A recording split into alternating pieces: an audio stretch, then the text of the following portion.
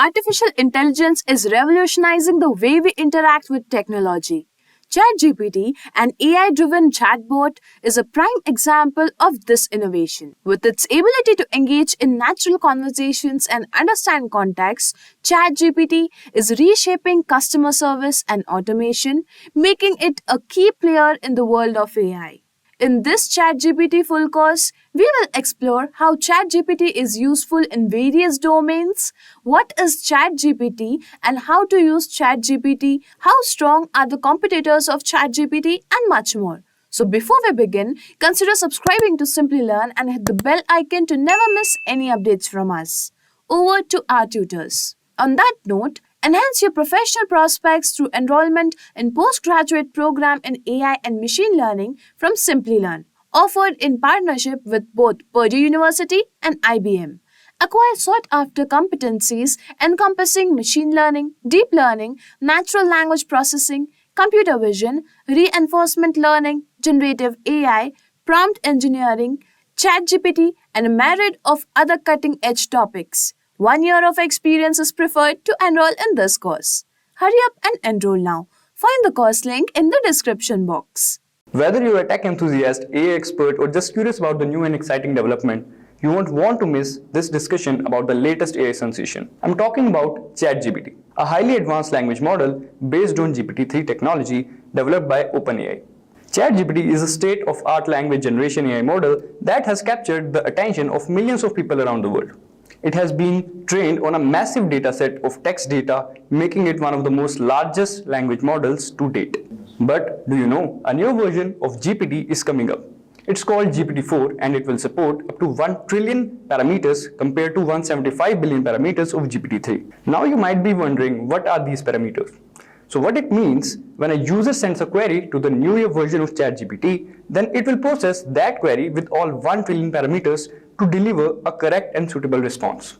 Isn't it mind-blowing? Not only that, GPT-4 will have more applications than its predecessor GPT-3.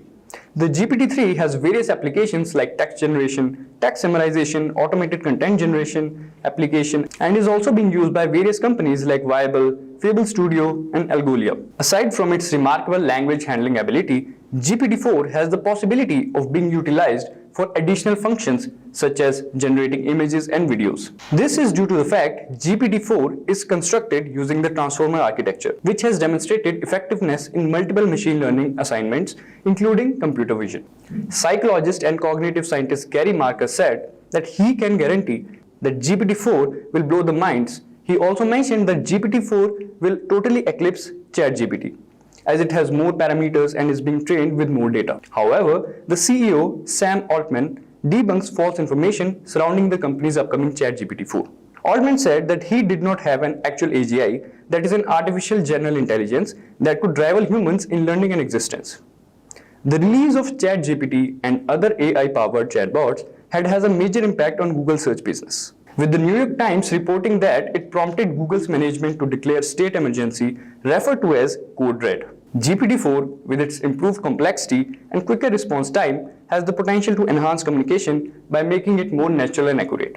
For instance, short sentence responses from a chatbot can reduce the likelihood of people clicking on ads. This AI technology could bring about a major transformation in the economy. Google employees have been assigned the task of developing AI products with GPT-4 that can match the capability of GPT-3, such as its capability of generating art, music, and other visuals that OpenAI is currently capable of.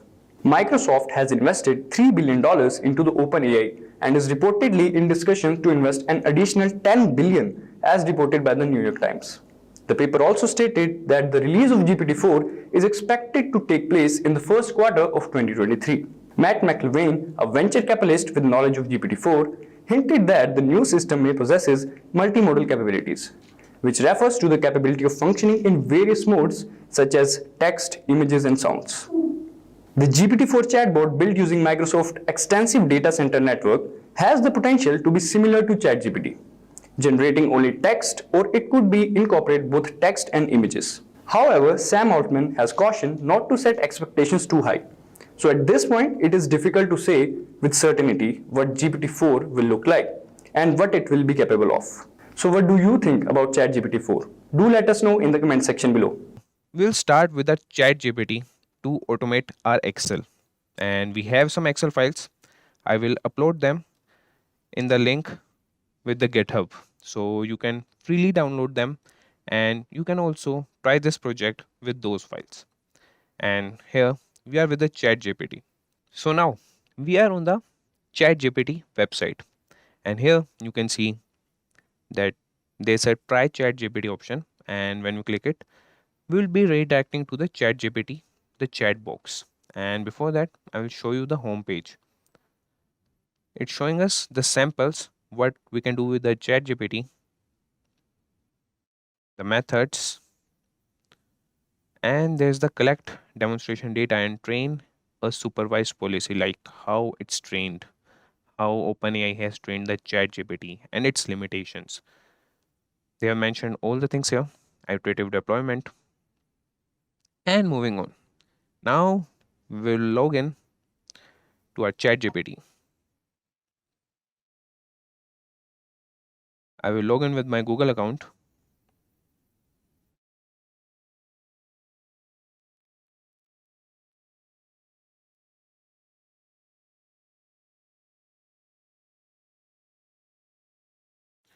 Tell us about you, and this is my name, and he's asking my phone number. So I will get this blurred so you guys won't be seeing my phone number, okay?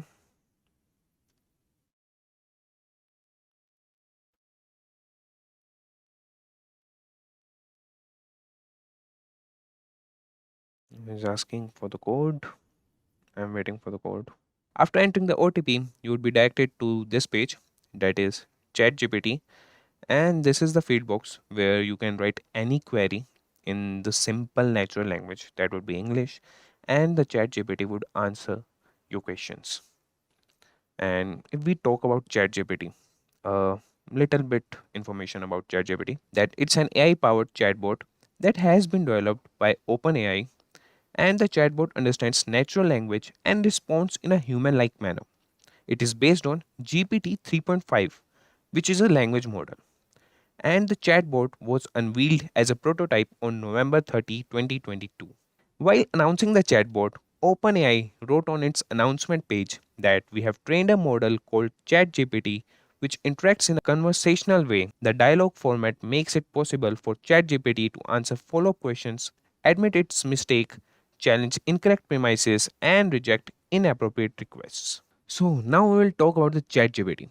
So, ChatGPT is an AI powered chatbot that has been developed by the artificial intelligence and it's been researched by the company OpenAI. And the chatbot understands natural language and responds in a human like manner. It is based on GPT 3.5, which is a language model. The chatbot was unveiled as a prototype on November 30, 2022.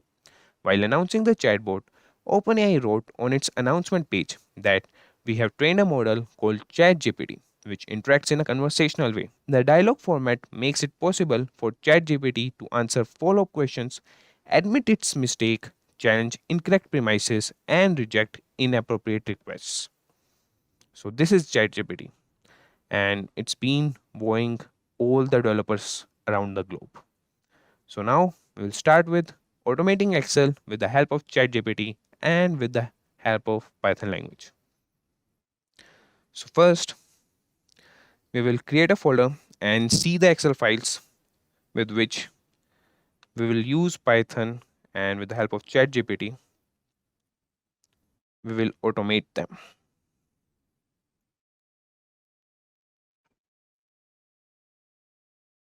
So first we'll create a folder for our project and we'll create in Python projects and name it as automate Excel using ChatGPT. And inside this, we will open the command prompt, and now we'll open any ideally, so that we'll write a request to ChatGPT and he'll answer us with the suitable code, and that code will copy paste into our IDE and run it. If it gives any error, we will copy paste the error same to the ChatGPT, and as I know, he answers them. So here we will open our IDLE, and for that we are writing a command that is code space period, and that will open our IDLE, that is Visual Studio Code.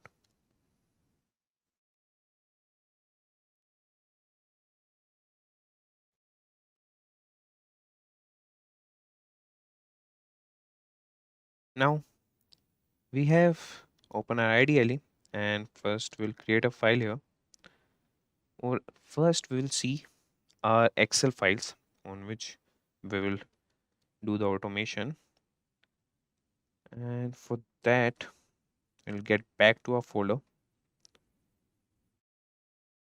and here we have the number folder in which we have two files, that is CSV files, phone number and phone number 2, and other we have the sales folder, and in that we have the data of the sales of the year 2022.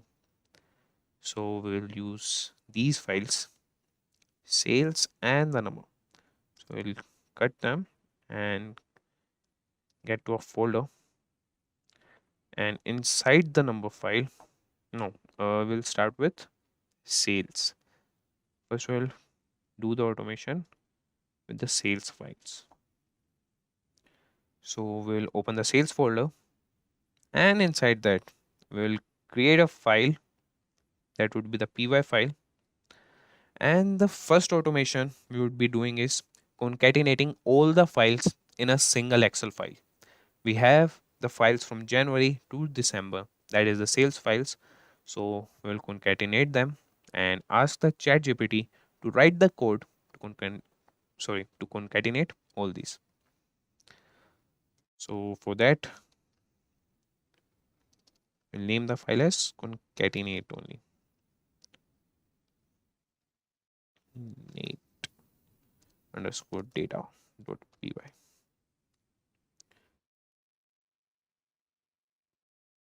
So now we'll give the command to the ChatGPT. So here is a ChatGPT, and here we will write a command for it that would be I have 12 Excel files and I want to concatenate them, and we'll also mention the name named January.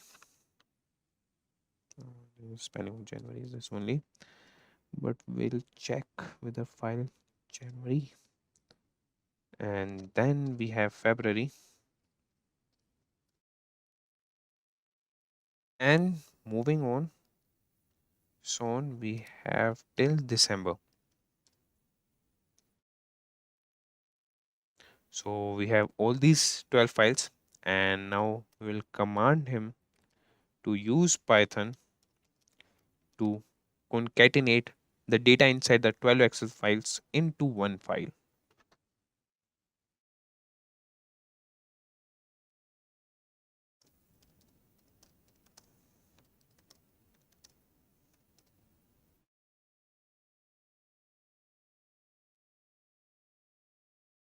So this is a command, and it's in the simplest natural language, that is the English language. So we'll just press enter. Okay, it shows us that an error occurred if the issue is. So for this thing, we'll just copy the OpenAI link and paste it here and open it. As the ChatGPT is seeing a huge traffic, sometimes it shows these errors. So he's verifying us whether we are a robot or not.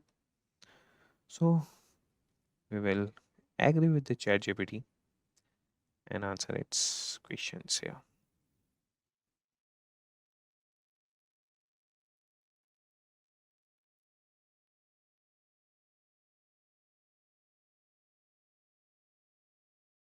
It's asking again. Okay, now we are clear with the ChatGPT, and we'll paste a command here and press enter. And here you can see that it has started answering our question that you can use the pandas library in Python to read in the data from each of the Excel files and use the concat function to combine the data from all the files into one data frame. Here's an example of how you would use. Okay, he's going in a very right manner, and he has imported pandas and then created a data frame, and using the for loop, he is going through all the months, reading the Excel file and appending. Okay, done. And result, he has concatenated, but he has not created the Excel file where we can see all the data, and he has also not printed it. So what we want, so first we'll see what does this code do. As I have seen, so it will concatenate, but it has not created the Excel file in which we can see all the data. So we have copied the code, we'll paste it here, save it and run it. And most important thing, you have to import the pandas library, and if you have not installed it, please install it in the command prompt with the command pip install pandas, or you can use it in the terminal. Okay, it has not found the January.xls. Okay, so JNUARY, the correct spelling. We'll see what error it expects.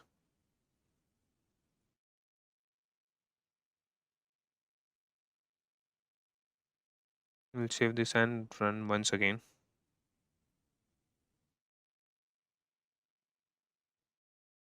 So we'll just copy the error and write it back to ChatGPT and see how does it respond.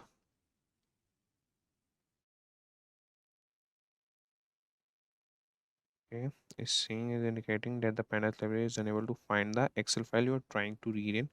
Based on the error message, look like the files are not located in the same directory as the Python script.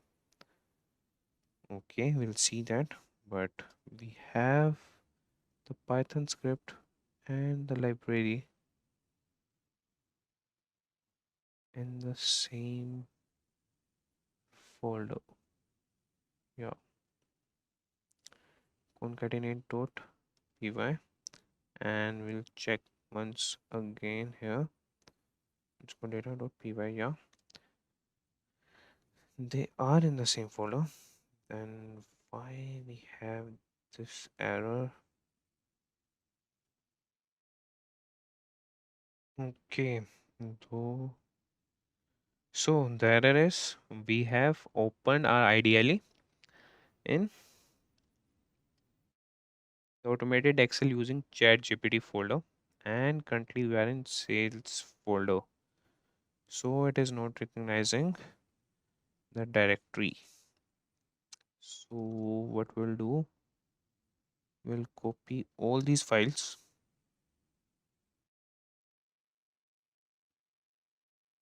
copy these sales files and paste it here. Now we'll run the code that ChatGPT provided us. Okay, yeah, it has run successfully. It's good successfully. Okay, we'll try once again. We'll kill the terminal, save it, and run it again. Now we'll see. Yeah, it has executed successfully. But the thing is, it has not converted it into a single Excel file. For that, we'll write you forgot to create the concatenated file, as we also haven't mentioned in our command specifically. So we have to be specific with the commands also. Let's see.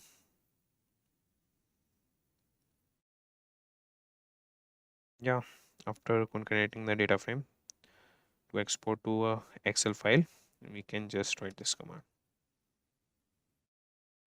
And index equal to false. Yeah, Okay, and he's giving all the explanations. So you can just read them. You're correct. I apologize for the oversight. To create a new Excel file that contains the concatenated data, you can use the to underscore Excel method of the data frame. Here is an example of how you could do this. Okay, you create a new Excel file named concatenated underscore data.xl sx in the same directory as your Python script, and it will contain the concatenated data form from all of the original Excel file. You could also use the to underscore CSV method to save the data frame in CSV format. Yeah, we can do that also. Okay, we'll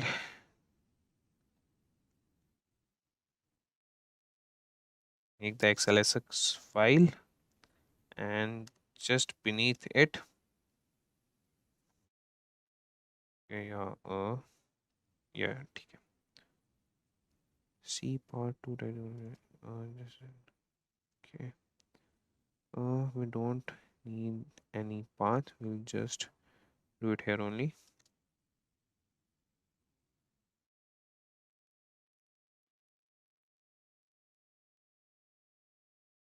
Here result dot to Excel data dot XLSX. So we'll save this and run it.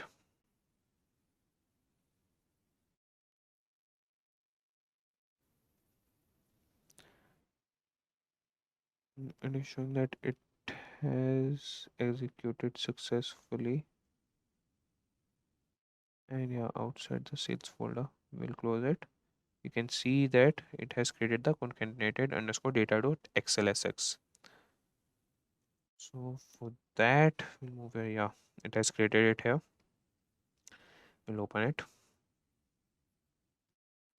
And first I will show you what these files contain. So every file have the entry of around 1000. Every file has 1000 entries. So the concatenated file should have around 12,000. So this is the concatenated underscore data. And if we go beneath, yeah, we can see 2000.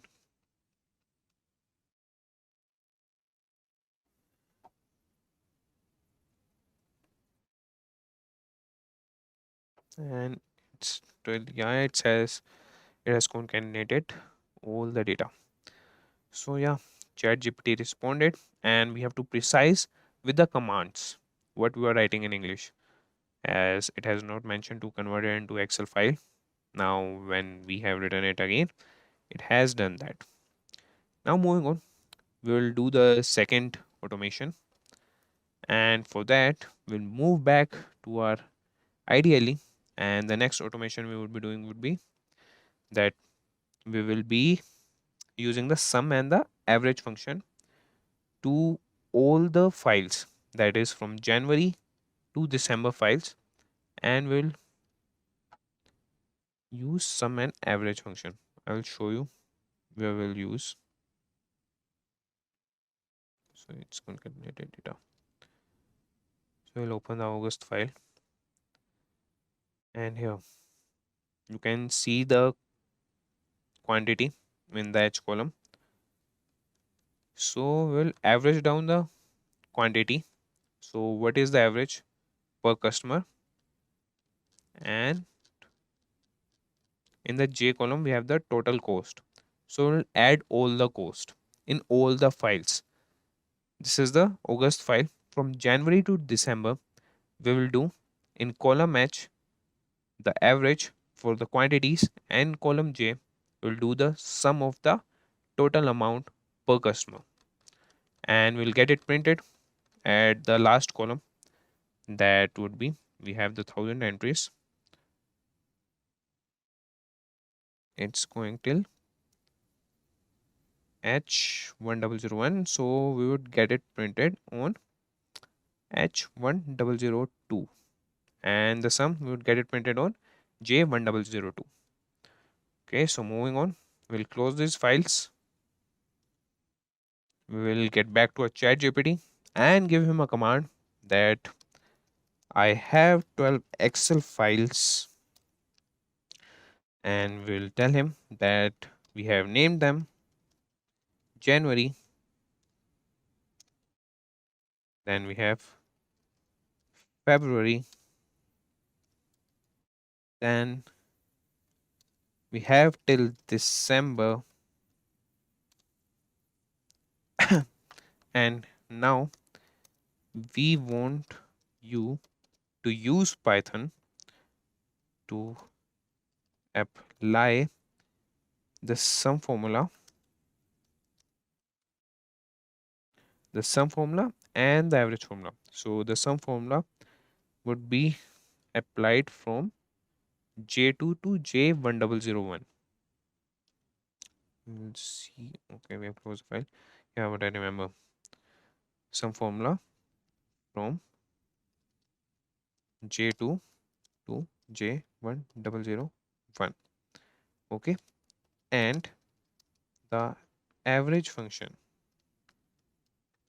And now we want him to use the average formula from H2 to H1001.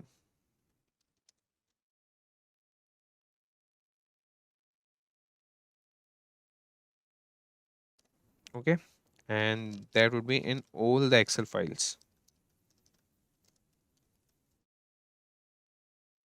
And we want him to write the results in the cells, and that would be J1002 and H1002 respectively. So we have to be precise with the commands, and we have an error here that is done, and yeah, it's all done. Now I'll just give this command to ChatGPT and see how it answers. Use the pandas library in Python to read, okay, and perform the sum and average calculations. Good. And then write the results back to the same file. Here is an example of how you could do this. Yeah, we are writing in the same file.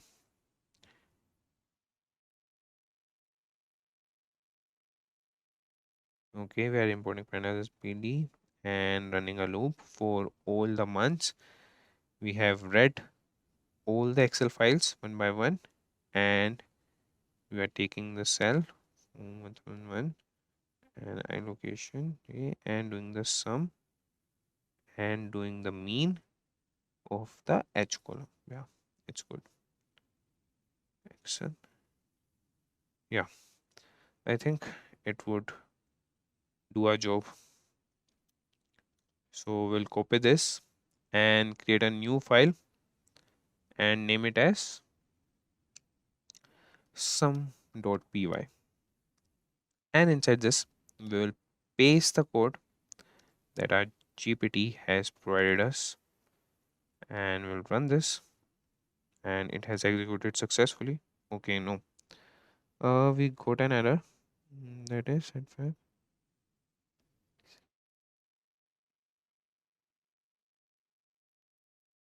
Okay, okay. It has made the mistake. Okay, I got it.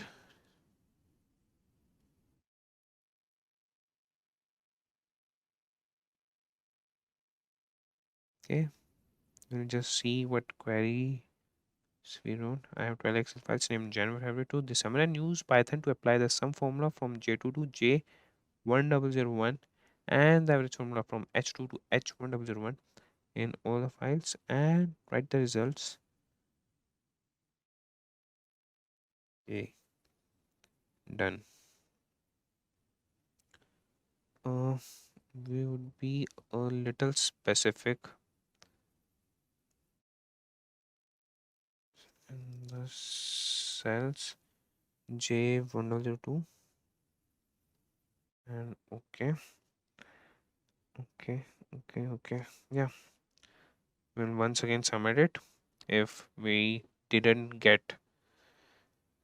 Okay, yeah, now he has used the open by Excel library.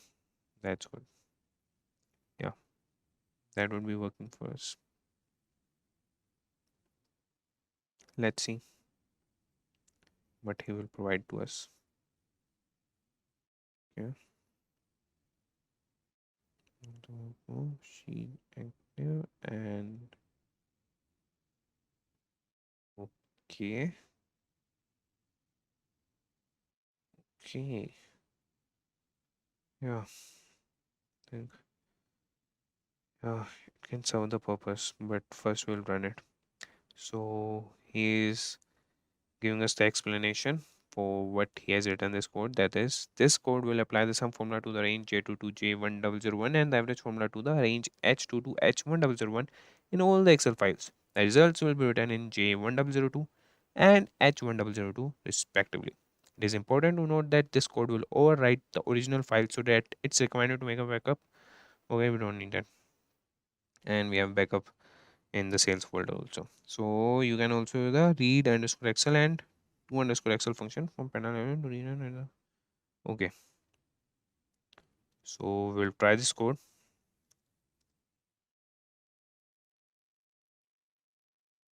It is not written to import OS. And guys, you have to install all these libraries. OpenPyXL. I have already installed them. You can search on the browser that OpenPyXL installation Python, and it would be directed to pypi.com. That's the official website for the particular libraries, and there you can see the command that would be the pip install and the particular command for the module name. It is showing that it has run successfully, so we'll just see if it has done its job or not.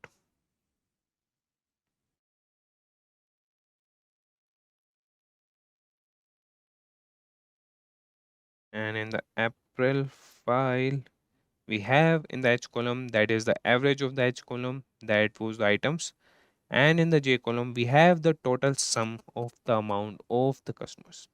Yeah, the query has run successfully. ChatGPT has provided us with the perfect code. Hats off to the ChatGPT. And moving on, now we'll do some other automations. And now what we can do, uh, we have other files, that is phone number and phone number 2, and what it contains, it contains the phone numbers. So what we could do is we could add the +91 extension, that is the country code for India. We will ask ChatGPT to add the country code +91 to both the files. So I'll close these files, and first we'll copy them and paste in our root directory so we don't get any error.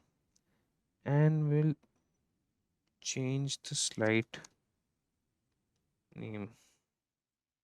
Instead of hyphen, we will add the underscore. Okay. Now we'll move back to ChatGPT and write a command. And these files are CSV files, not XLSX file.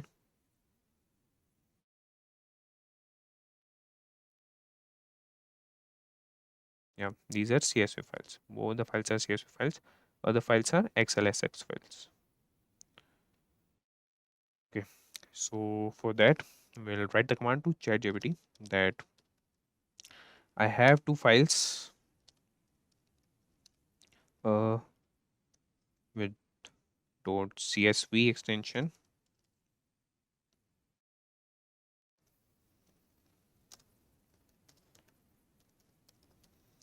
and they are named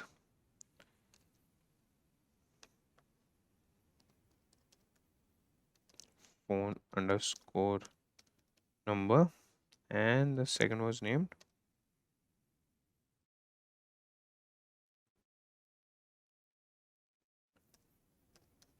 phone underscore number underscore 2. Okay, so we have told the ChatGPT that we have two files, and now we'll tell him to use Python to add the country code, add the country code +91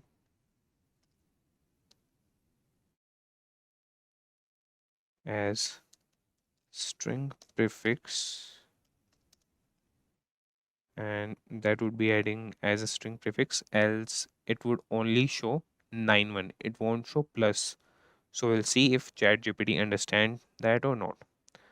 As string prefix in both the CSV files with column name that was phone.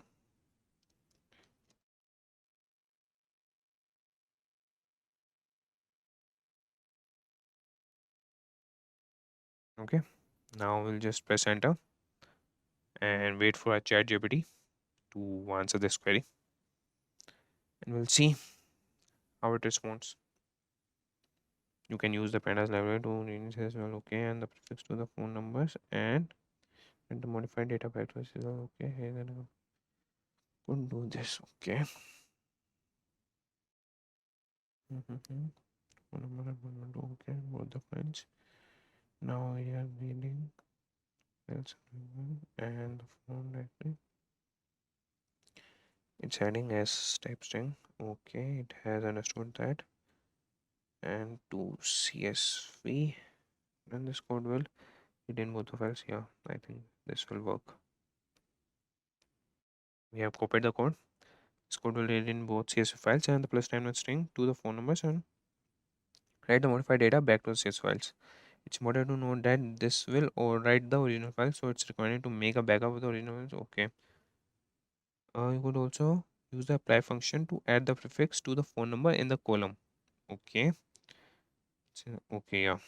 We can do this also with the lambda function. And that's good. This will also do a job.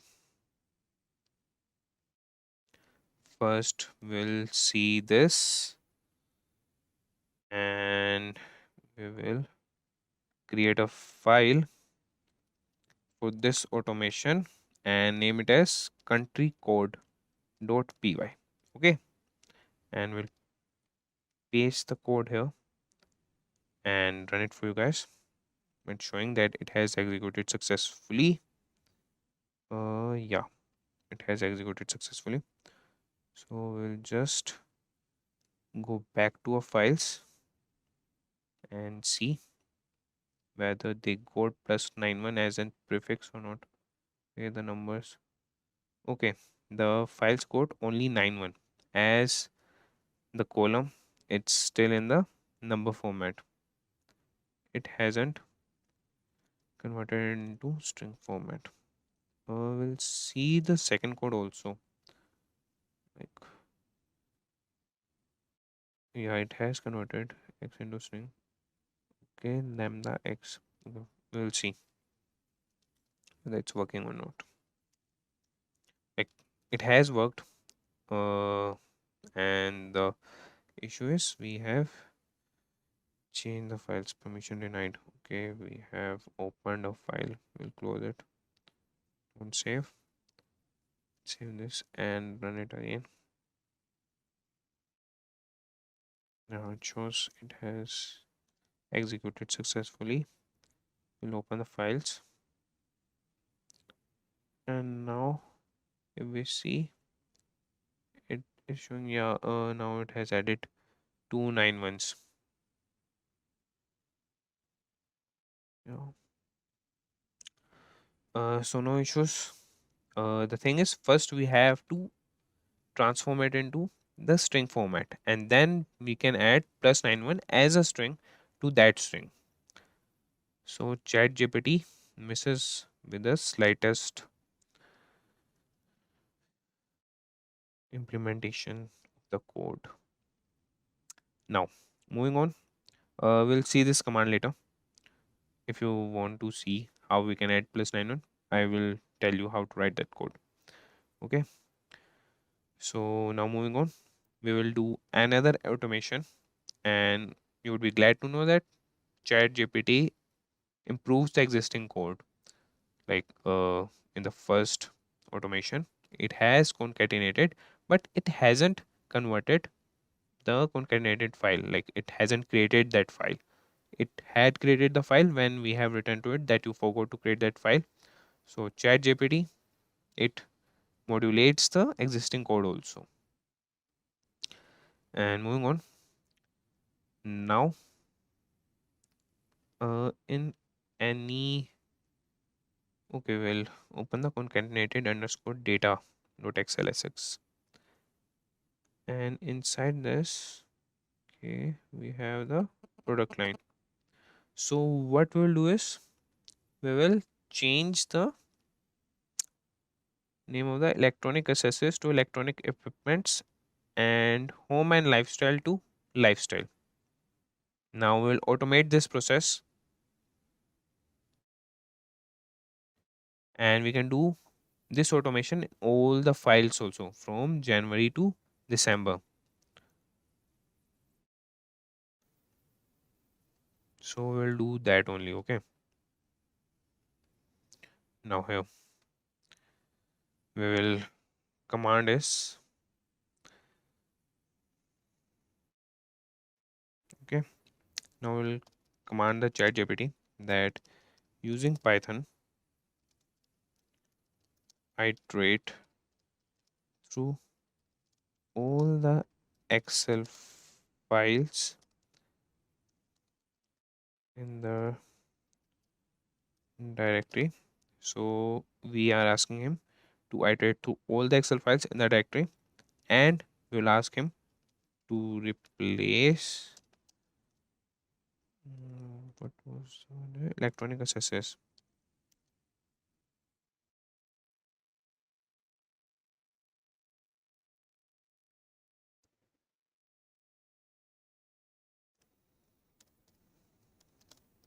Electronic accessories. See the spelling. It's correct or not. Electronic accessories. Okay. Yeah. Electronic accessories with electronic equipments.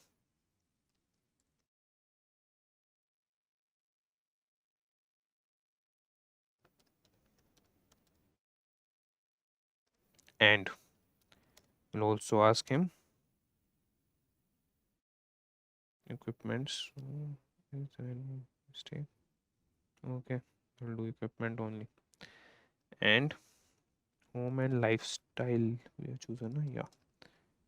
And home and lifestyle. And we'll change it with only lifestyle. Okay, so using Python we are iterating through all the Excel files and changing these. That would be in each Excel file, so we have to be specific with a written language. And now we'll save the modified workbook in we'll create another folder, and in that we'll save the files. Okay, save the modified file in the output folder,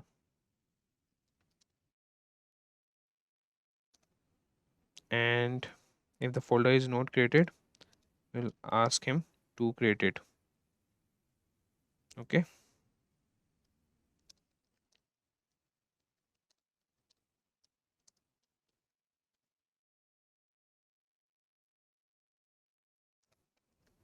then create one folder and add it in. Okay, I don't know why I'm saving this. So I have written the command. I will press enter so that ChatGPT can process it and give us the code for that. So it's showing us. Sorry, that was showing us. You can use the OS library to iterate through all the Excel files in a directory, the pandas library to read in the files and make the changes, and to save the modified files. Okay, here's an example of how you could do this. Now here we have imported OS, pandas as PD, and it has written the code. We'll copy that. This code will iterate through all the Excel files in the current directory, replace electronic accessories with electronic equipment, and home and lifestyle with lifestyle in the data frame, and then save the modified files in the output folder. If the Sorry, if the output folder doesn't exist, the script will create it. You could also use replace function to replace the values in the column. Okay.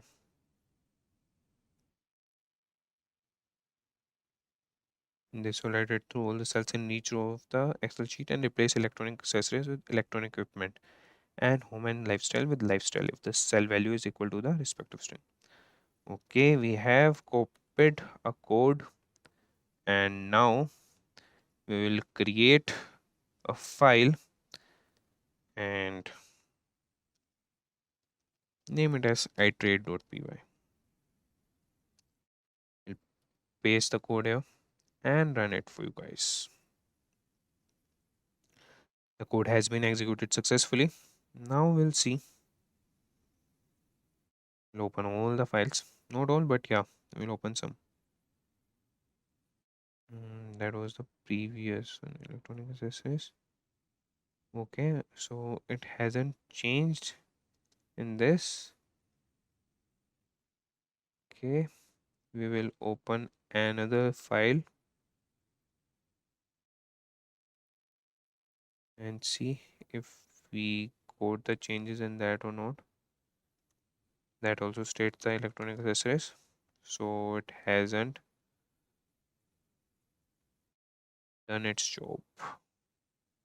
So we'll move back to GPT and use this code if it functions, else we'll write back to the chat GPT. Showing good. Okay.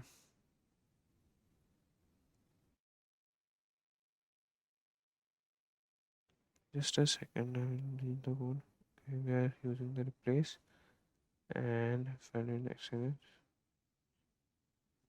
Okay, so for here we have to import the OS done load underscore book, and for that we'll import this.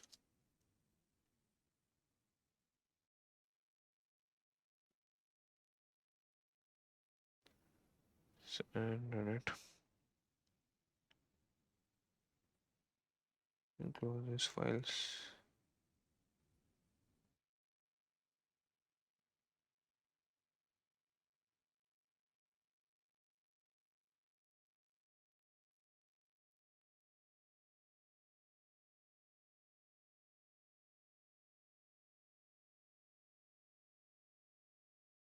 Okay, now we'll see if we quote our solution or not. No, it's showing electronic accessories and home and lifestyle. So ChatGPT doesn't got the code to change them. So we'll ask him another time and with a different language this time. Hmm. Also, I don't think it has created the output folder. It has, oh, sorry. I'm really sorry. What I have done is my mistake.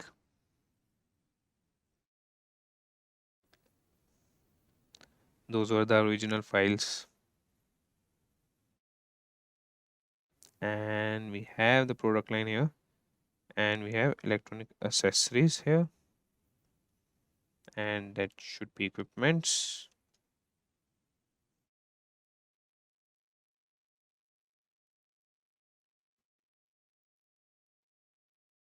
Okay, we have electronic accessories and lifestyle. Let me see my command. Okay, I have asked him to change electronic accessories with electronic equipment and home and lifestyle with lifestyle. So it has changed only lifestyle. We'll see.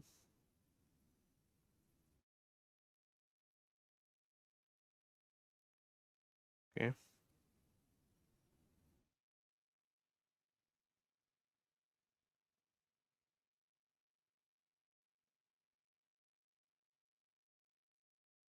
Okay. Uh, the E here is small. We'll update that in the code. You can write this back to ChatGPT also. But yeah, first we'll do this. And what are I showing?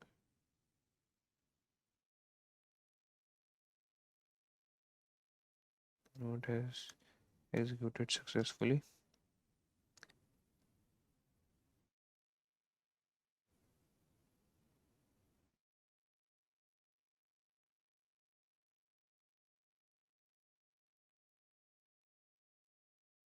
Okay.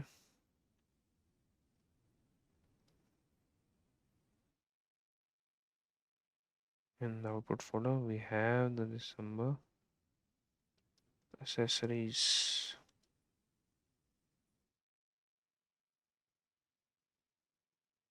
That's it, the capital E. Okay, okay, okay, okay. So this code is giving us error. We'll see the last code. We'll copy that and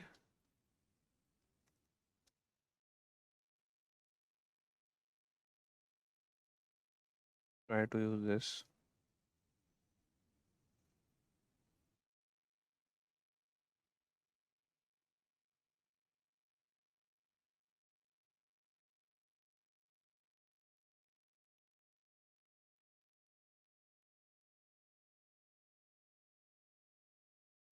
And close the terminal and run it again.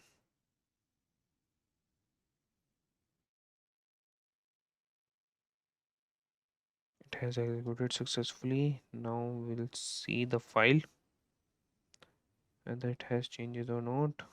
It has not. Now we'll ask the chat GPT, what have you done, brother?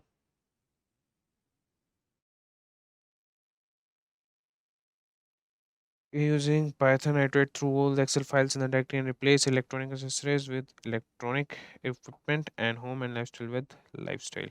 Okay, in each Excel file, save the modifies file in the output and if the okay. Okay, we'll ask the same thing once again to him. And with this electronic accessories, oh sorry,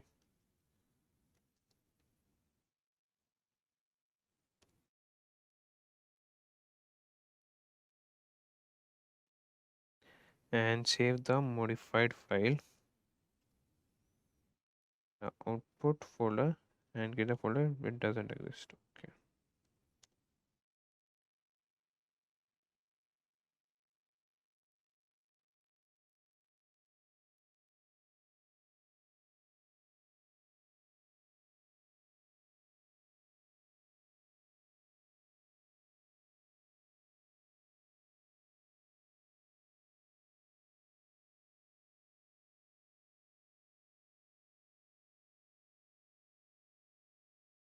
Okay.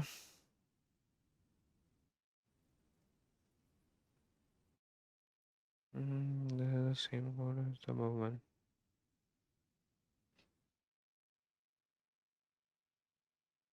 Okay, we'll see once again.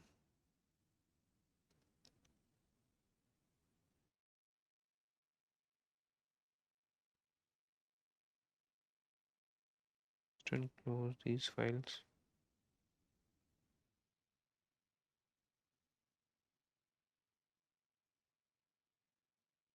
Has executed successfully. Now we'll open it.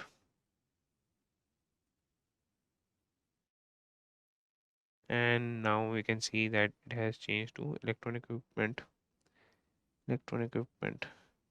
Yeah, now it has executed successfully. Maybe there would be an error with us while copying it, as we have also created the output folder, but we forgot to see in that folder. Maybe that could be the error from our side. Now we are done with the changing of the column names, the cell names. That was electronic accessories to electronic equipments and home and lifestyle to lifestyle. Now we'll do the next automation. For that, first we'll open an Excel file uh, this was in the output folder.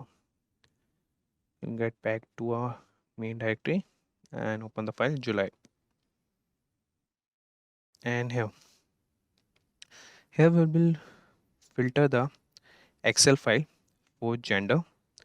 That is, we'll select gender as female and with the unique values in column city, and we'll extract the data from column A to Q. That would be the whole data, and for each unique city value we'll create a new Excel file for each city, and that will contain data only for that city and for females only. And after that we'll save this file in a folder named city. So we'll give this command to ChatGPT. And here you can also specify the module you want ChatGPT to use for the particular command. Here we will be commanding the ChatGPT to use the pandas module. And for that we'll write the command, not command, in the natural language. We'll give this command to the ChatGPT. And for that we'll write using Python and pandas. Filter the, okay, we will just pick a single Excel file, or we can pick the concatenated file, that is concatenated underscore data. Filter the concatenated underscore data dot excel sx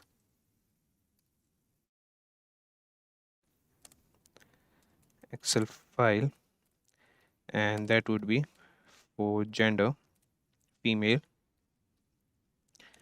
and by the unique values in column city.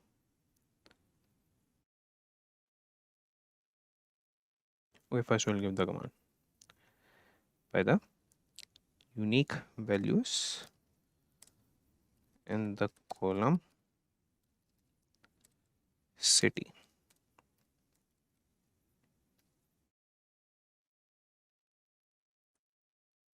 And after that we want to extract the data from column A to Q, that is the whole sheet. Extract the data from the column A to Q, and for each unique city value.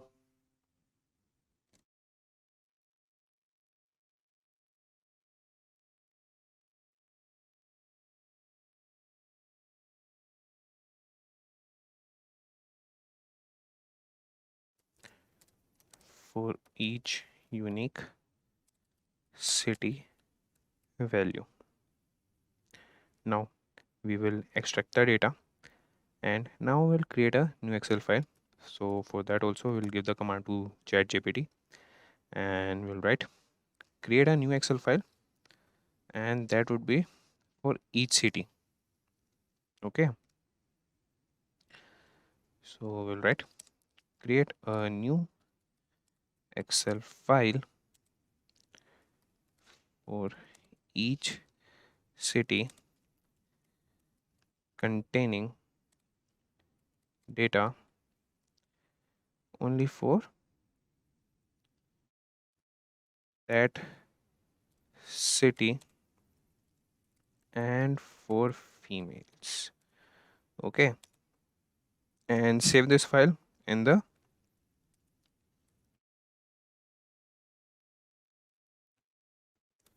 city folder, and if it's not been there, ChatGPT can create the folder for that also. Okay, city folder, and naming the each file with the city name. Okay, naming each file after the corresponding city. Okay, now if the city folder, that is we have written the small city. Okay, if the city folder doesn't exist, then create it before saving the files.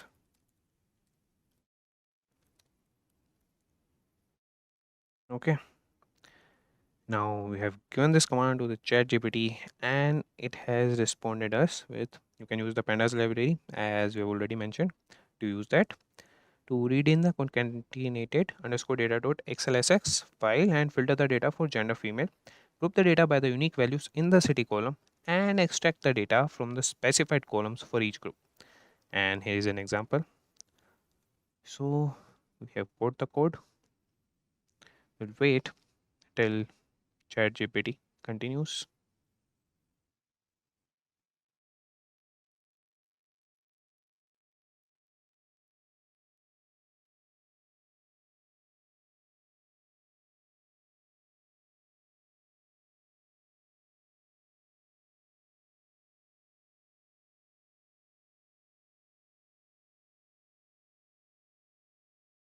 And we can see that the ChatGPT has completed, and we will copy this code for city open female. I don't know, just see united gender equal to female city. We'll make the directory for city, and for city group in female data dot group by okay city. And you could also use the asn method to filter the data frame for female gender. Okay, first we'll see this, and for that we will create filter.py and run the code. It has been executed successfully. So now we'll see that the city folder has been created or not. I'm not able to see the city folder.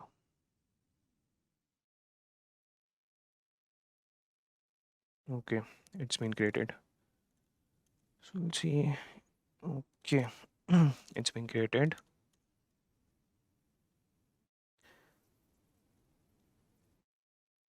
And it's still empty. So we'll give time. Okay, and we got an error. Okay, okay, we'll pass this error to ChatGPT first, and after that we'll see what's wrong with this.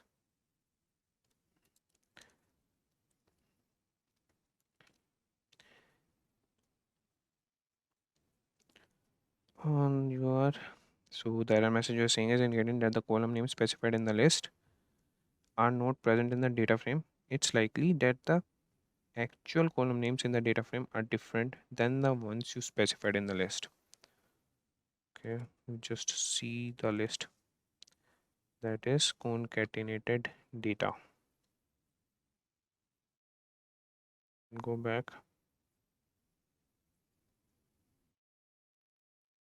and see that is A2. Okay, it's still R.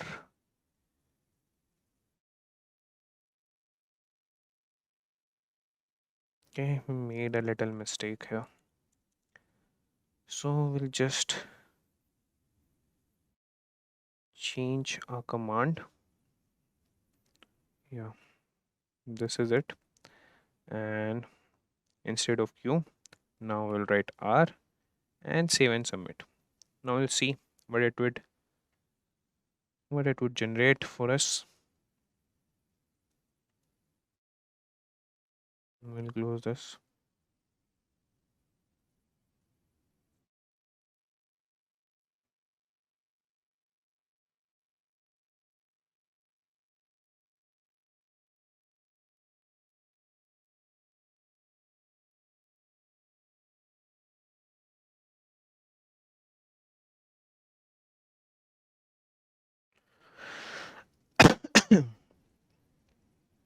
Okay, Okay, this code will in the content fields in the Excel files. Filter the data for females. Group the data by the unique values in the city column. Great. And extract the data from the column A to R for each unique city name, and then create a new Excel file for each city containing data only for that city and for females. Files will be saved in the city folder, naming each file after the corresponding city. Okay, it's done. Now we'll copy this code and paste it here and see whether this code works for us or not.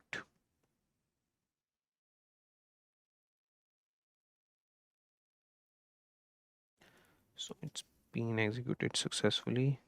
Now we have moved to the city. Okay, it's executing. So I'll give time to the code. Let it do it. So yeah, it's been executed successfully. Okay, so there were three cities, that was Mandalay, Naypyidaw, and Yangon. And if I show you the data,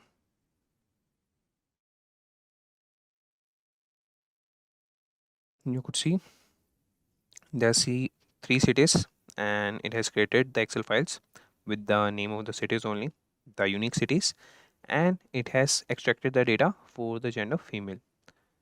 Now we'll see those files. Close this.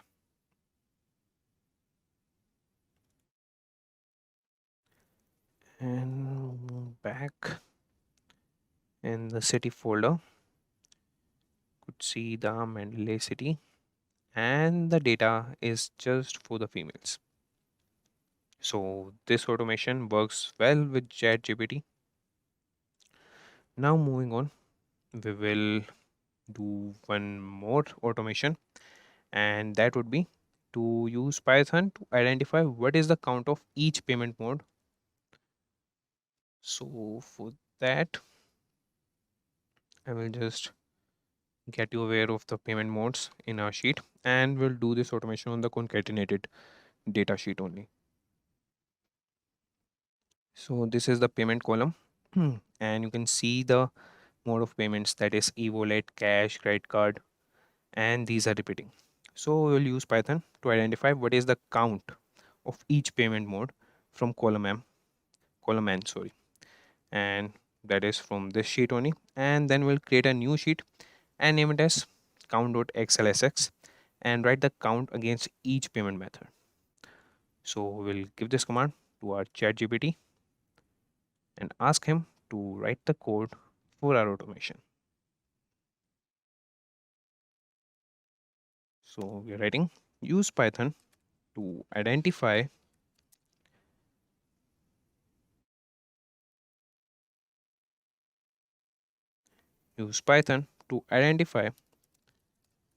what is the count of each payment method from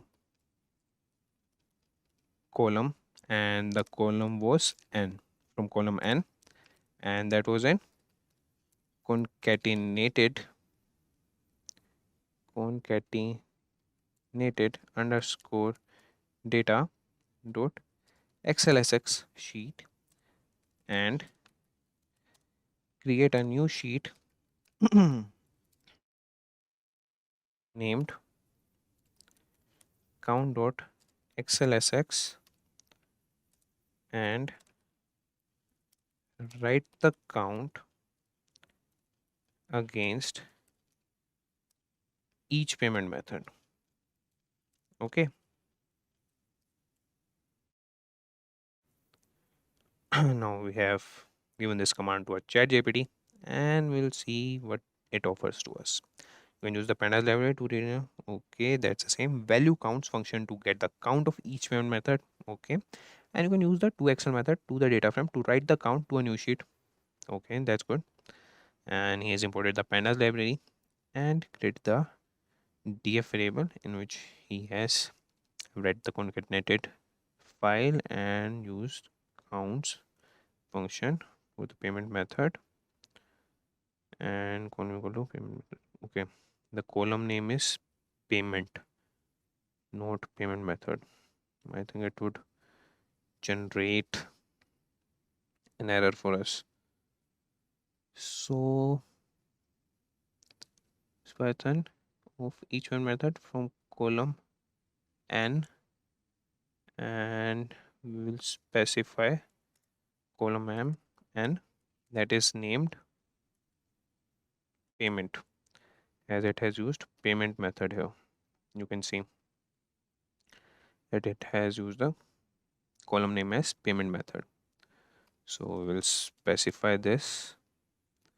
We have to be very specific with our commands for these automations. For simple tasks, you can use simple language, like complex sentences, or you have to mention every detail. But for these automations, you have to use them. Now our ChatGPT is working with this, and most probably he will deliver us with the perfect code. I hope so.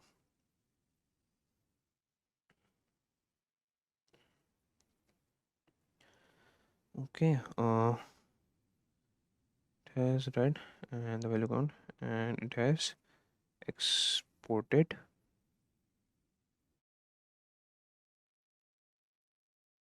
What reset. You would also use the group by function to group the data by the payment method and use the size function to get the count of each payment method. Okay. Okay. We'll see this.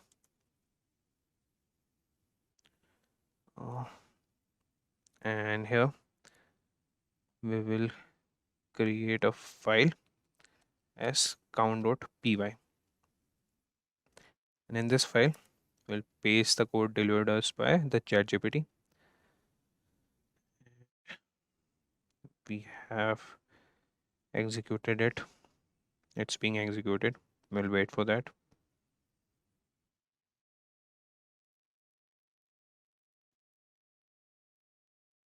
It's been executed successfully. So we have moved back to our folder, and we have to look for file count file. Yeah, count file. Okay. Is this the no? It's the content. Okay, yeah. It's showing us the mode of payments, that is e-wallet, cash, credit card, and the number of usage. Yeah, 4, 4, 8,003, 12. Yeah, it's 12,000. That was the whole entry of the concatenated underscore data dot xlsx. So we have done with this automation, and now we'll do one last automation. And first we'll close all these files.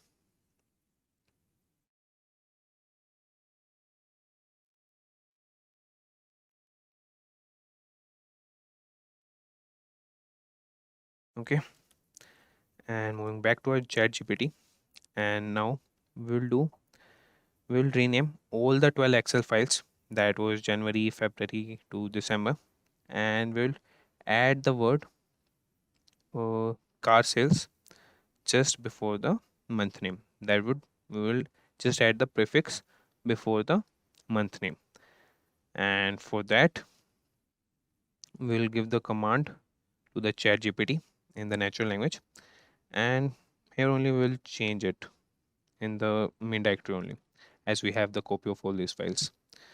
So for this, we'll write the command use Python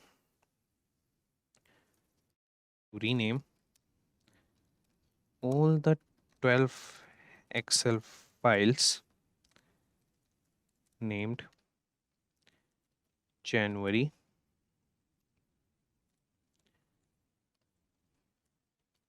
February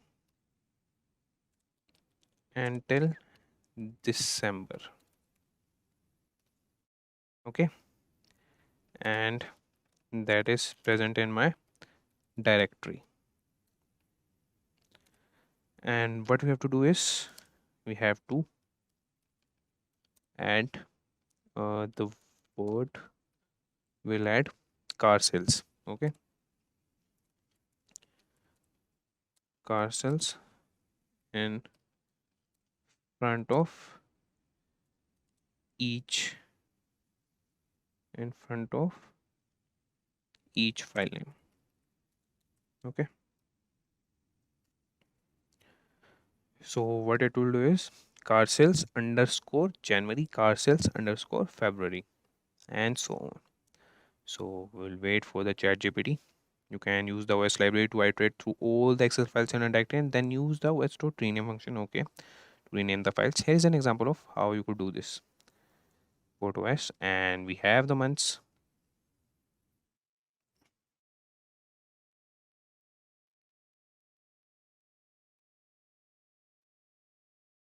Okay.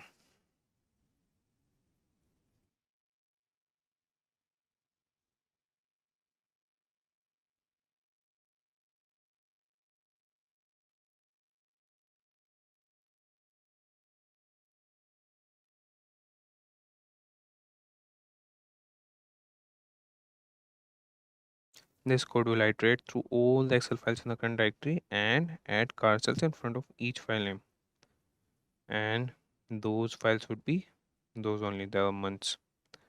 And good. It's using the glow module. And you could also use the glow module. Okay, that's the second code. It's the easy one, okay? But we'll go with OS first and get back to our ideally and name the file as rename.py. And here we'll paste the code and run it. It's been executed. We'll move back. Yeah, you could see that car sales have been added to all the files. And with that, we have done with our automations. And if you want, you can also submit your code to ChatGPT and ask it to add comments to your code so that it could explain you what that line does or what that function does. It would explain very tediously. And if you want, you can also try ChatGPT to automate many office tasks. You can automate PowerPoint for that and do many more tasks with ChatGPT. Enhance your professional prospects through enrollment in postgraduate program in AI and machine learning from Simplilearn. 1 year of experience is preferred to enroll in this course. Hurry up and enroll now. Find the course link in the description box. During our childhood, we have heard the fictional stories of robots taking over various household courses, making the lives of humans easy peasy. But if you're not aware, then these fictional stories are turning into reality. Though not in the form of physical robots, but yes, in the form of computer programs and apps with the help of artificial intelligence and machine learning technologies. Confused? Let me introduce to you to ChatGPT, a pre-trained model that interacts with user in a conversational way. ChatGPT is founded by OpenAI and the model is based on supervised and reinforcement learning. So are you excited to know more about ChatGPT? ChatGPT has various applications in various domains. In this video, we are going to see the application of ChatGPT in the SEO domain. Also, we are going to discuss how ChatGPT will play an important role in search engine optimization. So, here is a question for you. ChatGPT is based on which of the following GPT models created by OpenAI? Option 1, ChatGPT 1, option 2, ChatGPT 2, option 3, ChatGPT 3, and option 4, none of the above. Let us know your answer in the comment section below. And if your answer is correct, you will get a heart from Simplilearn. As we discussed earlier, ChatGPT is the application of artificial intelligence and machine learning. We know that SEO rankings depends on various factors like on-page optimization, off-page optimization, and more. While using ChatGPT, we will understand how ChatGPT helps in various SEO ranking parameters and reduces the manual work. So without any further delay, let's begin. So to begin with, let's open ChatGPT.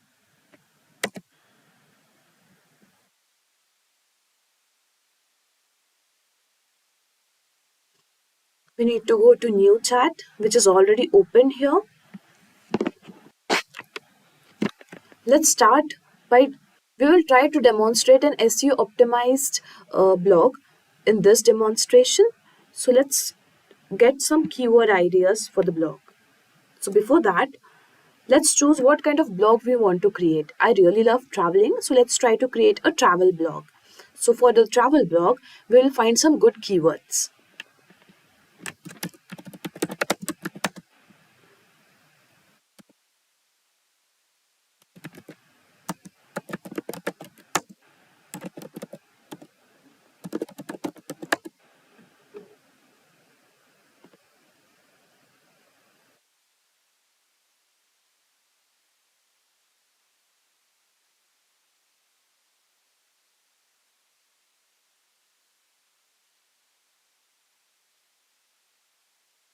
So here you can see we are getting some suggestions for the travel destinations. We can choose any of them.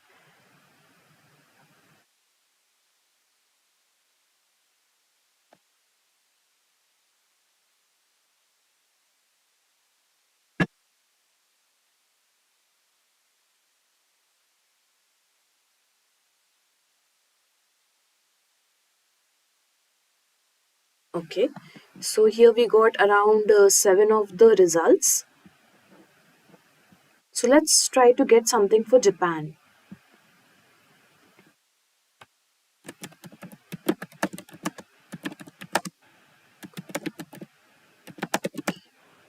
Suggest me good keywords to create a blog on Japan.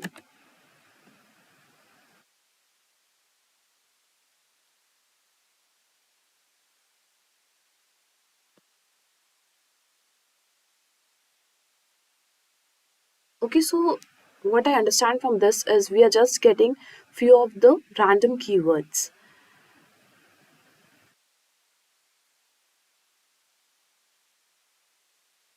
Okay, so it is it is showing that these keywords cover a range of topics related to Japanese culture, history, food, and more. Uh, Out of these, I guess we can start with the places. Here are few places like Mount Fuji, Tokyo, and everything. So let's try to create a blog on top 10 places to visit in Japan.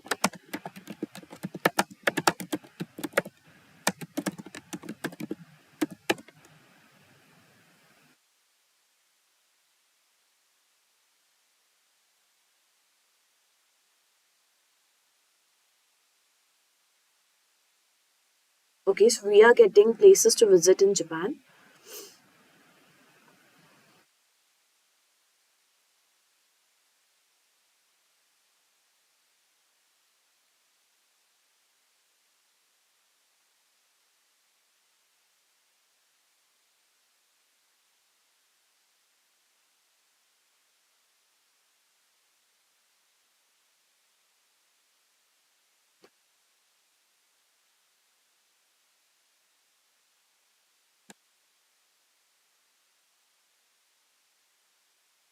Let's try to get keywords related to top 10 places in Japan.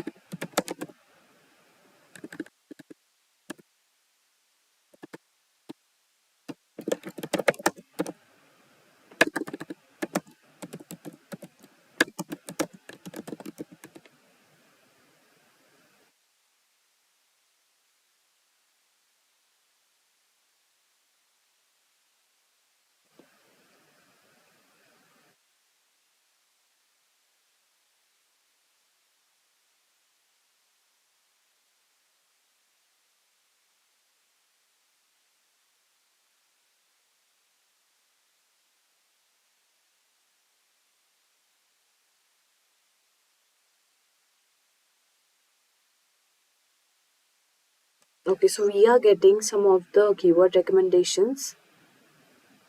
And it is also suggesting that by using these keywords, our content will be more discoverable and it will be easy for rank for search for search rankings.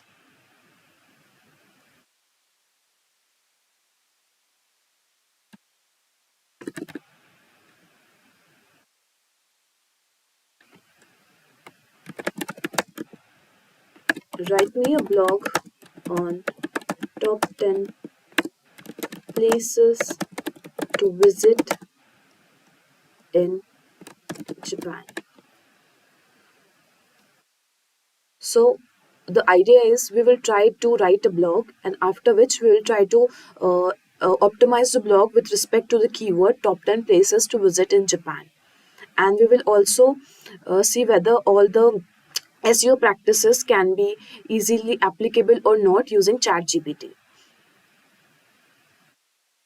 So here you can see we are getting a blog with the introduction with top 10 places, and probably what I expect is to get a good conclusion out of it. Also, like ChatGPT provides you the facility so that you can reduce the length of your content, the textual content, the blog or article or anything you want, to several number of words. Like if this blog has 2000 or 5000 words, you can just ask ChatGPT to reduce it to 2000 or 1000 words also.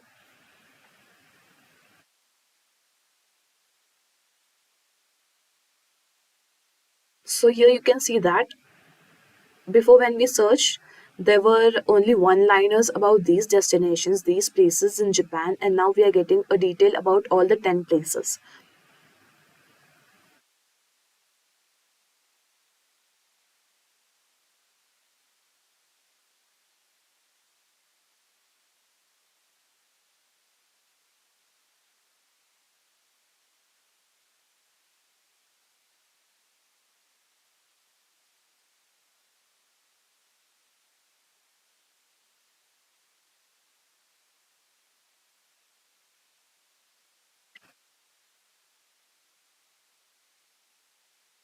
Definitely.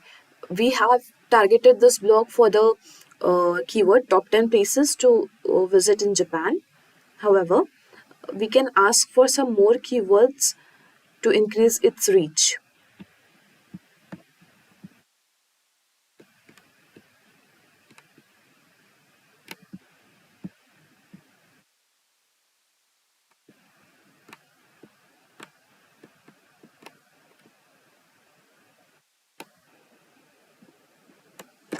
Suggest few more relevant keywords for my blog.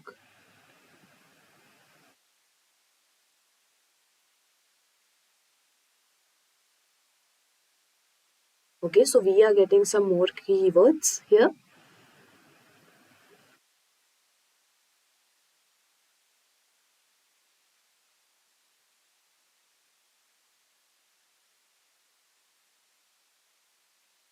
For any blog, it is really important to have a very good title. So we will try to implement a catchy title for this blog.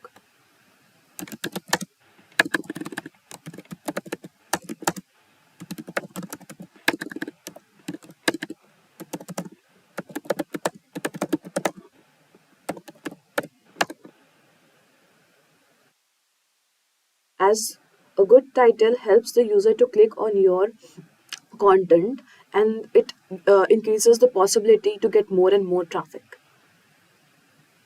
So here you can see the title is completely keyword optimized.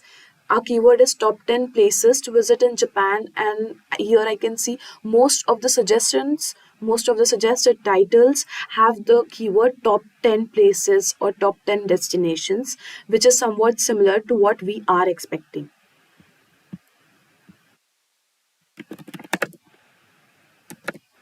Add the best suitable title in my blog.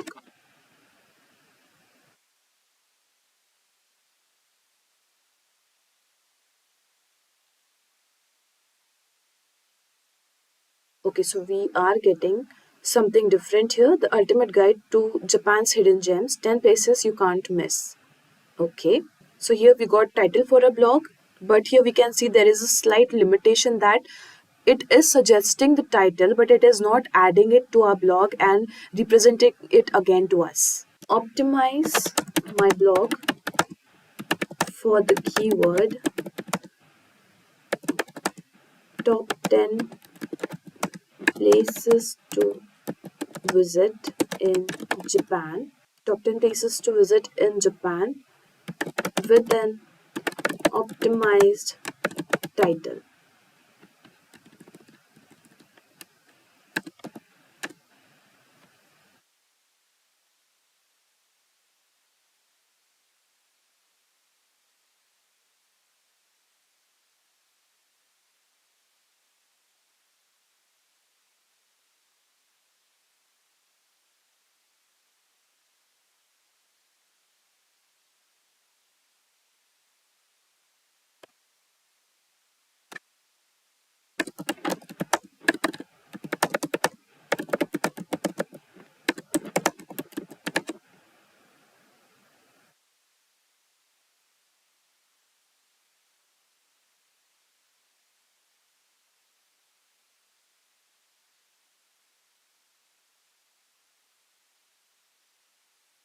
Okay, so we have to do it manually. It's not able to add the title in the blog. Optimize blog for the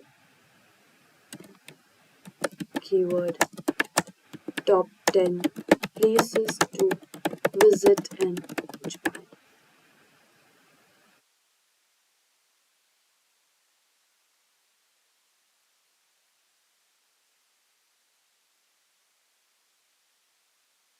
Okay, so here it is showing the relevant suggestions.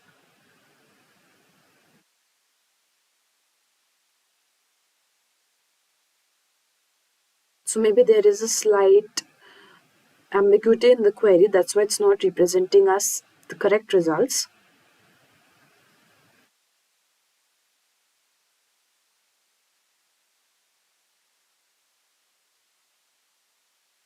We are going to optimize our blog using all these factors.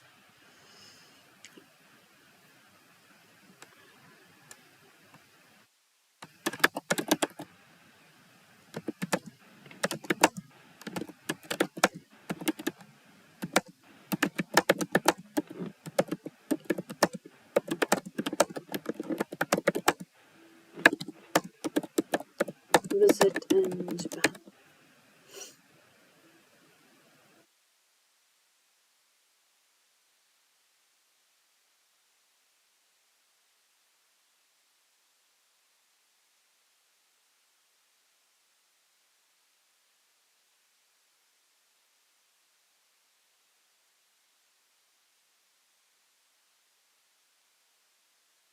Again, these are the suggestions.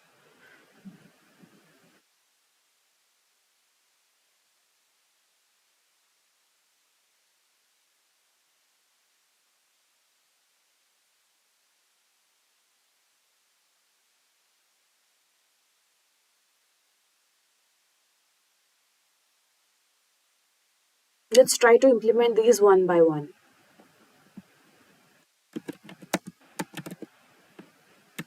Add headings H1, H2 in the above blog.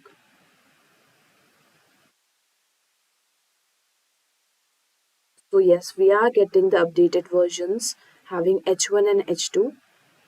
And yes, you can see easily that the title of the blog is in H1 and the rest are maybe in H2.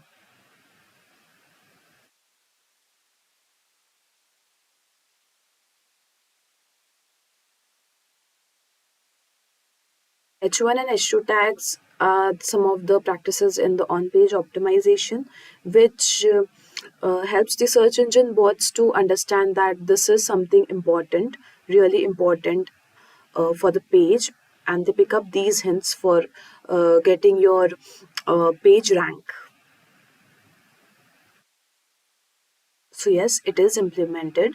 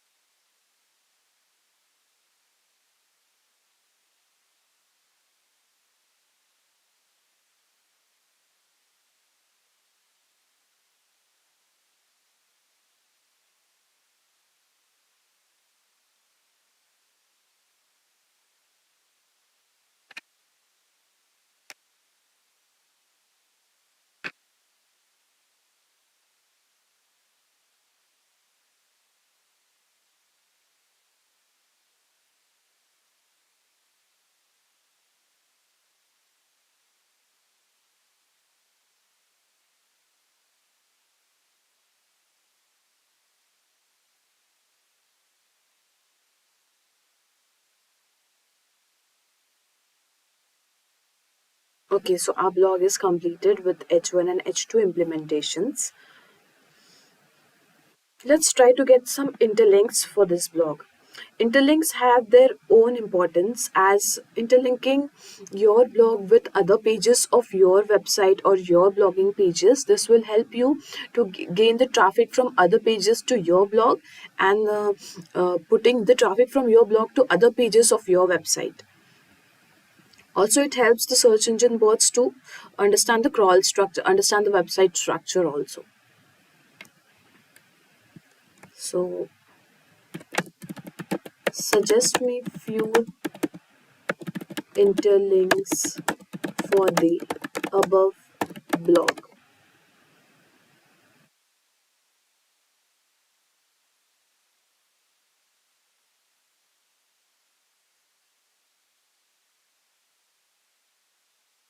So yes, definitely these are the relevant and expected links we are getting. So if you have any of these blog pages in your website, or if you have created any of these blogs earlier, do interlink it.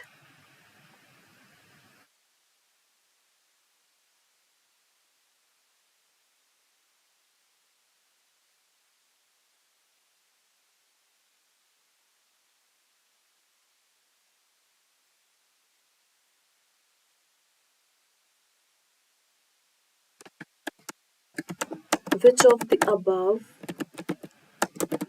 can I use in my blog? So definitely there are a number of suggestions, but if you want to choose one, how can you pick the one? Let's see if we get the relevant thing for this.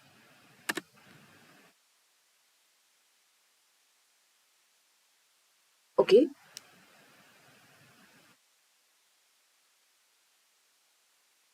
so it is not only suggesting that we can use all of the above, but it is also showing the significance of interlinking. Okay, moving ahead.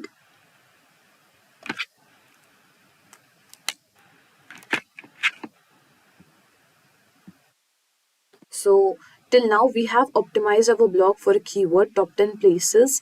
We have tried to get some of the keywords relevant to the top 10 places to visit in Japan. We have added headings, and we have tried to get some of the good interlink suggestions to add interlinks in our blogs, which are some of the good practices of the on-page optimizations.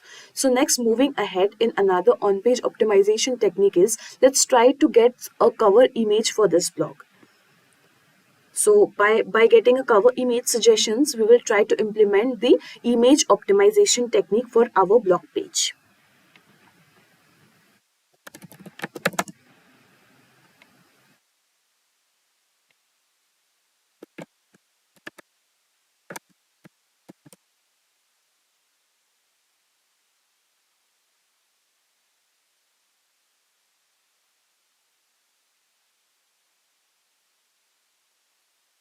Okay, so it is showing some of the suggestions related to the diversity of the country, panoramic view of Tokyo skyline, the beautiful image of Kyoto's traditional temple, Mount Fuji, Hiroshima's Peace Memorial Park. So we will try to pick one and see if we are getting any image idea. Let's take for Mount Fuji.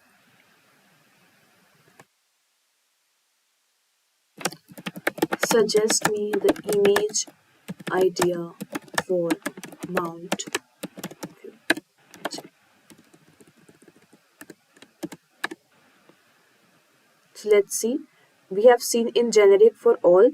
Now let's see for this image suggestion specific to Mount Fuji. Okay, definitely it is showing a number of suggestions for the specific Mount Fuji image. So if you are looking to create another blog for Mount Fuji, then these ideas are easy to take up.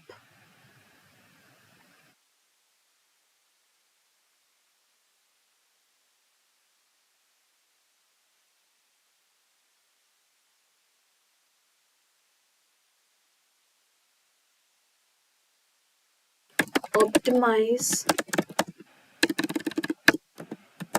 Mount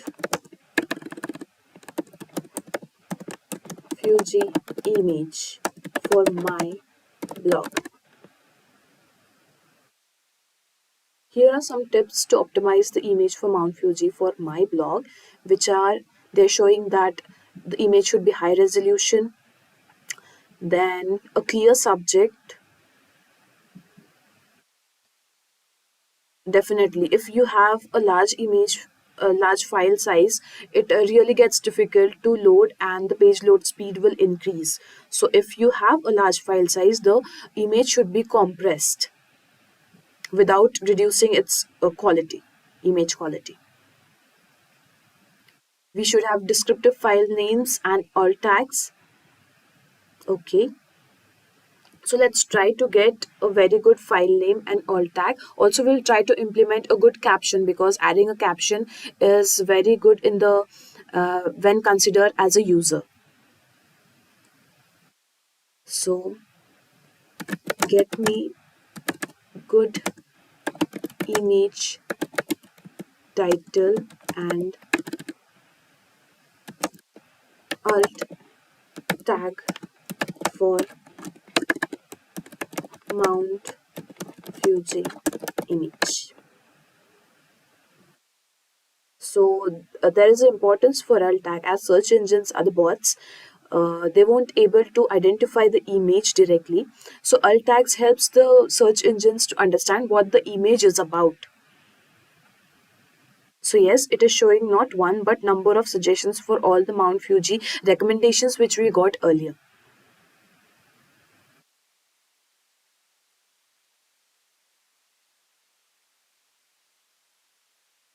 So we will try to choose one and get a caption for it. Write a good caption for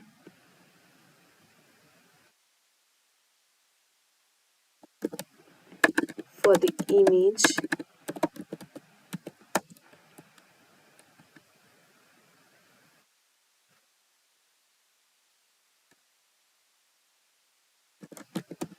scenic Fuji 5 lakes region.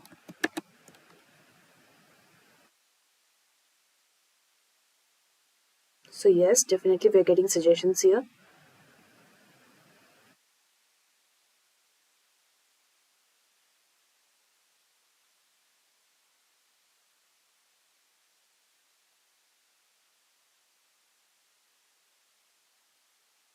I guess this caption is quite long, so let's try to reduce it to 40 words. Reduce the above caption to not even 40, let's do it in 20 words.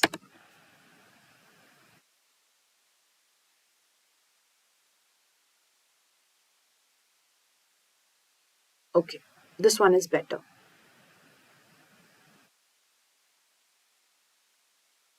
Now let's try to get the image if there is any.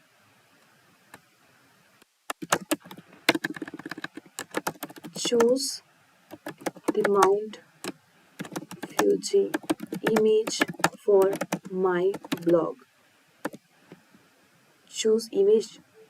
It should not, I repeat,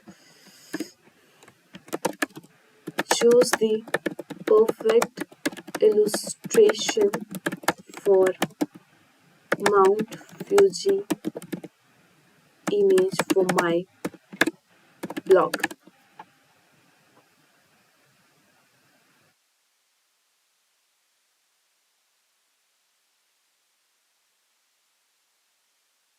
So you can see here that it is not choosing any image, but it is again providing us the suggestion what we can choose.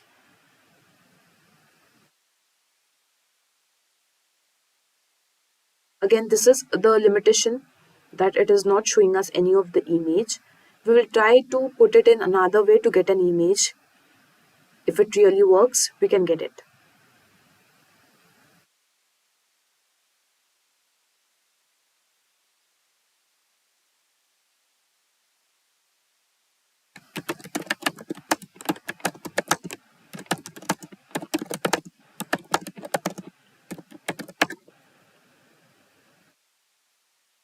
Okay, so it is not possible to download or get an image representation using ChatGPT. We can only get the recommendations to choose the image. And yes, it is showing some suggestions of unsplash, pixels, or shutterstock to download the image. So we can really navigate to these websites and download some of the required image for our blog. So we have completed here with the image optimizations. Let's try to get some video ideas, because again, having a video is a catchy factor for the users visiting your website or your blog page. Suggest video ideas for the above blog.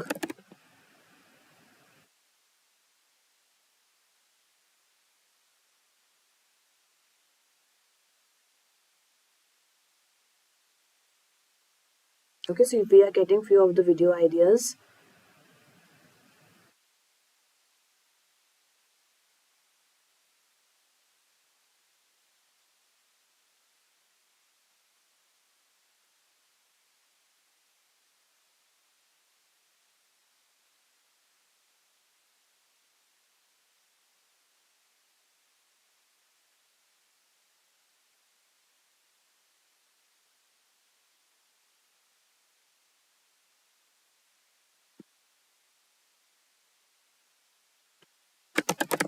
Which of the above idea is best match for my blog? Let's try to extract anyone from the above.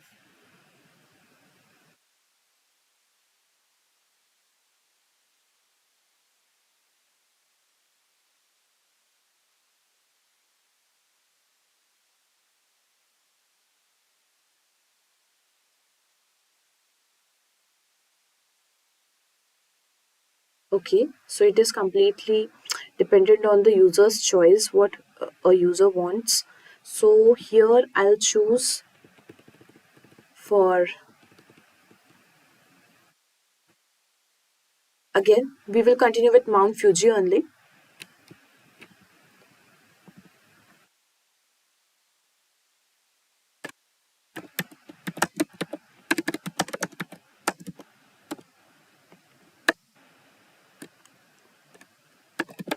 Provide video optimization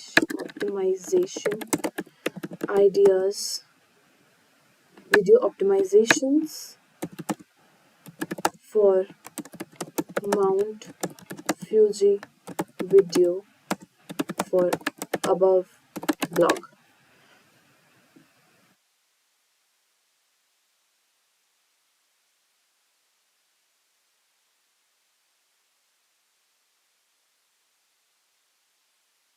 Okay, so it is showing us some of the suggestions which we can implement for a video.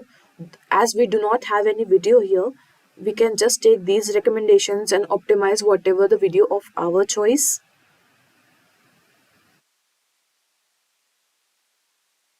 So let's take the thumbnail suggestions in our next query. If it can suggest us a Mount Fuji thumbnail uh, image suggestion and the video tag suggestion, right? Suggest me good thumbnail idea for Mount Fuji video. Thumbnails have the major impact for any videos. It is the only thing, I repeat, thumbnails thumbnails are one of the important factors which encourages the user to click on your video and watch the complete video. So definitely having a good thumbnail will help your content to rank. So yes, we have got around 10 of the thumbnail ideas from which we can implement any one uh, as of the video we are having for our blog. So we are done with the thumbnail ideas, after which we will try to get video tags. So for getting video tags, let's get for all of them. Find me video tags for the all of above thumbnail suggestions.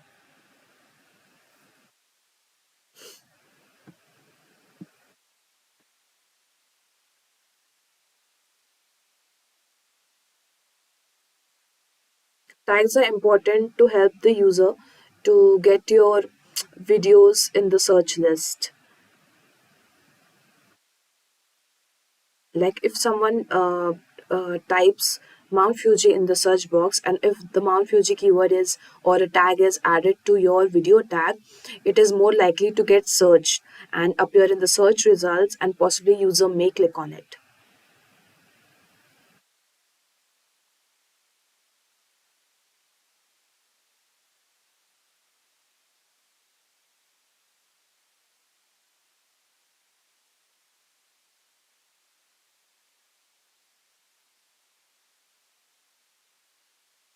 So here we have tried to try to implement some of the important on-page optimization practices. Now let's try to get backlinks, which is one of the most famous off-page optimization technique.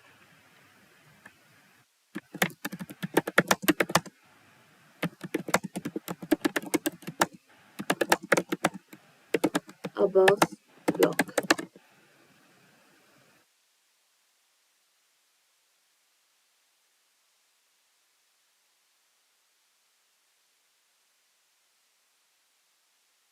Okay, so it is showing some of the link suggestions.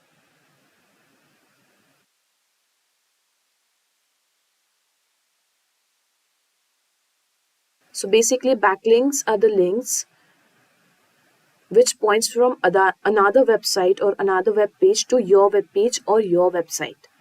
So getting backlink is one of the trust factors in the search engine's eyes, that your content is really unique and more users wants to read it and share it with another users. So the search engines, by these search engines understand that your content is really good and it is worth of ranking. So definitely getting a good backlink from a very good authority websites is fruitful for your content. So let's try to get which pages on web are suitable to get backlinks for my blog.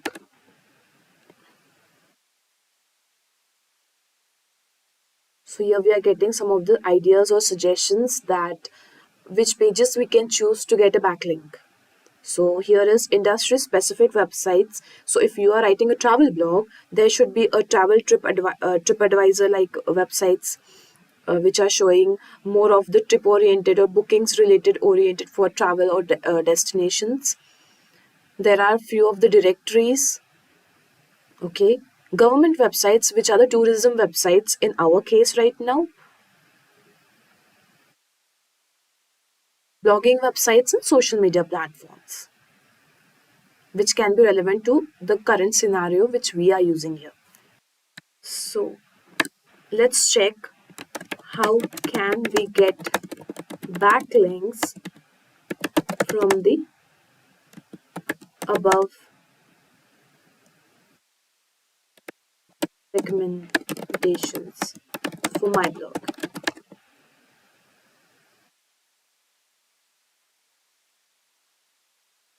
Okay, guest posting, broken link building. Okay, these are some of the backlink building methods which we are getting, so that we can find one and get one of the I repeat. So these are some of the backlink building strategies which we are getting in the recommendation. So we can implement any of these to get a backlink for our blog.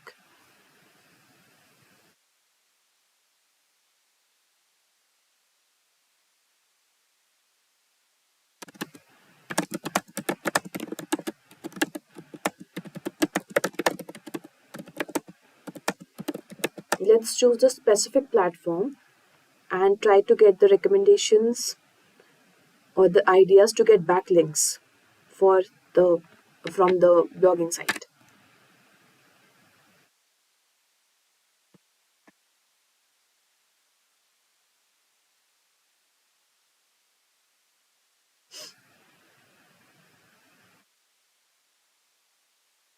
So we can implement these ideas and it may be possible to get backlinks.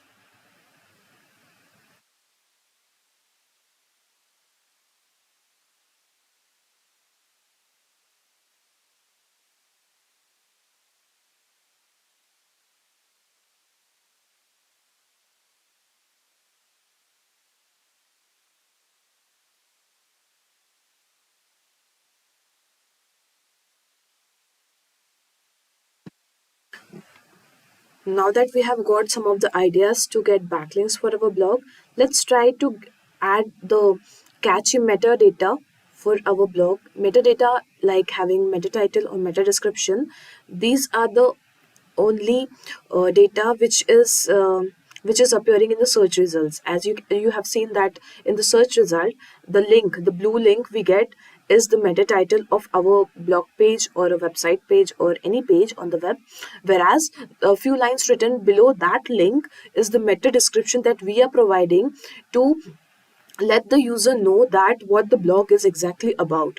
So it is considered to be a good practice to have the targeted keyword in the title as well as in the description. So let's try to get one.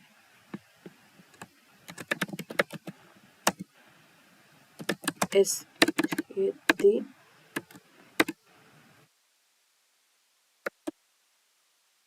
create SEO optimize meta title and meta description for my blog.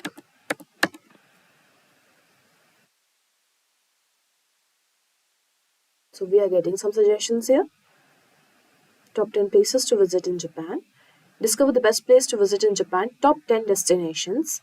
Definitely, we have here top 10 destinations.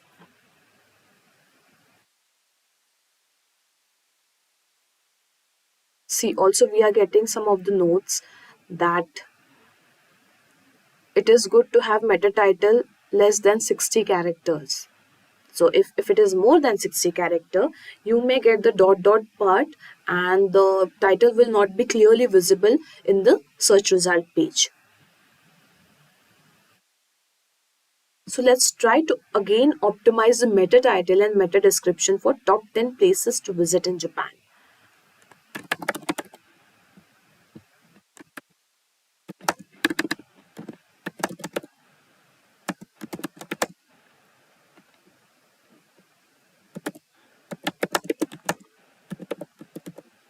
Description for the keyword top 10 places to visit in Japan.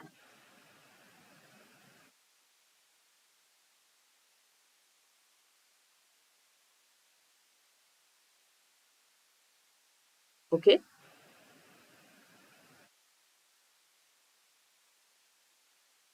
So we can use any of the one we have got the recommendation the previously and this one also. Both are completely relevant to our content. So one of the technical SEO factor which we are going to see here is getting the URL recommendation. URLs are the important factor. It helps the search engine bots to understand about the page as the URL is the first thing search engines may be visiting to come to your page.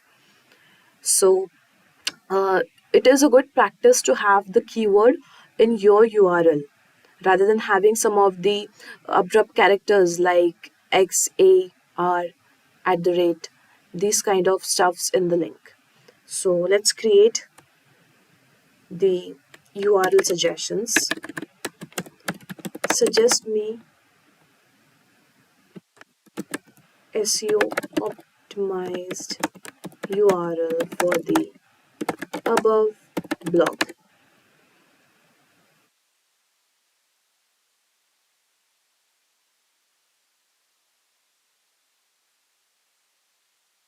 See, so here we are getting top 10 places to visit in Japan, which is definitely our blog.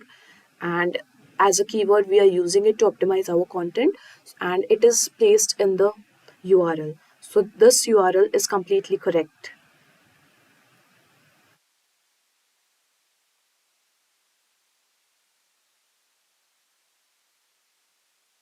Also, these kind of suggestions are very good for the newbies in the search engine domain, as they will definitely understand why and what we are doing to optimize our pages. So next, moving ahead with some of the non-technical aspects which may definitely impact to bring the traffic. So let's try to get some of the sharing suggestions, like which platforms should I repeat, which sharing options should I add in my blog?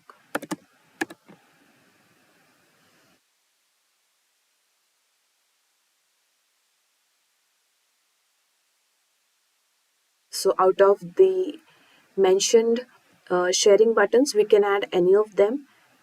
Adding at least 3 to 4 sharing buttons is considered to be really good, out of which there are many common, like Facebook is really common, then Reddit is really very common, WhatsApp shares are really common, Twitter shares are really common. So you can choose any of these to add it in your blogs. Does commenting on my blog impact on traffic source? So here we are taking the suggestion that will this help or not.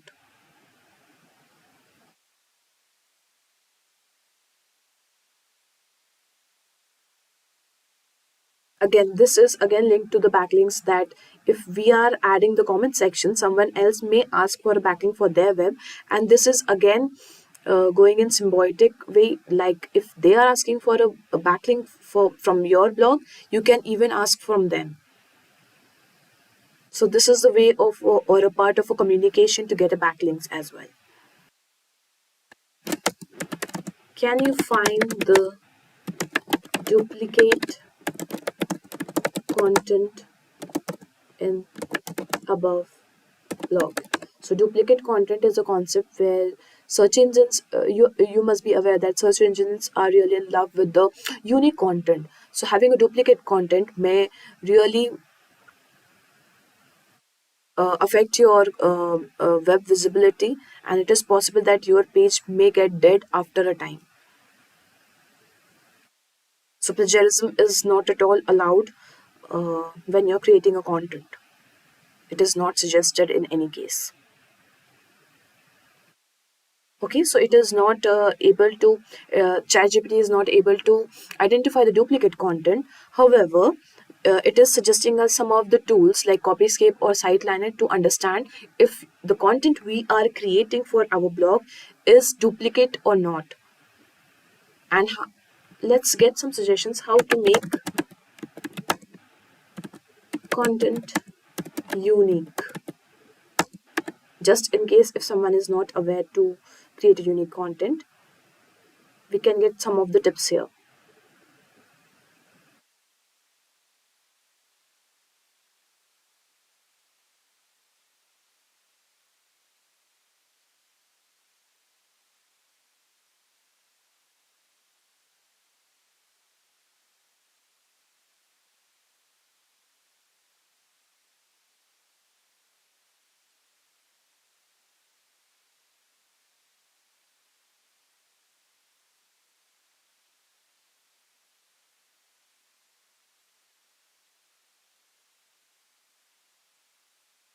Okay, so we have got some of the suggestions. Also, let's try to see one of the other aspects of technical SEO, that is 404 pages. 404 pages are really not are not likely to get searched because, I repeat, let's try to see another aspect of technical SEO. Try to find some 404 pages on the website.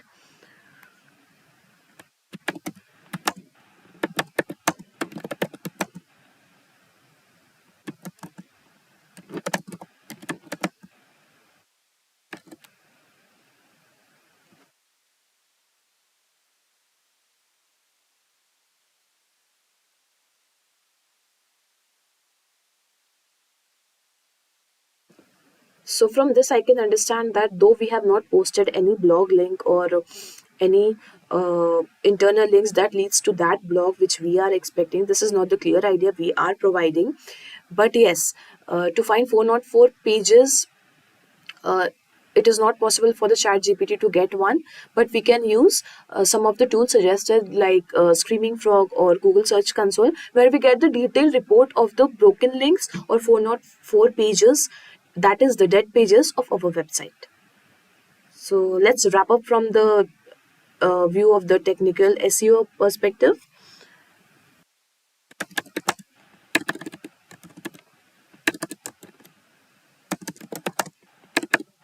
Let's consider one of the scenario that we have published this blog and how can we promote this blog to reach more of the relevant audience.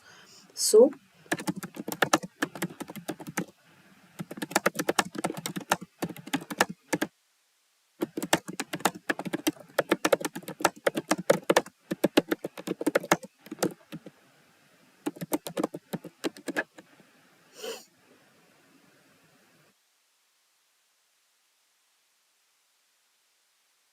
okay, so we are getting some of the recommendations that we can share our blog on social media, reach to the influencer, add it as a guest post, and link back to this blog. Email marketing, yes, it is the most trending technique to reach more of the audiences.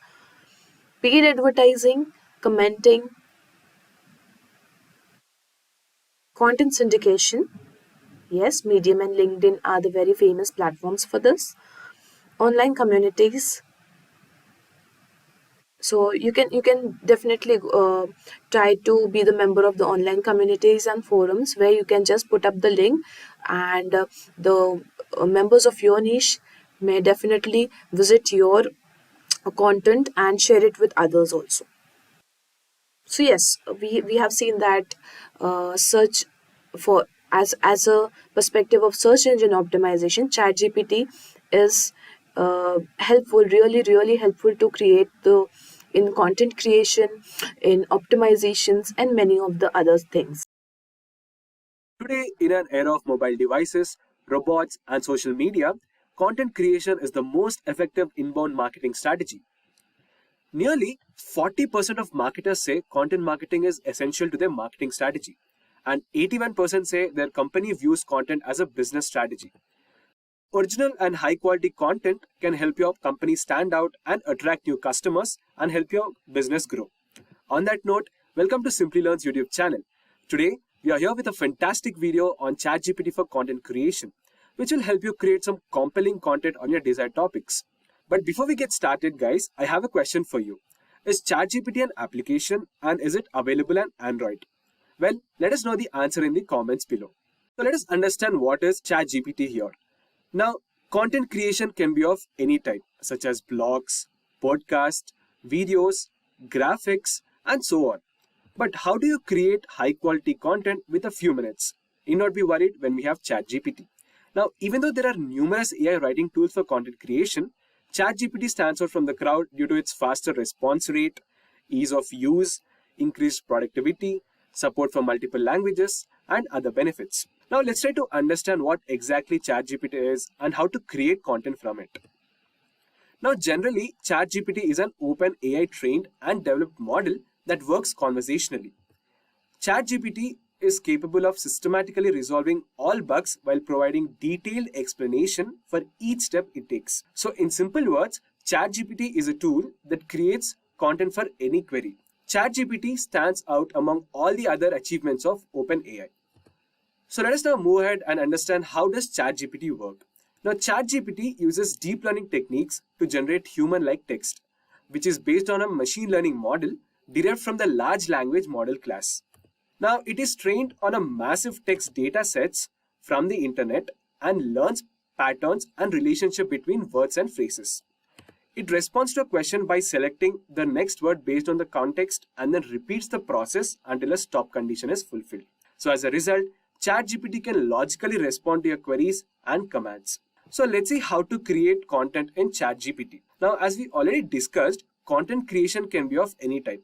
So for instance, let's take blog. A blog is an online journal or a website where a writer or a group of writers share their views on an individual subject.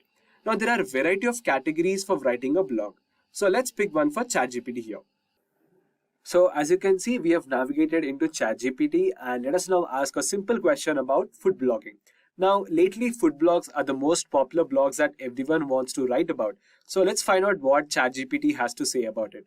Now, you can give any question to ChatGPT and it will answer. So I'm just writing a question here saying how to start a food blogging career. So as you can see, it is generating the answer for us. Wait for it to end. Well, as you can see, it is saying that starting a food blog can be a fun and rewarding way to share your love of food with others. So it is showing us some steps to get started in food blogging career. It is saying choose a niche, choose a name and domain, choose a blogging platform, create your blog, create high quality content, and so on. So in this way, ChatGPT will automatically generate the response for you based on the questions that you are giving input to it.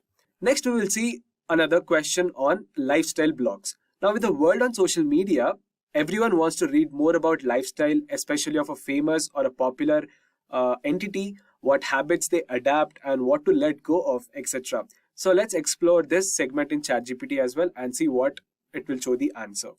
So let's give the question as how to start lifestyle blogging in India. So it is giving the answer for us, guys. So it is saying that starting a lifestyle blog in India can be a great way to share your experiences and knowledge with others who share similar interest. So here are some steps to help you get started. Again, it is giving some important points for us in order to start your lifestyle blogging career, like choose your niche, choose a name and domain, choosing a blogging platform, create your blog, create high quality content, and so on. ChatGPT has been helping in various fields like customer support, virtual assistant, education, content generation, language translation, research and information retrieval, personal productivity, entertainment, and more. Now, talking about content creation, then ChatGPT can prove a valuable tool in idea generation, writing enhancement, research and fact checking, SEO optimization, and social media content. The power of AI has been overcoming these days. So, without any further ado, let's begin. ChatGPT can assist you with content SEO or search engine optimization in following ways. Number one is keyword research. ChatGPT can help you to identify the relevant keywords and key phrases that are commonly used in your industry or required for your topic. By discussing your content with ChatGPT, you can uncover valuable keywords to optimize your content for search engines. So let's find some keywords to create content on shoes. We will create a blog on shoes. So let's add query to ChatGPT.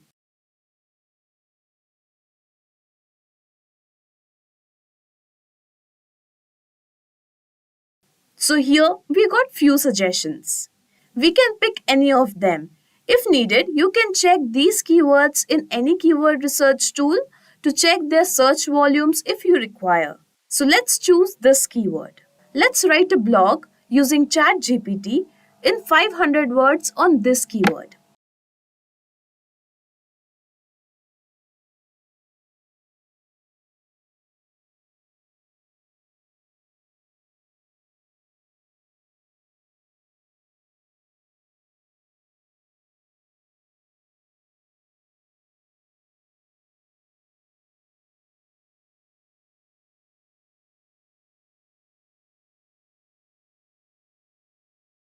The next we have is content optimization.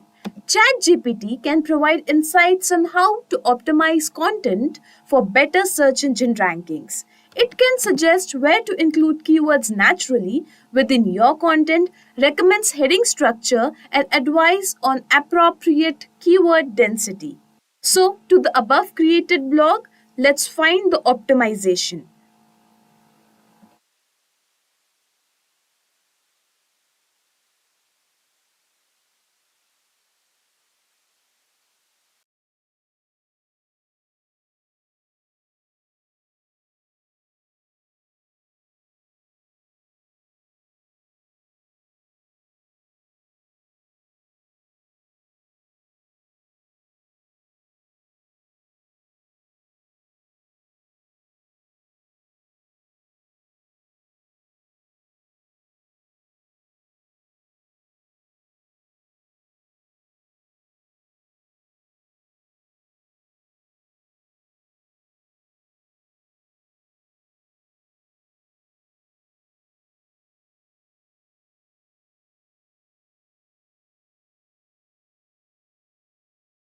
So here we saw the number of optimizations suggested by ChatGPT for our content.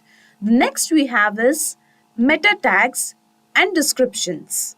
ChatGPT can help you to generate compelling meta tags and descriptions that accurately represent your content. These elements are important for search engines to understand the topic of your content and display relevant information in search results. So let's ask ChatGPT to write a creative meta descriptions, meta title, and meta tags for this blog.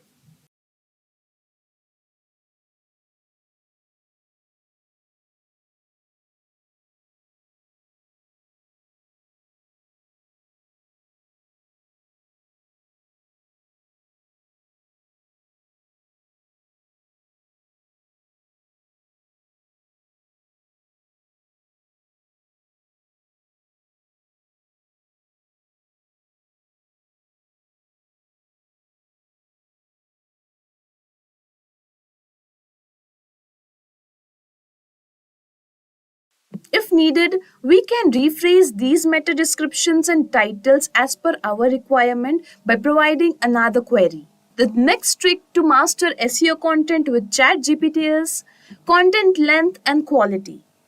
ChatGPT can guide you on the ideal length of your content based on the search engine algorithms and user preferences. It can help you to ensure that your content is of high quality, engaging, and informative, which can positively impact on your SEO ranking. So let's understand what can be the ideal length of this shoe blog.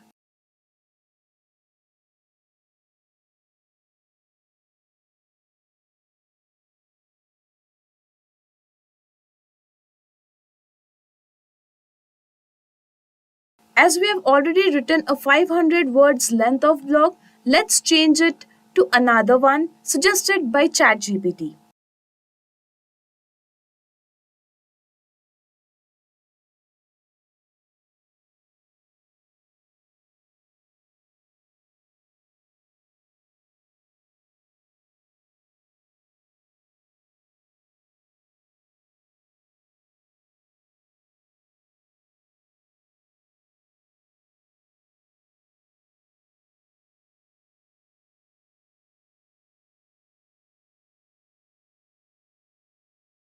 Interlinking and site structure.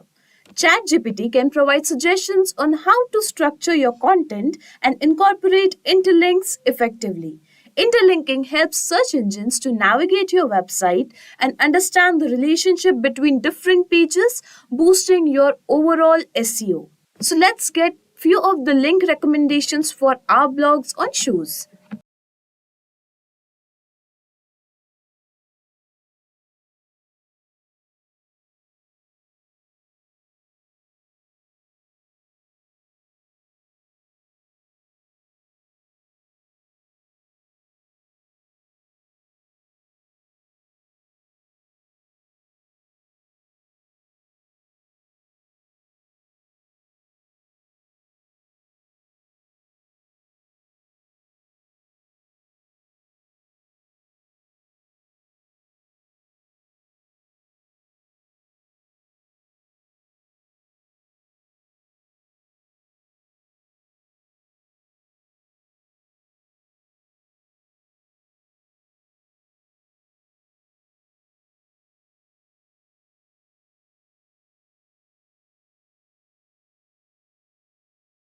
The next one we have is user intent and readability. ChatGPT can assist in understanding user intent and optimizing your content accordingly. By discussing potential user queries and preferences, you can create content that aligns with what users are looking for, enhancing its relevance and readability. So let's check out if the readability of the given blog or blog created by ChatGPT is good or not.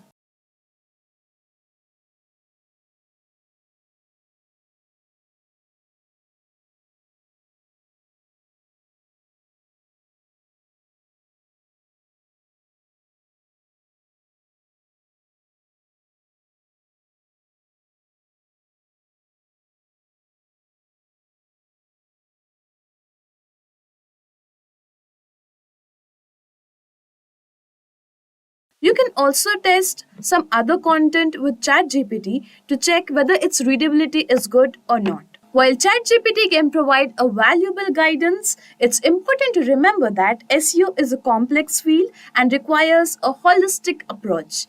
It's advisable to combine ChatGPT suggestions with best practices, industry knowledge, and ongoing SEO strategies to achieve optimal results. Enhance your professional prospects through enrollment in postgraduate program in AI and machine learning from Simplilearn. 1 year of experience is preferred to enroll in this course. Hurry up and enroll now. Find the course link in the description box. ChatGPT is truly a fascinating technology, changing how we interact with language. It's the result of years of research and development by OpenAI, who have trained the model on a massive amount of text data to create a machine that can easily understand and generate human-like text. Imagine you are a digital marketer looking to make a big impact on your next campaign. ChatGPT can help you do that. ChatGPT uses natural language processing or NLP, which can assist you in creating compelling, human-like copy for your website, social media, and email marketing. It can even generate product descriptions and ad copy that is engaging and optimized for search engines. Using ChatGPT will save time and increase your productivity, allowing you to focus on other important aspects of your campaign. And with its ability to generate multiple text variations, you can test and refine your messaging to find the perfect tone and language that resonates with your target audience. Get ready to revolutionize your digital marketing game. With the help of this video, you will gain a deeper understanding of how ChatGPT can supercharge your efforts as a content creator or digital marketer. Say goodbye to mundane tasks and hello to a tenfold boost in productivity. Let's dive in. Ever since OpenAI launched ChatGPT, it has been making waves in every field, be it academic, marketing, engineering, or content writing. So, here's a little trivia for you. Who are the investors in OpenAI, the company behind the development of ChatGPT? And your options are: Option A, Elon Musk and Sam Altman. Option B, Jeff Bezos and Satya Nadella. Option C, Mark Zuckerberg and Larry Page. Option D, Jack Ma and Masayoshi Son. Drop your answer in the comment section below. But before we begin, let me ask you, if you are aiming to get certified in digital marketing and want to build a career in digital marketing, then unleash your digital marketing potential with Simplilearn. Get ahead of the competition and upskill with Simplilearn's IMT Ghaziabad Digital Marketing Program.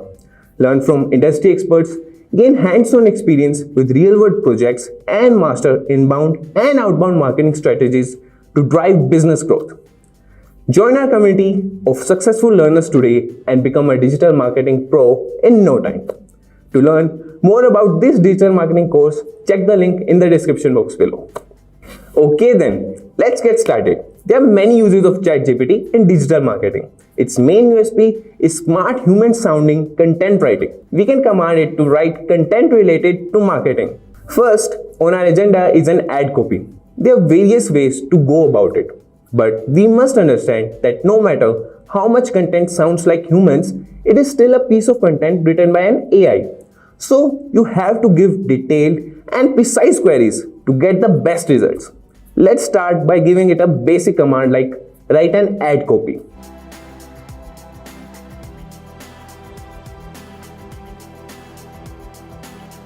As you can see, it gave us random ad content. Let's give this query more content. like write an ad copy for Simplilearn Digital Marketing Masters course.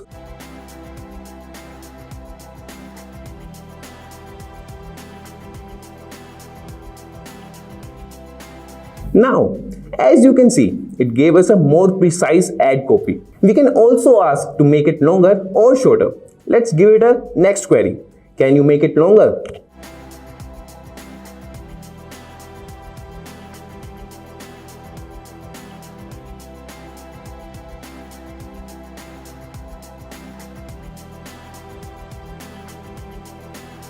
And voila, it gave us a long version of that same content. Now, let's try to convert it into email newsletters. We, digital marketers, often send emails to promote our products and services. So, let's give it a query as can you convert it to email newsletters?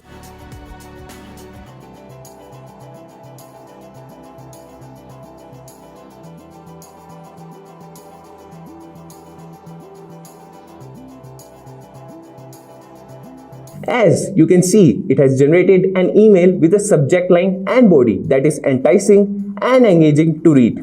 We can also utilize ChatGPT to correct grammar or change the tone of the content. For example, let's enter a new query. What is Facebook?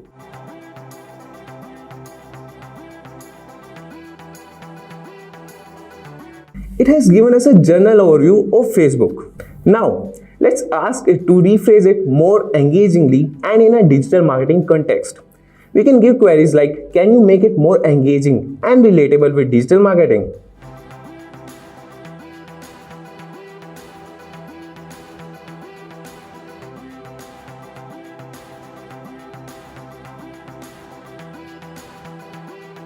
As you can see, it has completely rephrased it, and it is more interesting to read it as well.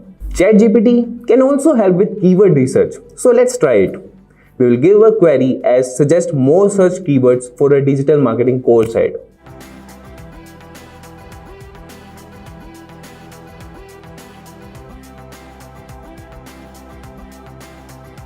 And voila!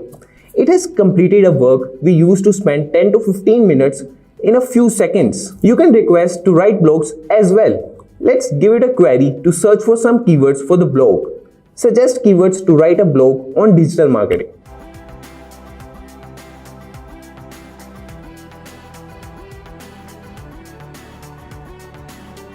It gave us some keywords. You can ask it to reduce these topics based on search volume to get maximum results. Let's ask it to narrow it down to 5 topics based on keywords volume.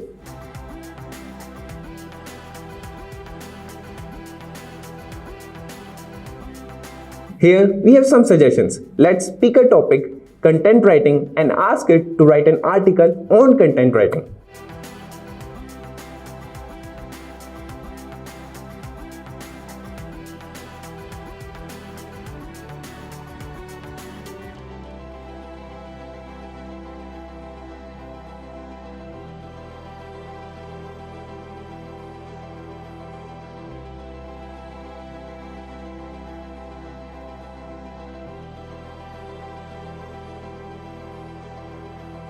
Here we have our article for the blog.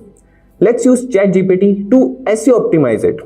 Let's first request it to give us meta title and meta description.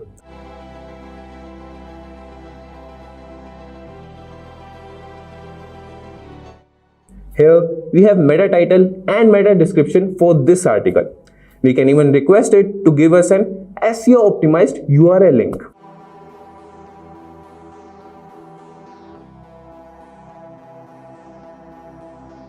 We can also request it to write the SEO optimized version of this article.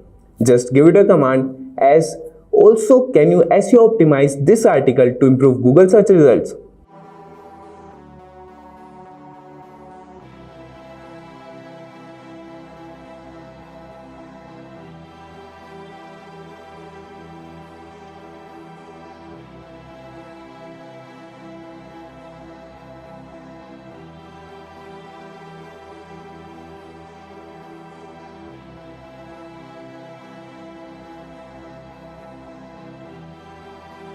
Here we have fully SEO optimized article. with meta title and meta description with a SEO optimized URL. ChatGPT can also be used to train your customer service chatbots, but we can discuss the process in some other video. ChatGPT is well versed with its content writing capabilities. It can even help you write product marketing campaigns. Let's try it with this query. The query is: write a product marketing campaign for Simplilearn digital marketing courses.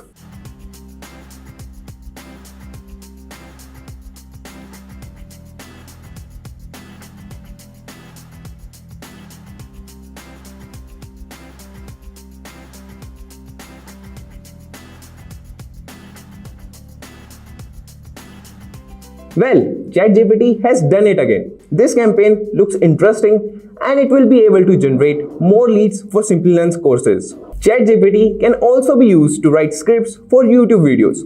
Let's give it a query as: write a script for 5-minute YouTube video promoting Simplilearn and its digital marketing courses.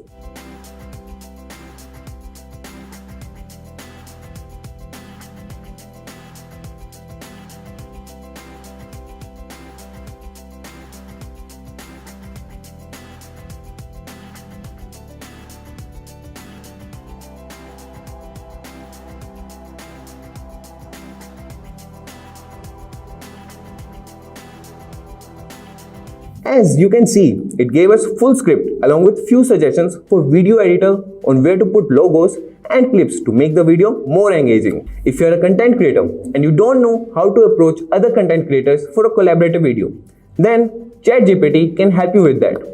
It can help you writing collaboration emails as well. My next query will be to write a collaborative email for a YouTube video on digital marketing.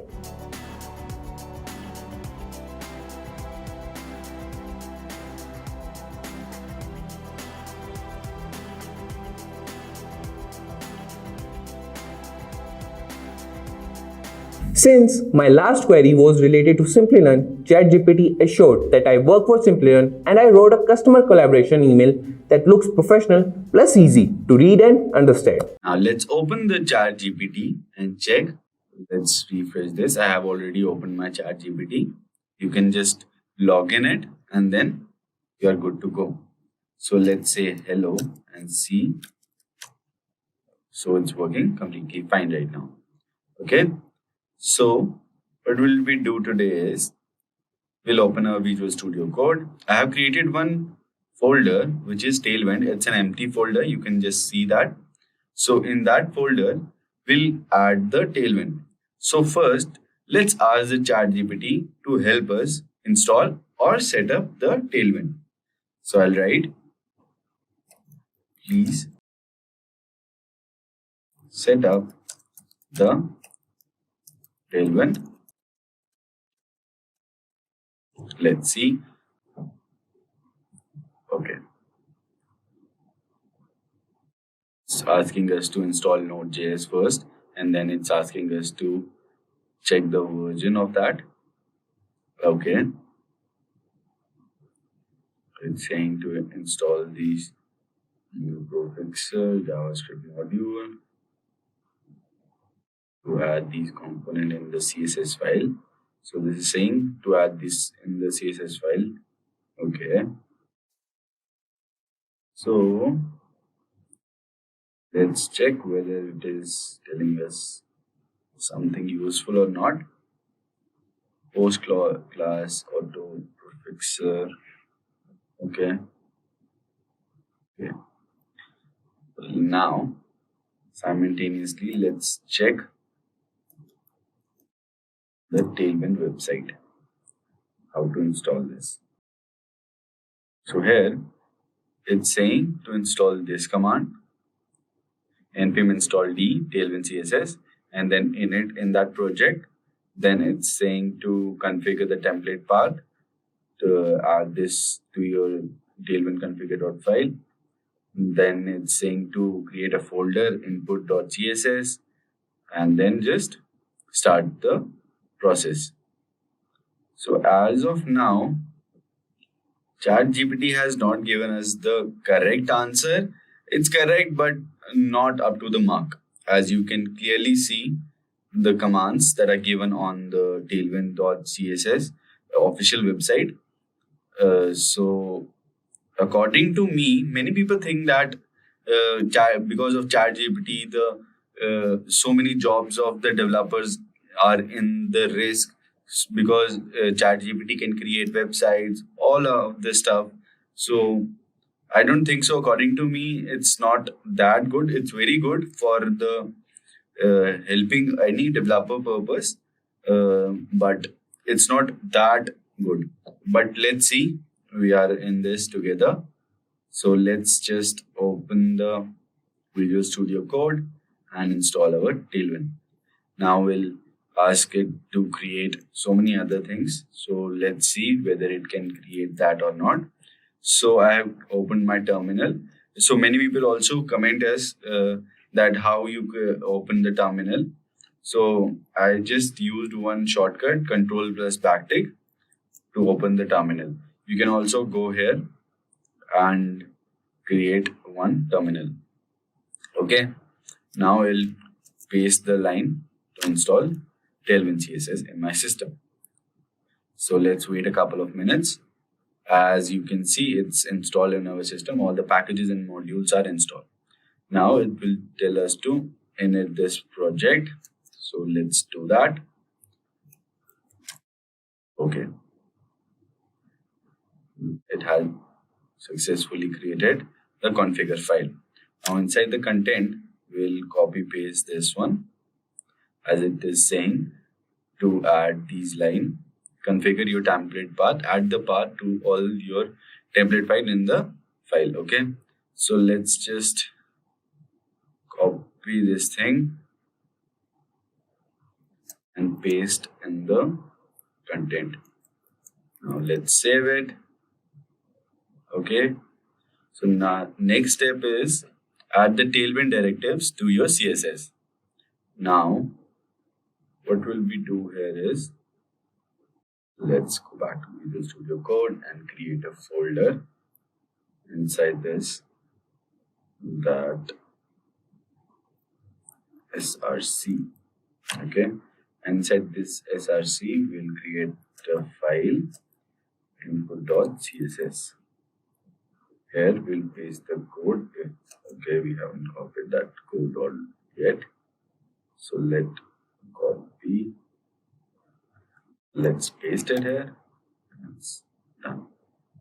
Okay, so I don't think so again that this can replace the developers, because this is not the correct way to tell. Although it has given us all the steps, but any developer can do the task in a very short period of time. It can just help any developer, but not take the job of the developer. Okay, so let's move ahead, and step would be to go back.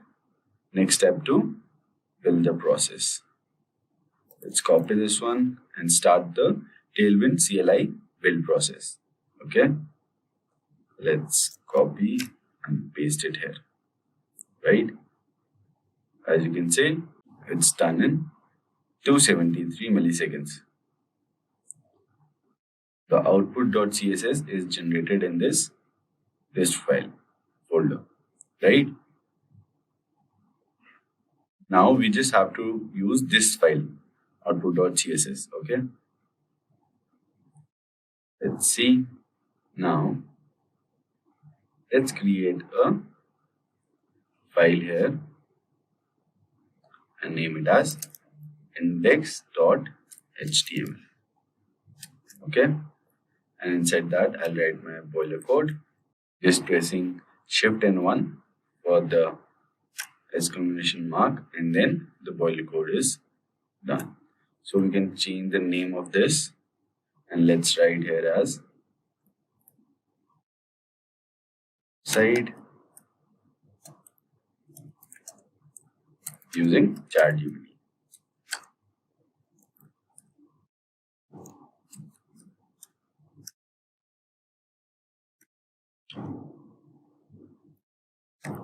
Okay.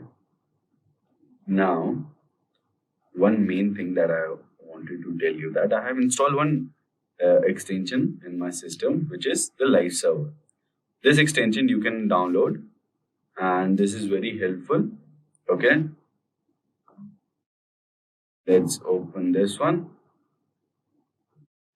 Now, what we'll do is we'll link the output.css file in our html.css. So for that, I'll write here link. Okay, and inside this string, I will refer, or you can just write link and then click and then write here style sheet.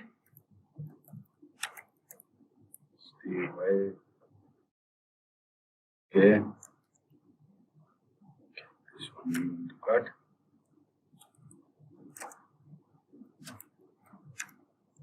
What we'll do is we'll give the path of the output.css. For that, we'll write dot dot slash this slash output.css. It's just showing out. Okay.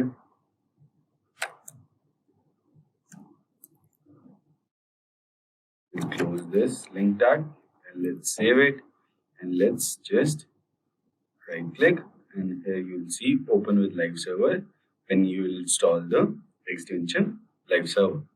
So let's open this one.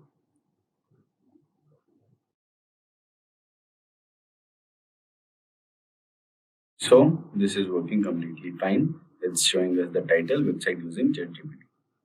Okay, for something I'll write here welcome to Simplilearn, and then let's save it, and you'll see it's showing welcome to Simplilearn.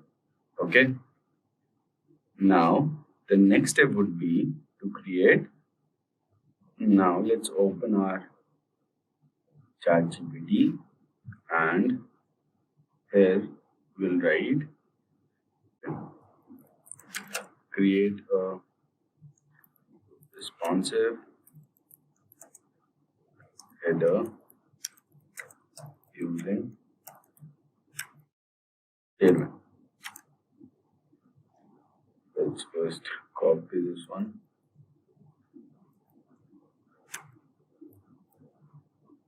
In there, let's use.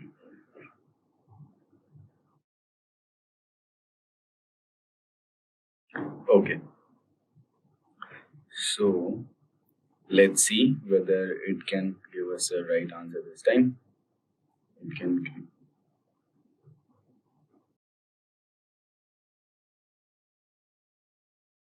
Let's see. Okay, it's giving us the code now for the header.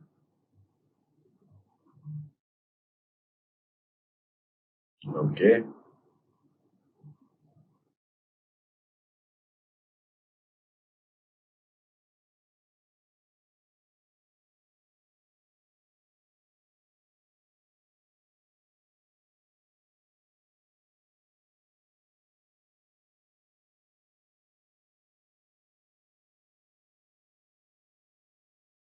So it is showing us in the above code, we use Tailwind CSS classes to style the header. We set the background color to gray. This one is the property of gray color. And then the text color would be a white color in that nav bar. Inside the header, we have a nav element with the flex and justify between. Okay. Classes to horizontal center. The element space them out evenly. Okay, fine. We also use px4 and py3 to add padding to the navigation bar. Cool. For the mobile menu, we used a button with the empty hidden class to hide it on. Okay, let's see the code now. Okay, now let's copy this HTML file. Let it write everything. So here, we don't need this one. So let's delete this. And let's here write header, and let's comment it down.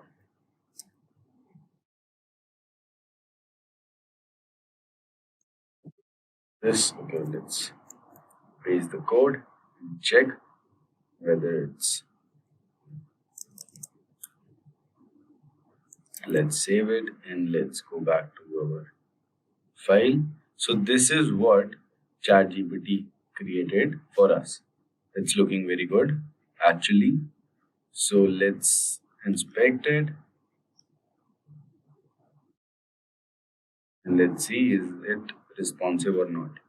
So this is completely responsive, guys.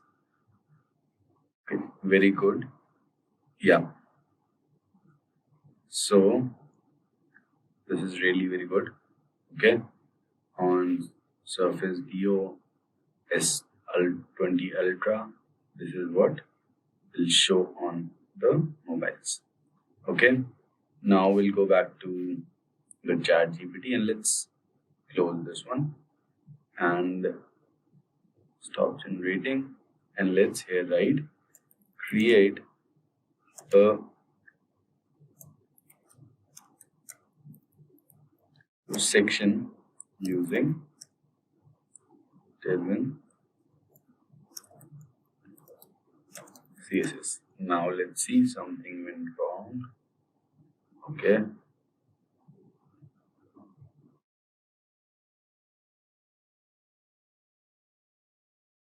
Let's see, let's first copy this one and refresh this. And let's see how it will create the hero section using Tailwind CSS. So it has created this navbar really very good. I didn't expect this from ChatGPT, but it's really very looking very good. It's simple, and you can add these to another pages just using the anchor tag. Here we can just give the path. So I'll show you www.simplylearn.com. So this one is okay. So whenever I click on this one, it will redirect us to the Simplilearn, but the URL is wrong. So we can just go back to simplylearn.com and let's copy and let's go back to code and let's here write the URL. Okay, save it and let's see. Yeah, this is how this works. Let's close this one. Okay, now let's see what is the code. Okay, let's copy this code and let's see how this is working. So it is also giving us the complete code, how it's working, how this step is working and all. As you can see, it's giving us the max W width 7:1. Utility sets as max width for the container to 7XL, which is 112 RAM or 1792 pixels. It's giving us all the explanation for the code it has written for us. So let's check it, and after the header I'll paste that code and let's save it and see. Okay, this is really very good, guys. Yeah, I didn't expect this from ChatGPT, but it's looking very good. So uh, till if I am a developer, so if I had to write this much of code, it'll take me around 2-3 hours at least. But with the help of ChatGPT, it only created in 5-10 minutes. This is very good, actually. Now, let's open the ChatGPT again, and here we'll create a information section. Okay, let's information section using Tailwind. Let's see now. Till now, it's working really very good.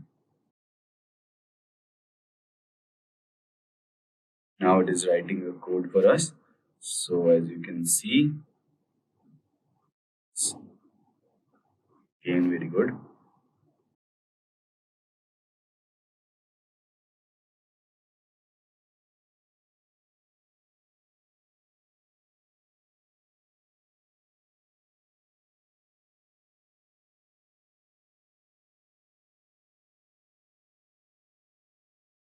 Now let's copy this one and paste it under this.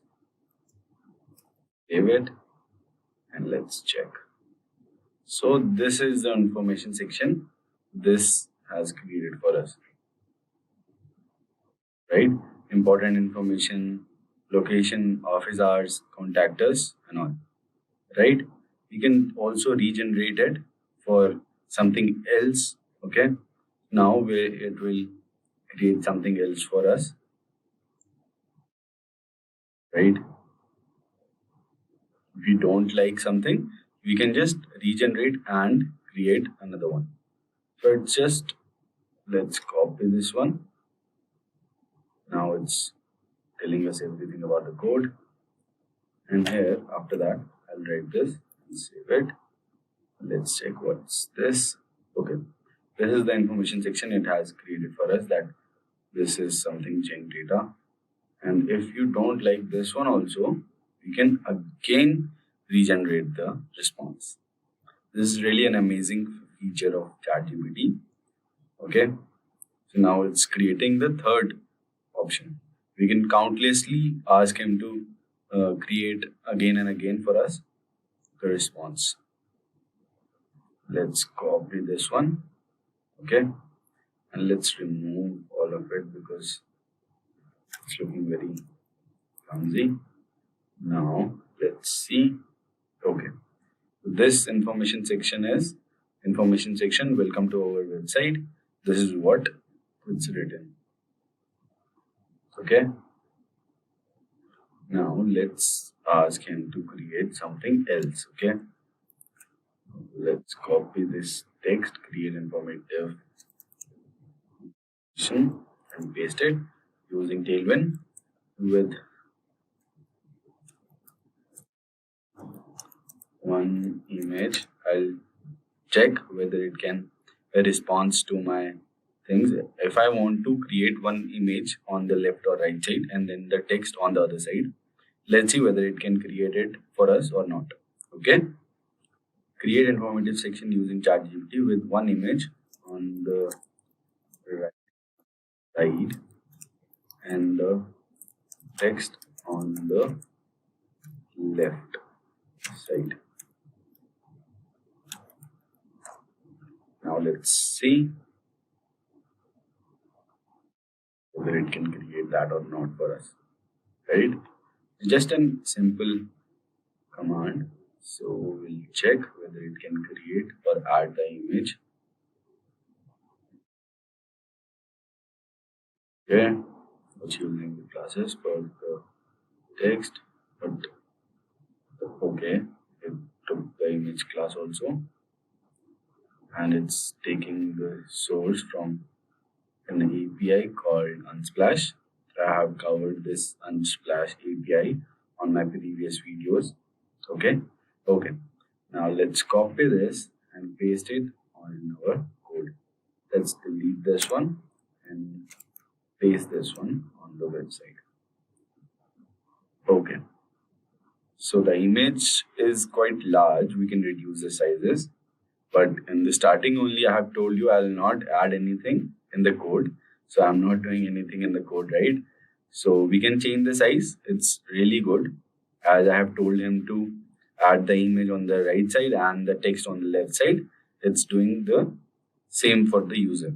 So this is really very helpful for the developer, but as I have already told you, cannot replace the developers, because I'm the developer. I only knows how to do things. As I have showed you that it has given me so many wrong answers before this one. This has given me 3 answers, but it was not up to the mark. So I had to told him that to create like this image on the right, and I've explained it to ChatGPT. Then it created this one for us. Okay, and whenever I'll refresh this page, the image will get changed. This is the Unsplash API. How this works. Okay, we can change the images also. This is random. Just right here. Coding. Okay. Now you will see the images that will come here. Okay, let's see.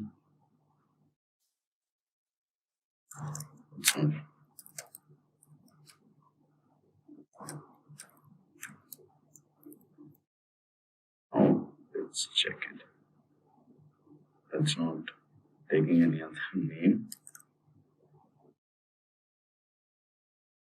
Yeah, I don't know why it's not working, but let's not waste time on this. Random is also fine. Till now, it's looking really very good. Okay. Now, the next step would be to add the service section. Okay. So let's ask ChatGPT to create service section for us. Okay.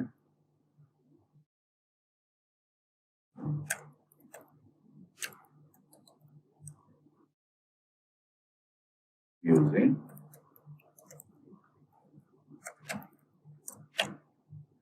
now, let's see.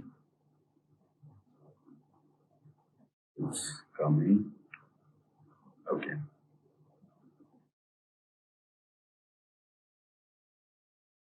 Choosing the class for the size of the box and all. Really very good.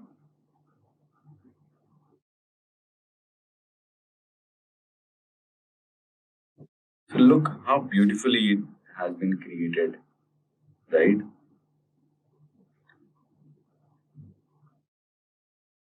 Yeah. Okay. Let's see.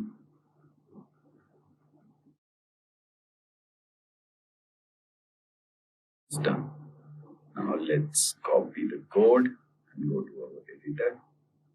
And here we'll write this code and let's paste it. And let's check. Okay. So it's not aligned straight, but we can align it.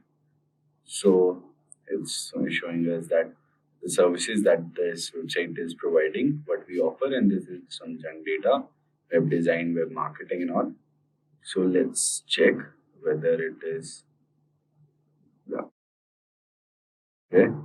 So what this one is doing here is it's using only 3 classes.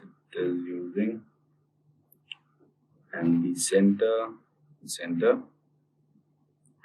These all are using the same class, but let's find out why the image is coming like that.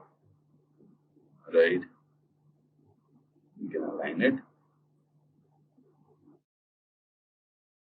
If you guys want me to align this, we can align this, right? Okay.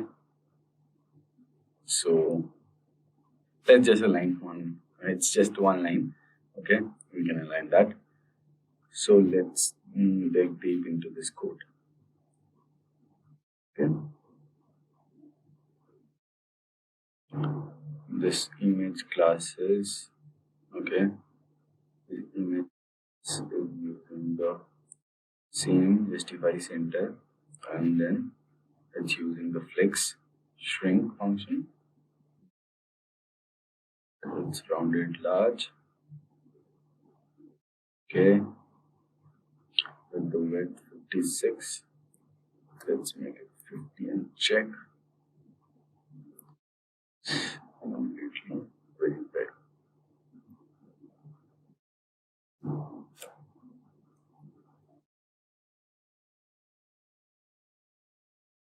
Okay, let's go back to the code.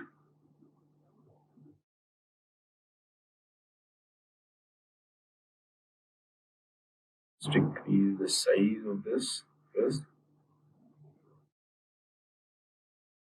Change.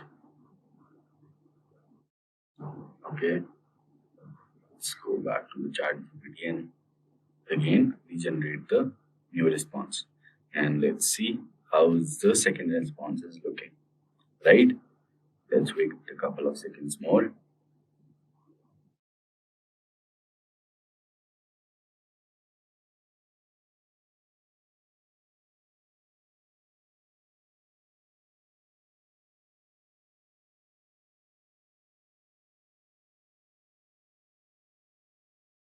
Okay, let's see the response that it is creating. We need a minimalist design. Okay, I was just observing the code and seeing how it's looking. We can also change the color of the customize this website on our own, but it's really very good. I'm really impressed with this. This really will help developers creating websites. Okay. Let's go back to still creating. After that, we'll create the about section for the page. Okay. Okay. It's again giving us that design and all part. Great. If I'll tell ChatGPT to create this service section and this is my requirement and all, it will definitely create that, I guess. Now I'm impressed, really impressed with the code, clean code it's writing, and it's also responsive. I haven't told it to create the responsive code, but it's really very good. It's responsive. I'll show you. Inspect. I was just seeing that only, whether it is responsive or not. If you will see, okay, let me just cut this part. It's just okay.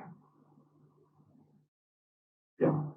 So this is how we'll check the responsive tag, and let's see that these three home about contacts are vanished, and this is the header bar that we created, and then the up one is the nav bar. This is the information section, and services section is also there. So this is all responsive. Okay, so we'll check how it's looking on Samsung Galaxy S20. This is how it's looking.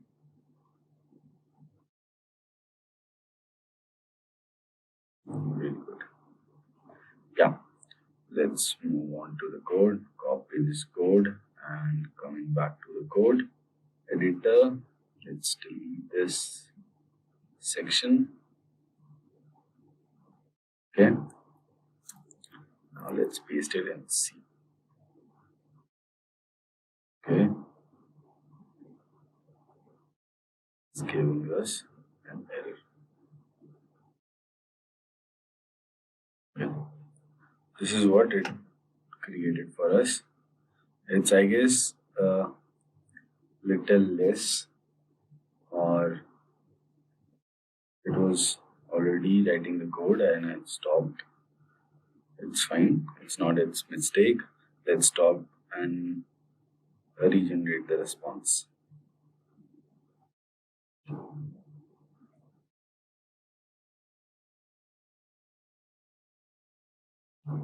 Let's copy this again. Coming back to the chat. It's not working. Let's refresh ChatGPT again.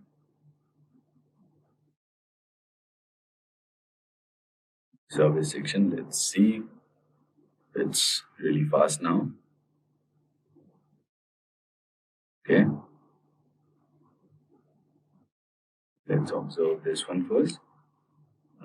Our services, what we offer, web design. There must some lines about digital marketing, and I'm thinking there is also one part which I cut down. Not ChatGPT's mistake, it was mine because I stopped generating the response. Okay, really good. Let's copy this text now and paste it under our. And let's delete this and paste it. Let's check it this time. So this is how this one is looking now. This is also really looking very good. We can decrease the size of this image. Do not worry about that. This is the service, our services, and some chunk data. Here we can write this website is providing this and that. Okay, service one, that we provide this service, we provide this service, and we provide this service. Okay, this is all about that. Right. Really very good. Really very good. It's really very good. Okay. We can change everything from it, customize it on our needs thing. Let's just go back. Okay. This one is looking good. Okay. Now let's ask ChatGPT to create the about page for us. So we'll write create.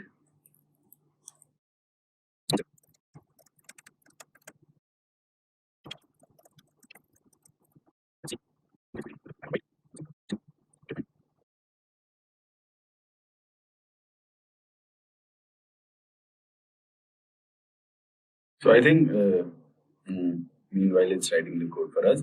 I wanted to tell you that ChatGPT is great for everyone, but as I know the code, how this code is working, I know what is section, what is dev class, and what are the function in this grid system that's using max width. It's using the Excel function. I know everything about it. And if you are a fresher or you don't know about anything about the coding, I think you should first know about the language or the framework, then only ask this to ChatGPT or take help from the ChatGPT, right? If you don't know about the language or the framework and you'll just tell ChatGPT to create this and this for us, it's easy. It will create for you, but it will not help you in your future. So according to me, just uh, use it to learn, not to work. Okay. So let's move ahead. And the path is given. Okay. It was again managed. Oh, let's ask it again. Responsive about section using Tailwind. Okay, I just missed it, but it is very intelligent. I misspelled the Tailwind spelling and then it corrected it. Very good.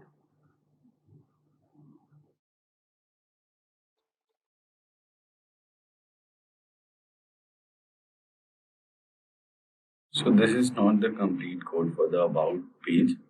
I'll ask it to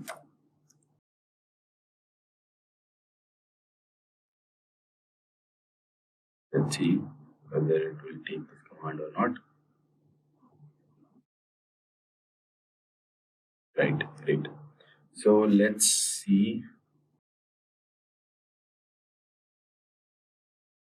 After this about section, we'll create this contact page and then we'll find this website, right? So this is really very helpful for the developers, I must say. So let's copy this and code and paste it under this section. Okay. So this is how the about page is looking.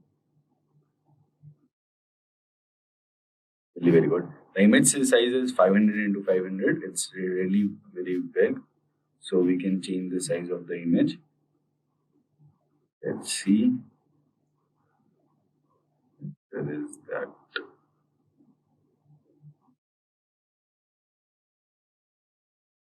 Right, 250. 250. And the image will not come again. Okay. Let's just delete the source. Copy the unsplash API for the random image. Right. That command is really very useful. Okay, I forgot to add that. Yeah, this one. Yeah, this is how this about is looking. Really very good, guys. Really very good. If I'll tell ChatGPT to create this on the right side, or this image I want on the left hand side or right hand side, it will definitely do for us. As I have given him the task in this section, information section, it definitely worked. So I must say it's really very good.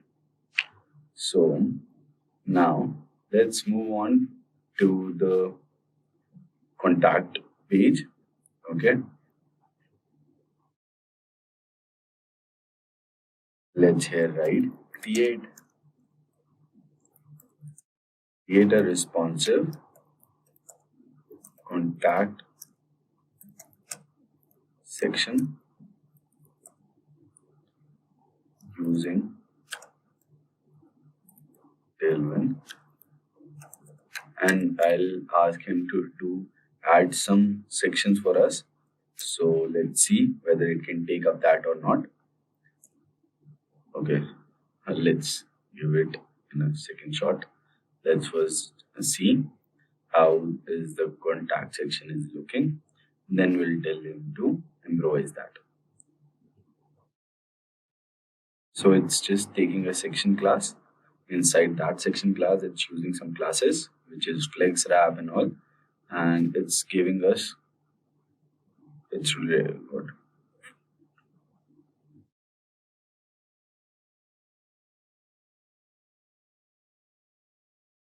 Let's copy this text again and paste it here.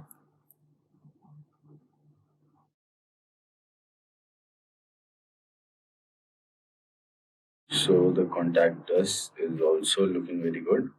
Get in touch, and then it will redirect us to the that. Really good. Really. The images sizes are large, but we can reduce it. It's not a big deal, but it's all looking very good, right? So one thing is left is the footer part.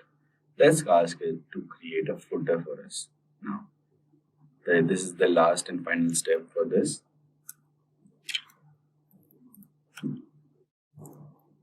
Create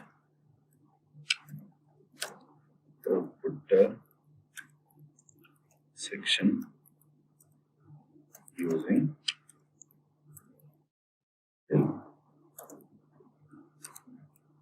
paint. This is really very good, looking very good. Let's add the splash and then use it here. Okay. So this is how it's looking now. So overall, if I see, it really given us a good output, really. So I will say ChatGPT can only help us. That's it.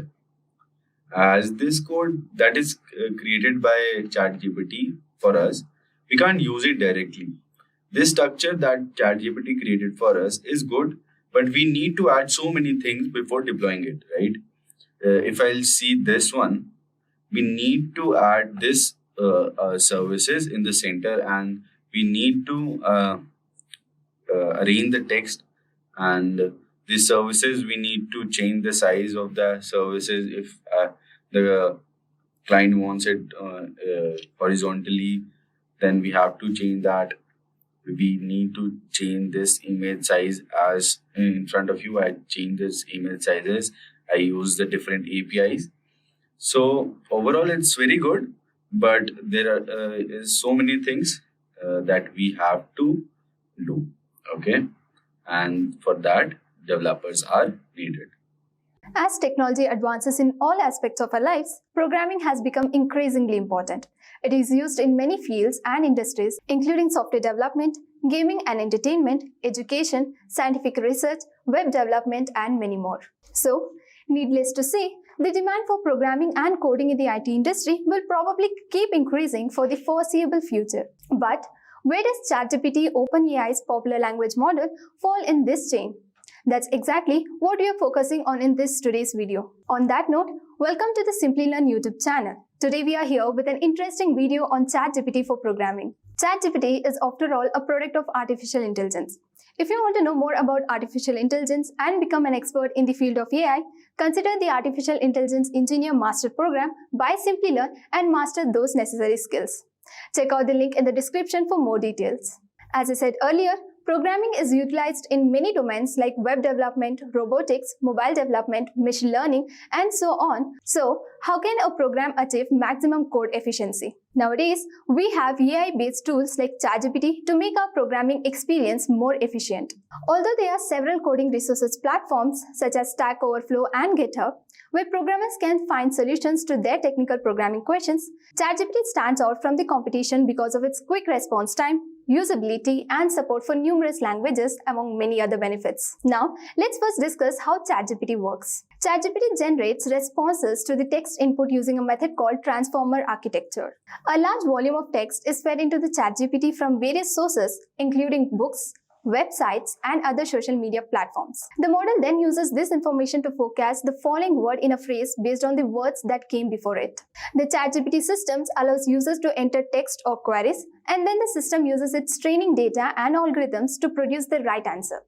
The answer is created after the input text has been examined, and the pattern most likely to match the input have been identified using the training data.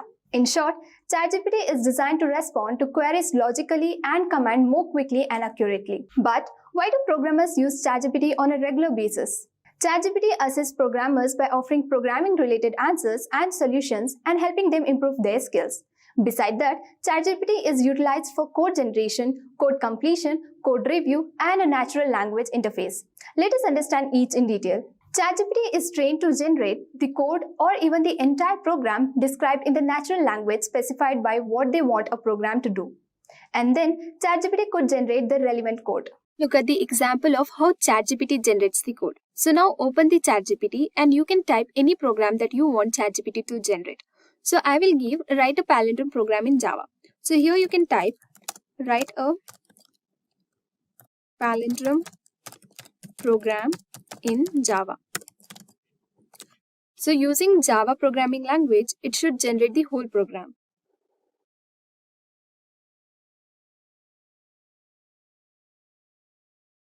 So as you can see, it has generated the program. So it has used a class name called palindrome checker, and it has used isPalindrome as a method name. And also it will give the explanation on the program. So you can see here why it is explaining why isPalindrome is used as a method, and it also explains the for loop, if a condition, and so on. Next we have code completion. ChatGPT is trained to generate snippets of code or even fully fledged programs. It can generate a list of possible code completion depending on the context of the user's incomplete piece of code.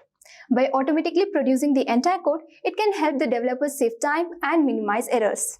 Next, let's see the example of code completion using ChatGPT. So even if the program is explained in natural language, ChatGPT will generate the proper code and give the complete code. So let's type here, using a function, write a program to convert the string in uppercase. So using which language? Let's keep using C programming. And enter it once again. So as you can see, we have just said that using a function, write a program to convert the string in uppercase. So using C programming language, and using C programming language, it has used function, and this is the function convert to uppercase, and it has given the complete code for string to convert a string in uppercase. And also it gave the explanation. Here the convert to uppercase function takes a pointer to a string as its argument and then iterates over each character in the string using a for loop. So it explained why for loop is used, why to upper is used, and why the method convert to uppercase is used, everything. So let's say we'll give one piece of code like void to upper char str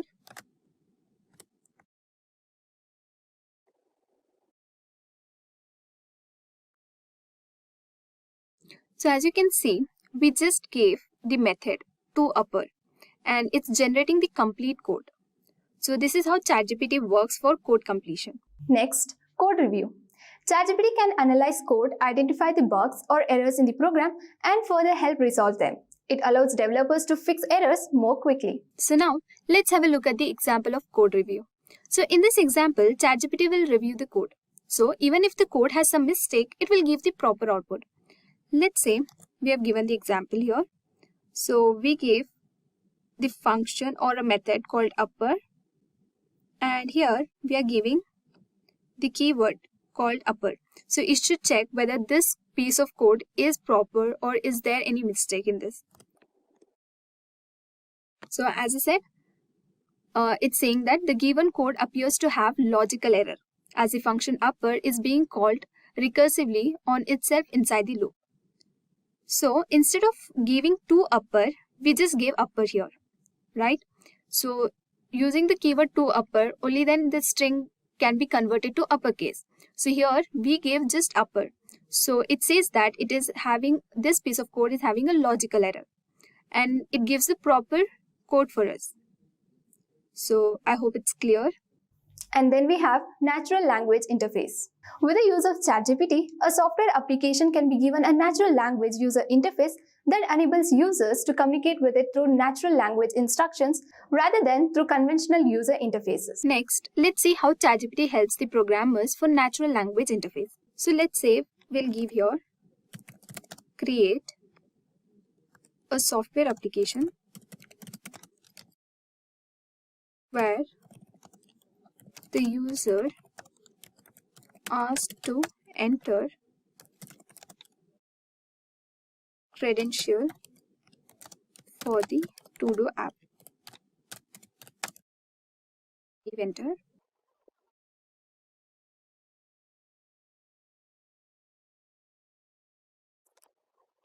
So as you can see, the ChatGPT will give the steps. So it can provide you with an outlet for creating a software applications that requires the user to enter credential for a to-do app. So here it is few steps that we need to follow to do a to-do app.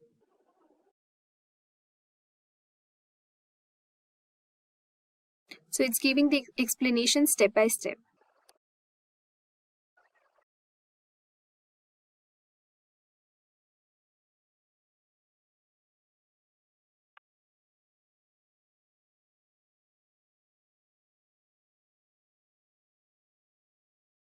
So it says that determine the programming language and framework, then set up the database to store the user information and then create the registration page and then finally create the login page as well. And once the user is successfully logged in, it will have the options like add, edit and delete task as well.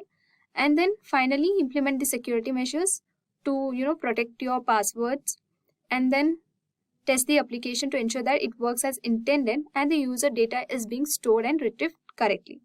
So it gives the steps of how it has to be developed. Enhance your professional prospects through enrollment in postgraduate program in AI and machine learning from Simplilearn. 1 year of experience is preferred to enroll in this course. Hurry up and enroll now. Find the course link in the description box.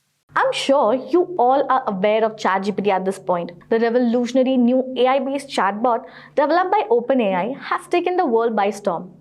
Thanks to its near lifelike responses and a very intricate pattern of answers. We have never seen this level of expertise from a chatbot before, which really made us think, to what extent can we push it? There are many questions on LeetCode that even the most experienced programmers have difficulty answering. So, we wanted to see how far ChatGPT can take us. Have we finally reached the stage where AI is going to replace us? Let's find out. So basically, here we will be listing 10 really difficult questions that we found on LeetCode, popularly asked while hiring and other superior examinations, and see if ChatGPT can actually answer or solve those difficult questions or not. But before you like to watch more such interesting videos, then do subscribe to our YouTube channel and hit the bell icon to never miss an update from Simplilearn. So let's get started. So here is the LeetCode. Let's see in our list, which is the first question that we are going to implement in our ChatGPT and see if it's able to solve it or not. Mainly, we'll focus on hard category questions only. So, according to my research, there's a question of median of two sorted arrays. So as you can see, the success rate is 35.7%. So let's see if the ChatGPT is able to do this question. So first, let us go through the question.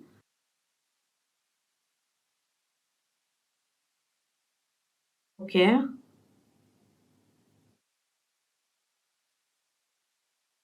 pressed enter. Let's see what it first returns.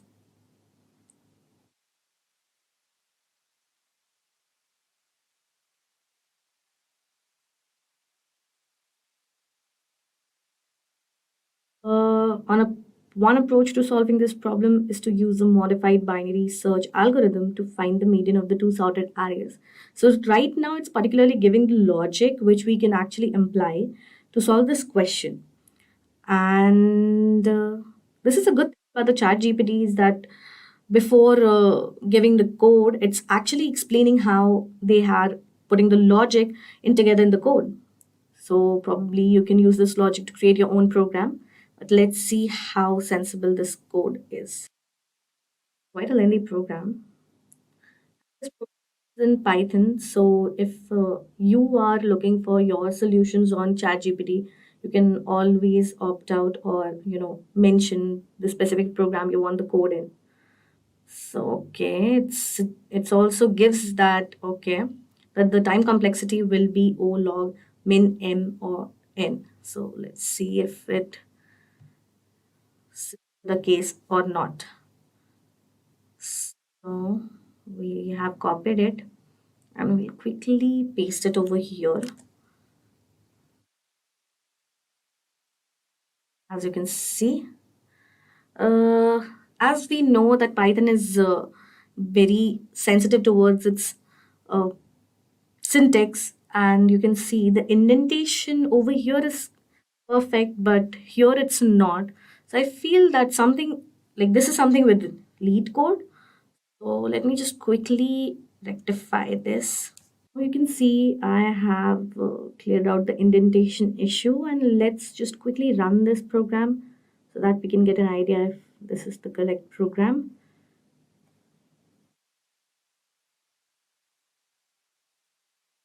Now you can see here we have an error. Let's see, copy this and see what ChatGPT has to say for this.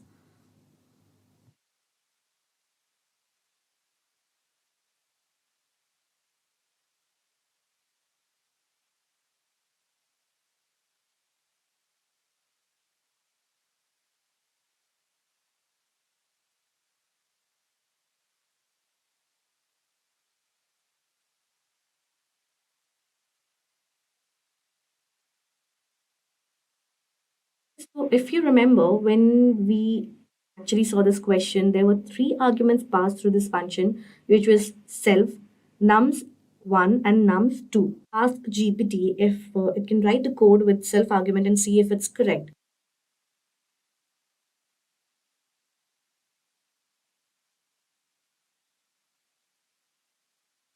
Wait that if it can pass a self argument through that function and see if it can generate a new code. Okay, now it has cleared that yes, it takes three arguments.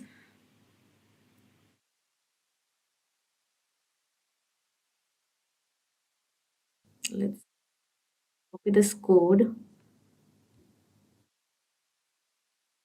It over here. Again, I think we will have to go through the indentation process. Oh no, this time it's fine. Okay, so now quickly run this program. Let's see if this time it passes all the test cases or not. Okay. I think it doesn't need because the class is already mentioned over here. Uh, yeah.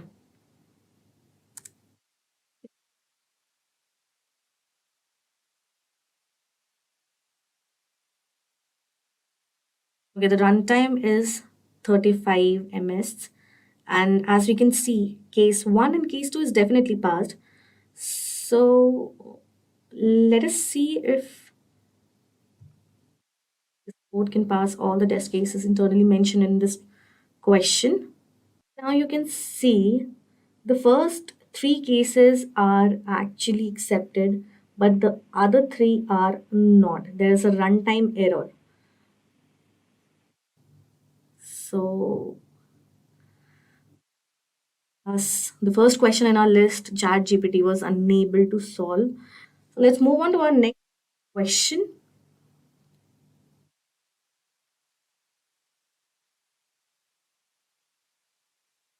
That is zigzag conversion. Now let me quickly search for it.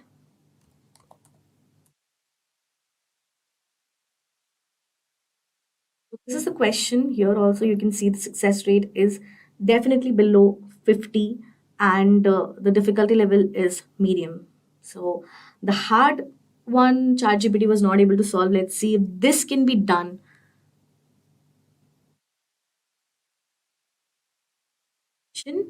So it will give a string that will be written in a zigzag pattern on a given number of rows, and then you have to read the line in a certain, as you can see over here.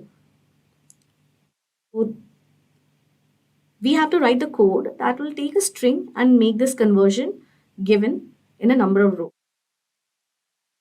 This also means a certain amount of repeat. It has also given a certain specifications that we exactly want. So this time we'll make sure that we are mentioning everything. So let's quickly copy this.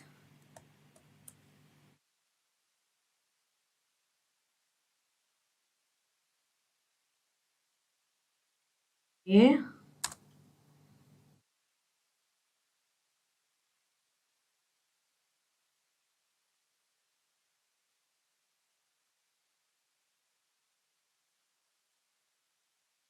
Okay, now that we have mentioned all the specifications, uh, let me quickly feed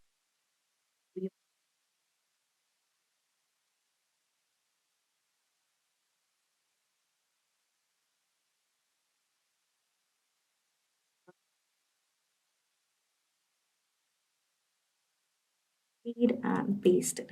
Now let's see what code it has to generate. It's implementing the code in C++. So meanwhile it's generating the code, let's quickly select the code. Oh, it's already C++. Okay.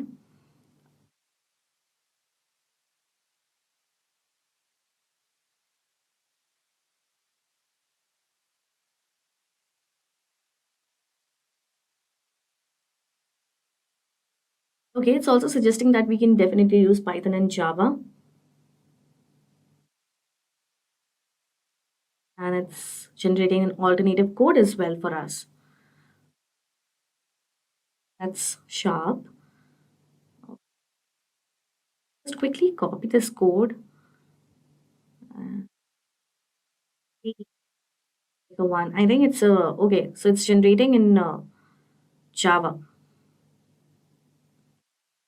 It's generating. We'll definitely have a look at its alternative codes as well. Let's quickly have a look at what it has to. C++1, the first code generated by it, is correct or not. Okay, so I've copied the code.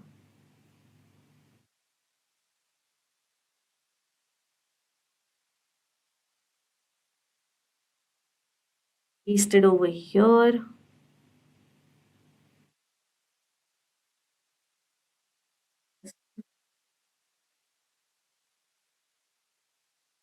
Okay, violation error.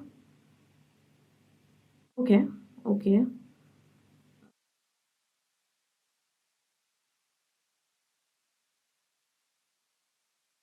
At 28. Okay. So let's with this error. The one thing, definitely this time we have mentioned all the constraints, criteria, specifications that we wanted in a code. But again, ChatGPT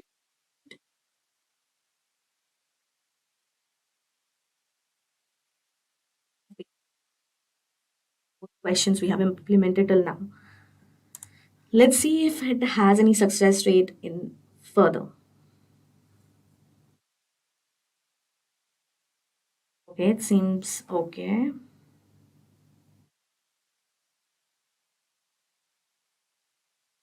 Okay, now it is okay. So this time it is generating the solution considering the error in Java.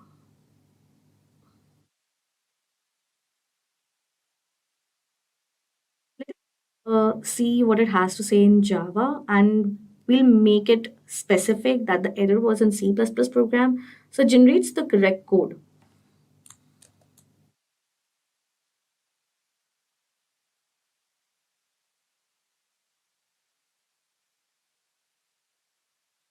Plus plus program.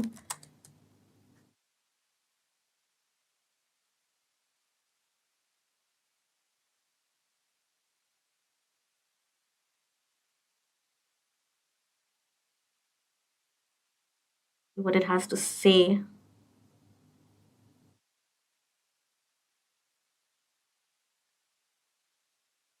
I think it's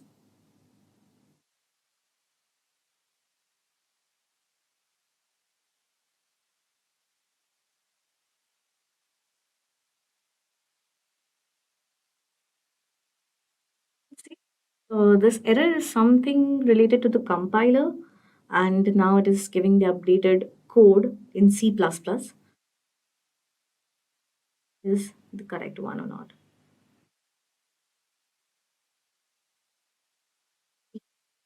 Actually apologizing for making errors in their solutions. Quite fascinating. Yeah, paste the code over here. I don't see there's a lot of difference or changes over here. Let's see if it runs or not.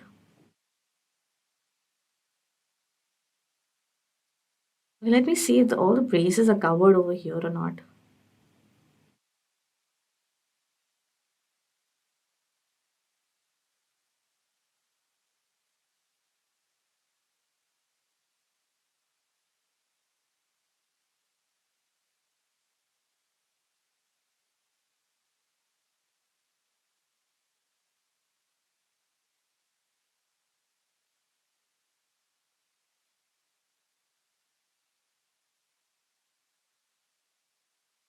I think it's missing a brace.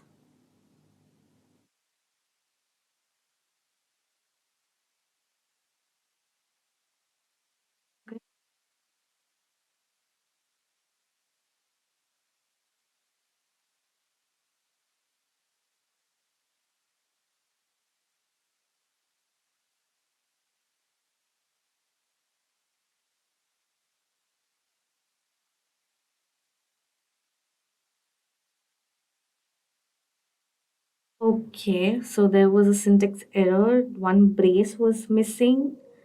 I don't know what that. Definitely it's something with the code, but okay, we can give that to ChatGPT. It was partially LeetCode's issue because we were copying code. Still, it was not giving the error that there is a brace missing.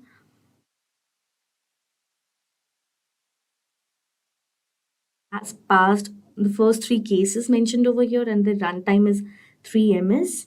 Now, just let us submit this code and see if it passes all the rest of the cases or not.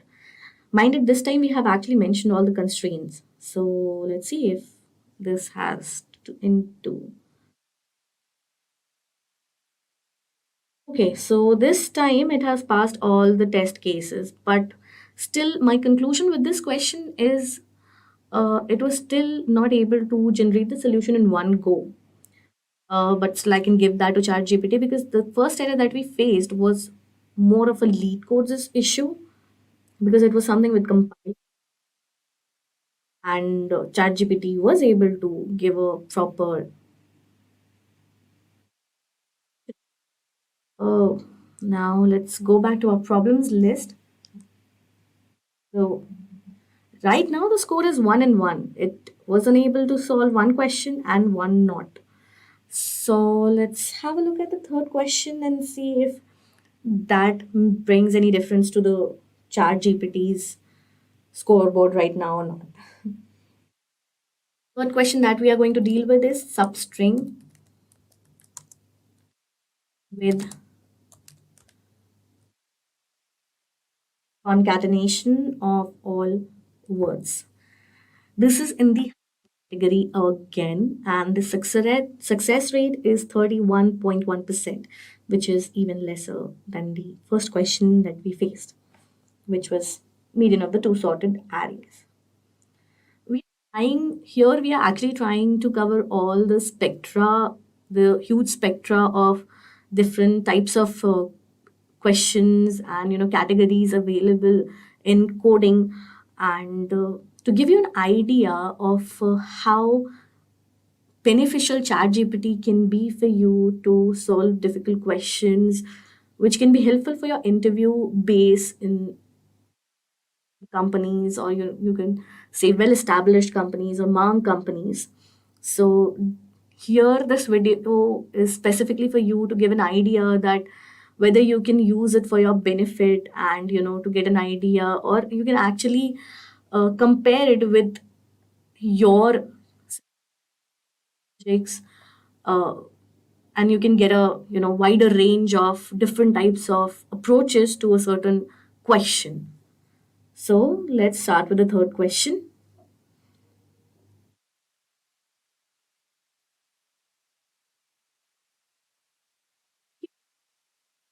Is that you're given a string and an array of strings, probably words, and all the strings of words are of the same length. Now, a concatenated substring in S is a substring that contains all the strings of any permutation of words concatenated. Here you can see it's given an example that if words has A, B, C, D, E, F, then A, B, C, D, E, F. Basically, it has done all the permutation and combinations that can be done using that specific array. Uh, Condition that A, C, D, B, E, F is not a concatenated substring because it is not the concatenation of any permutation of words. So we have to basically return the starting indices of all the concatenated substring in the S string. Also, you can choose any order for it. Here it has also given two examples for you to understand the question in a better perspective. Now, really copy this question and see if what programming language ChatGPT chooses to answer this time.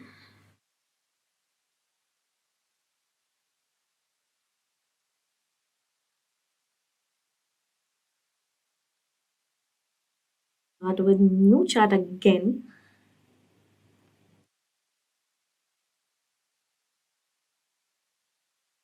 Copy these constraints.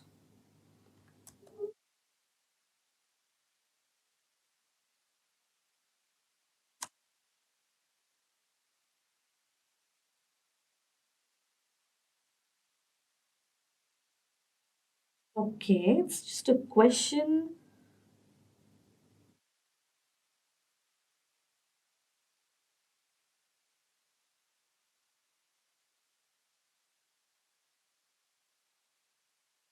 Okay, this is the solution that we're getting right now. You requested a model that is not compatible with this engine.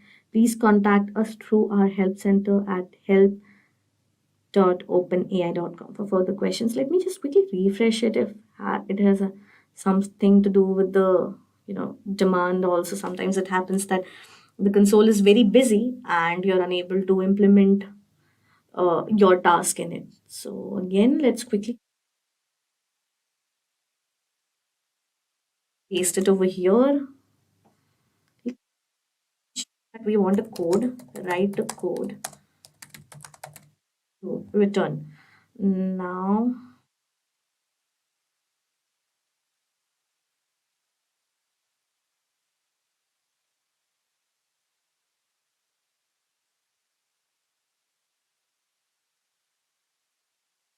Press enter. This time definitely it's not giving the same error. Let's see it this time it ChatGPT has anything to give as a solution.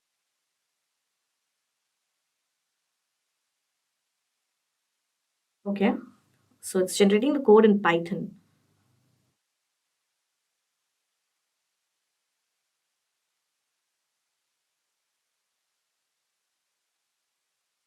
One more thing, every time ChatGPT doesn't follows a similar pattern. As you can see in the first question, it explained the logic first and then implemented the code. Second time, it just gave you the approach, not the logic, and then implemented the code in multiple languages. First choosing for C++, and this time it straight away went for the code. So definitely we can say that it has some different styles of generating their code and explaining the code. I think it depends on the understanding how they want the code to be presented in front of the user, and to give the perspective that if the code is understandable or not, and if the code has multiple approaches, I think ChatGPT is capable enough to give that. So that the code is generated, let's quickly copy it and paste it over here. I feel the indentation issue is going to be there.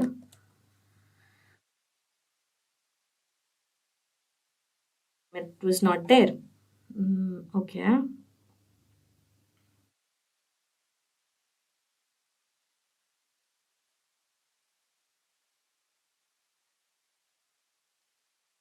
F probably. But I think if we backspace.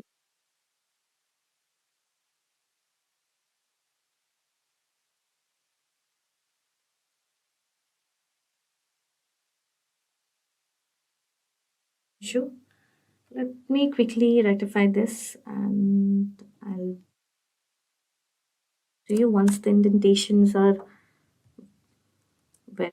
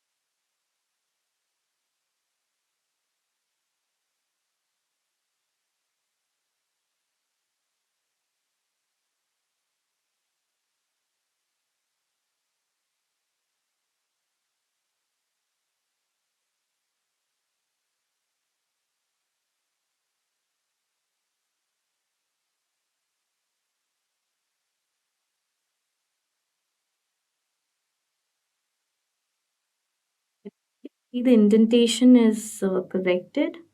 Now let's have a look at the code if it's correct or not. Let's quickly run it. Definitely, it has given our first syntax error again. I can see that even specific video question, it definitely goes to at least one error, which is mainly the syntax one. Sure if that is something with the lead code or with the chat GPT code generation.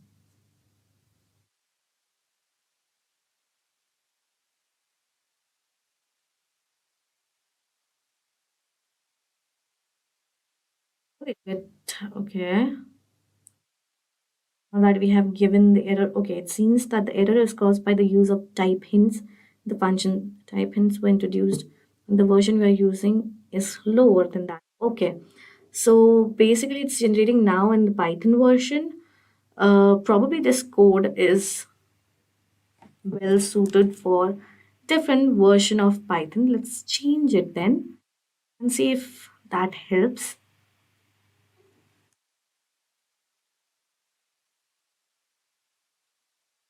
on it. It is actually generating the code. Okay, again given the error. I think it's again something with the self. Uh, Python one, the new code generated is here. We'll definitely come back to that error and have a look at the Python 3 code also. First, let's copy this code and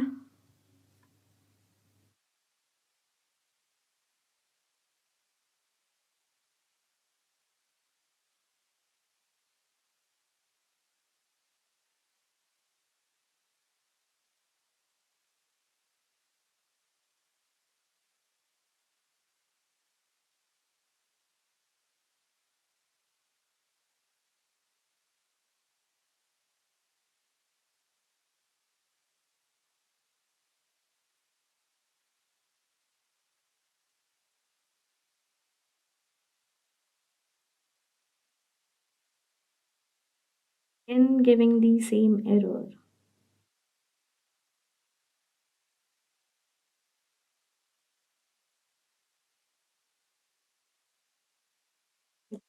Here, let's see what it has to say.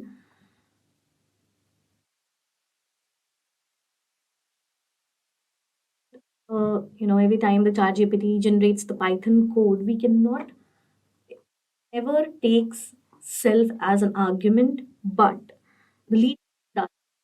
As you can see, when we start the code, it's already mentioned what arguments we need to pass from that particular function. So I think that is something with the lead code. So that what all arguments it's passing, even though we have mentioned everything this time, we have mentioned all the constraints, we have mentioned all the necessary specifications that we want in the code, even then the code is not correct in the one go. So probably I'll give this point to GPT. It's something with the lead code because it's passing that parameter, and every time we have to mention that parameter. Pretty much when we do, the chat GPT is able to solve the question. So let's see. Let me actually mention that pass self parameter, self argument from that parameters. Make it a one of the parameters.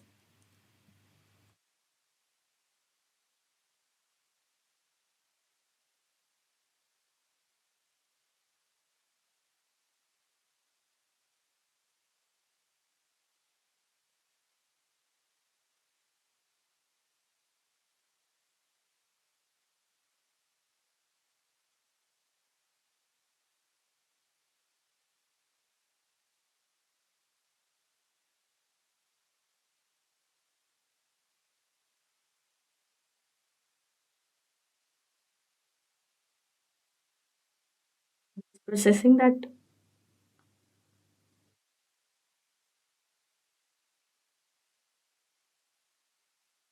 Yes, self can be passed as the first argument to the given function. Now let's see if that it's able to give the correct solution or not. Again, we can see it's generating the code and you know Python 3, but we can give that to ChatGPT that either it uses Python or Python 3. The error is with the self argument. So once we mention that error and when we mention that specification that if ChatGPT can pass self argument through that particular function in that code, the solution is pretty much right. So here it's also implementing and giving the answer.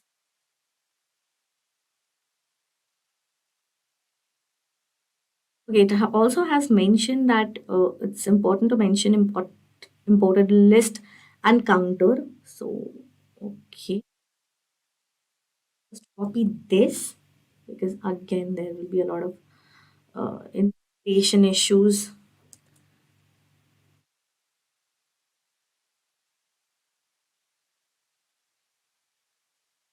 Okay, now that we have it, let's copy the code. Was already mentioned, so yeah, we'll just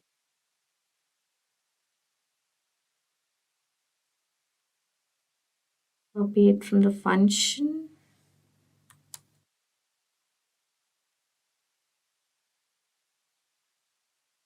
paste it.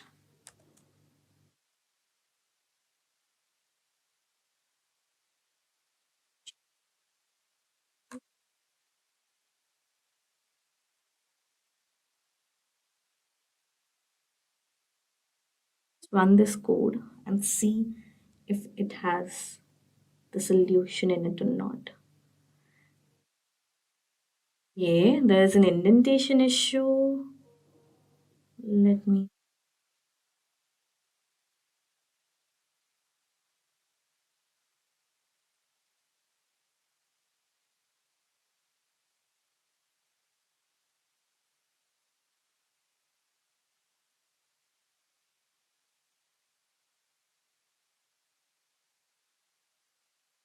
Again, as you can see, it is able to pass all the test cases here, and the runtime is 28 ms. Now, let us submit this question and see if it is able to pass other test cases or not. Accepted. So it is able to pass all the test cases, and I think this is something with LeetCode again. Whenever we are generating the Python code, we are actually passing self argument in LeetCode, but ChatGPT is not assuming it. So their solution is definitely correct. Even though we are specifying everything, we will have to be more specific that we have to run one more argument from the function so that it generates the solution in one go. So let us try that in our next question. But we can definitely see ChatGPT was able to solve this. So now the scoreboard is 2-1. Uh, among the three questions, it is definitely able to solve two questions. Even in the first question, it was able to generate a correct solution, but it was not that accurate to pass all the test cases.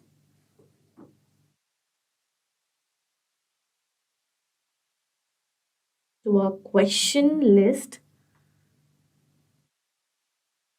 the next question that we are going to cover is N queens.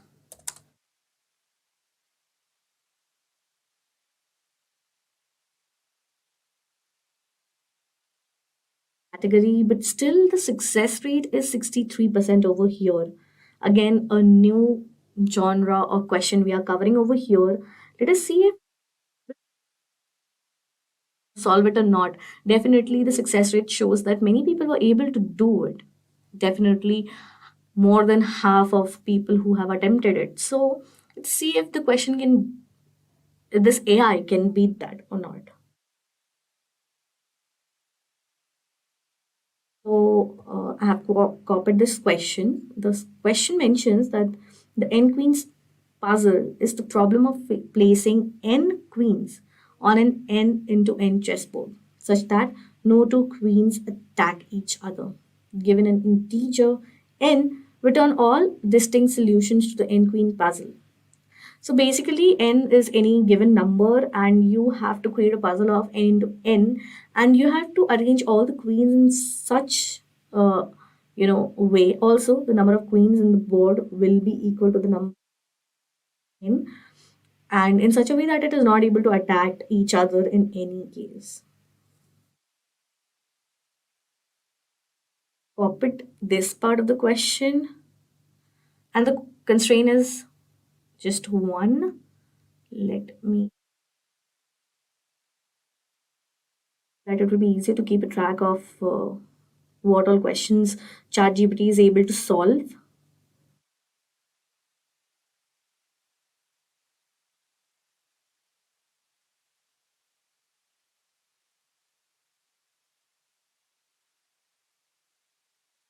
So these questions are very popular in interviews. Uh, Whenever you actually go to technical rounds and for prestigious companies, these questions are very popular.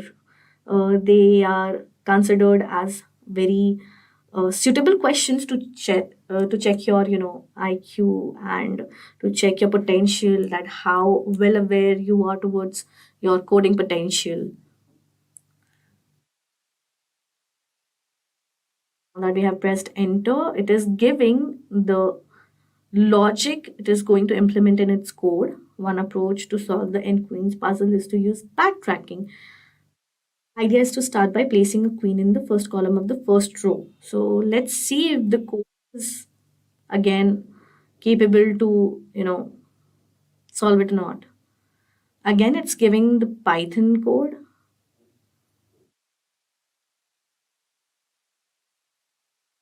Generating the code, let us quickly see whether it's Python or Python 3. Python 3. Okay. Once the code is generated, I'll also write that you need to pass one more argument from the main function, that is self, and let it generate the code again and see that code can run in one go or not.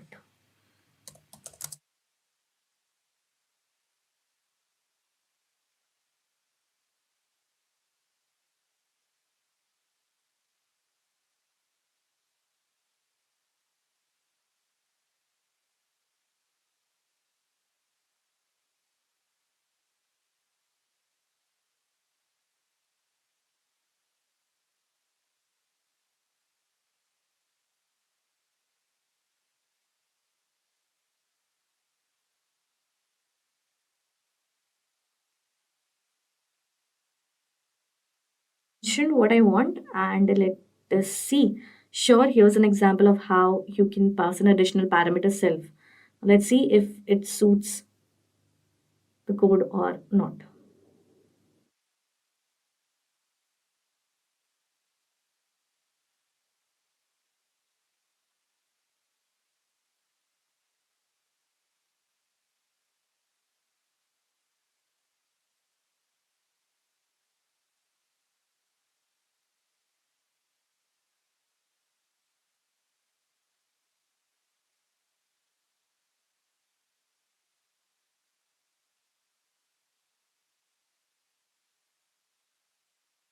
The solve n queen function is a method of the n queens class, and it takes self as its first parameter followed by the integer n. So yes, this solution does take self as a parameter. So let's see if this can run in one go or not, because this time we have already covered the most frequently generated error, which is syntax error of not mentioning parameter self. Let me see the indentation if it's correct or not.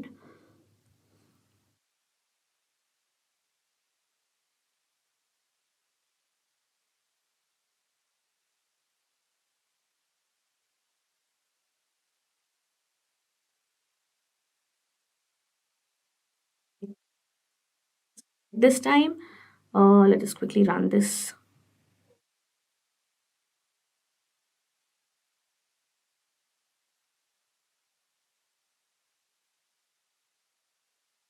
Class.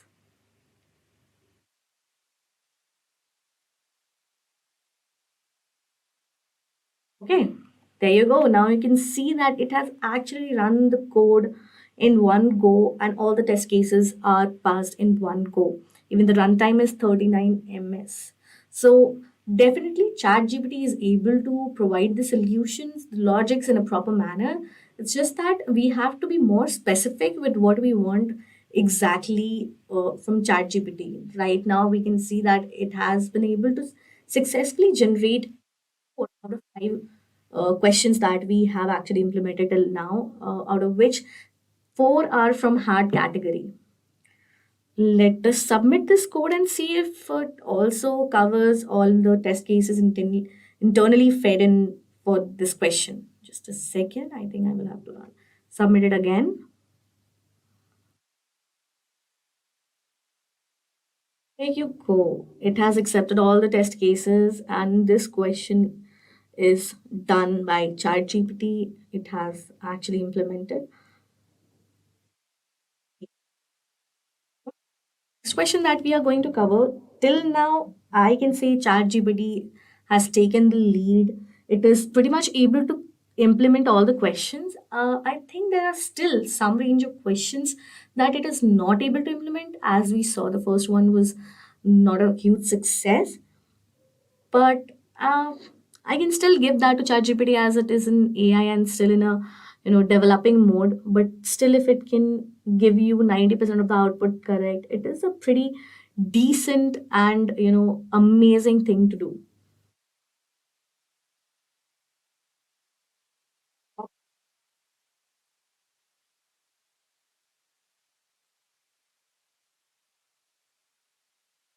Question is shortest subarray with some at least k. Now let me search for it.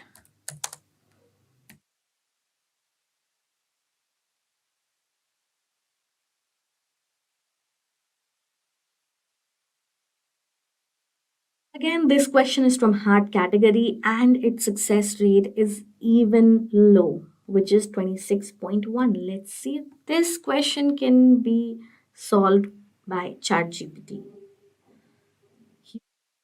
Let's have a look at the question. Given an integer array nums and an integer k, return the length of the shortest non-empty subarray of nums with a sum of at least k.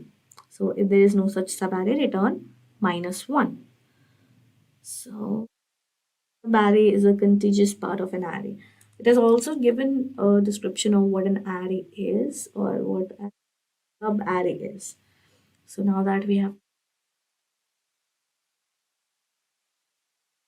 created a new chat, and let me screens.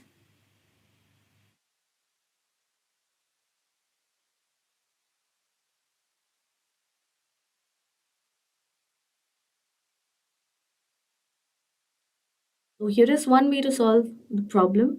Initialize 2 pointers, left and right, both pointing to the first element of the array. Initialize a variable.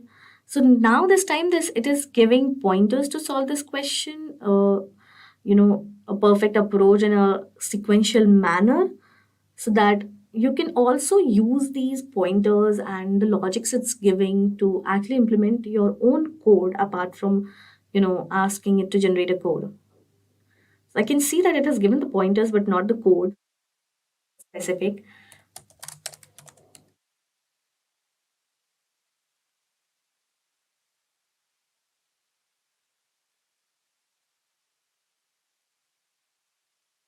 So yes, it's giving an implementation of the algorithm in Python. Uh, Again, we can see it's not the Python 3, it's Python, little lower version of Python.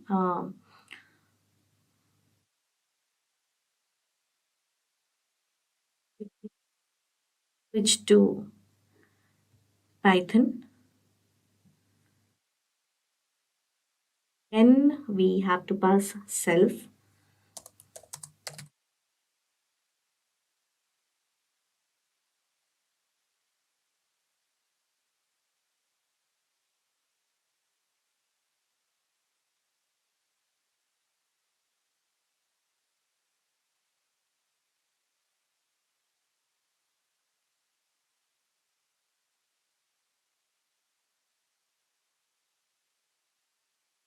So it has generated the code and explained what all variables and what all statements have the individual functionality as. So we have also asked it to pass self parameter through its function and then write the code. So let's see if it adheres to it and generates new code with self parameter. Okay, so here is the new code with self parameter passed through the main function. Now I do have confidence on ChatGPT till now that it was able to generate logical and pretty much decent solutions for every question.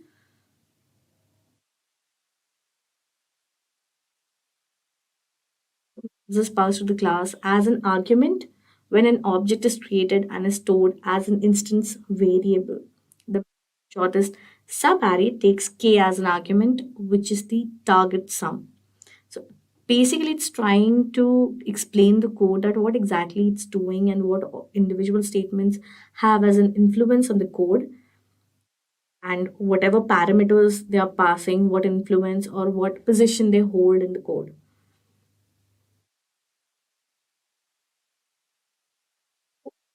Definitely, ChatGPT is not just generating the code.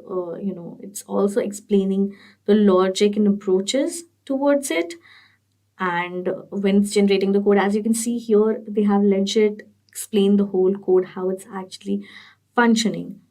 That's a good way to put emphasis on put a confidence on the solution.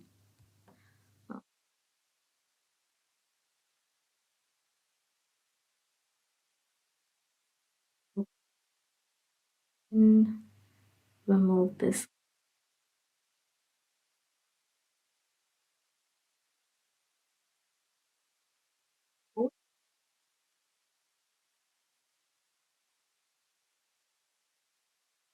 Okay,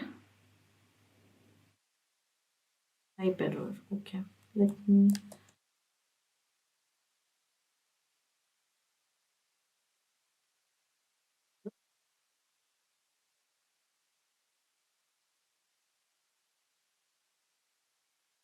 Okay, so it's apologizing it made a mistake in its previous response. The init method should take two arguments, one for the nums array and one for k.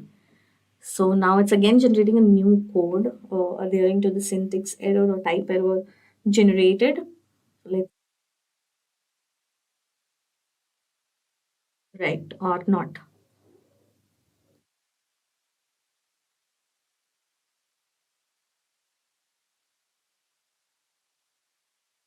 As mentioned that here the init method takes two arguments, one for the nums array and one for the k, which was the error exactly. And it's again explaining the whole code so that one person who watches code or the logic could understand the functionality of it.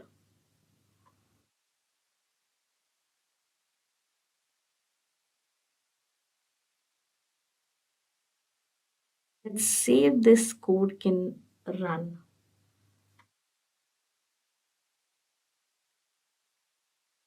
Code, checking for indentation, removing class, and run.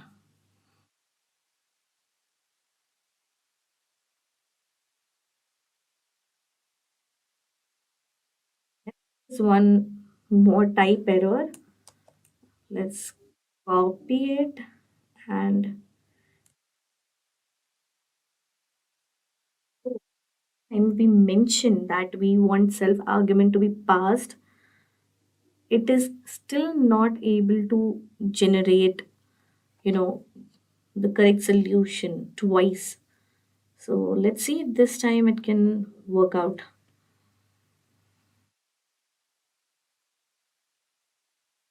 issue though with the code. Apologize for the confusion. It seems that I misunderstood the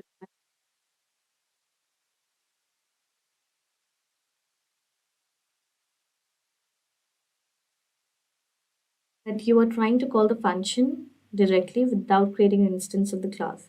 In that case, function outside of the class and simply call it by passing the parameters like this. Okay, the code is definitely generated by itself. So definitely I am not calling any function. The code I copied was actually generated by ChatGPT itself. So it's it contradicting its own pointers? Maybe. But we have copied the the code. Let's paste it. Again, look for indentation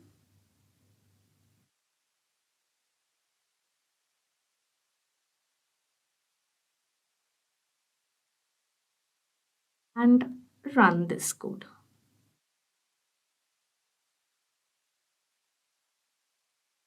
Okay, once again, it is not able to, you know, pass. Time error is there. Now, again, we have to copy this error and paste it.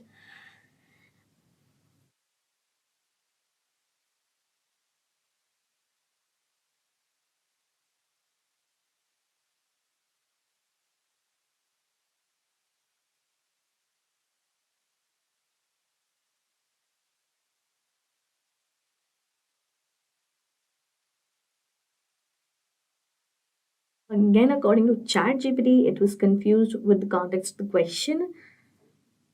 Like I said, the code was anyway generated by ChatGPT. So yeah, this time I think ChatGPT is trying to contradict its own logics.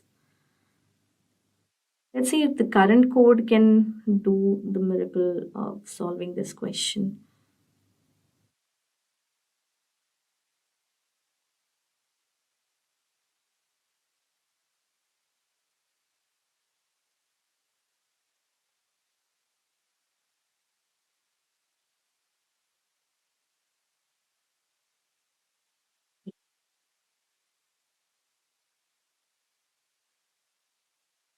Class and run.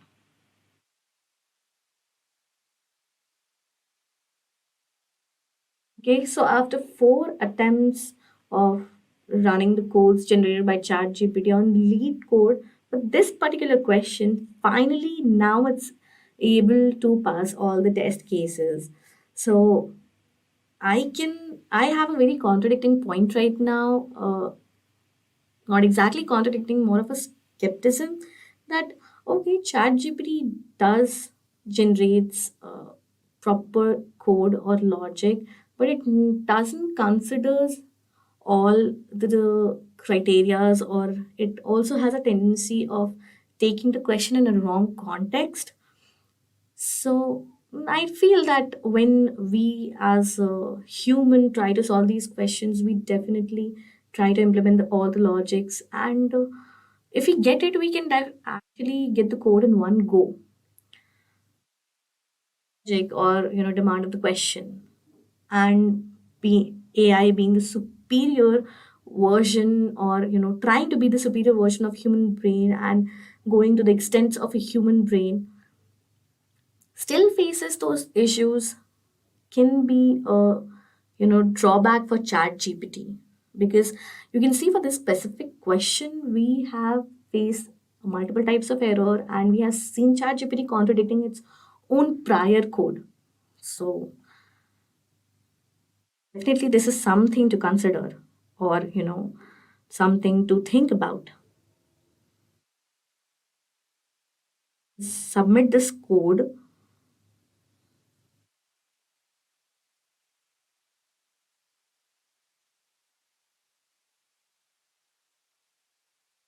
And like I said, after giving 4 attempts, it is still not able to pass all the test cases. It is only able to pass 61 out of 97 test cases.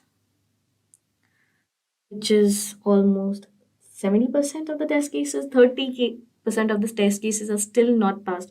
Even though we mentioned all the constraints, we have mentioned the comments, we have mentioned all the errors that but this particular code can go through. Still, it was not able to generate the proper code that could go through all the test cases. So this was a fail for ChatGPT. At least till now, we have made out this point that ChatGPT is definitely not able to solve every question. Question: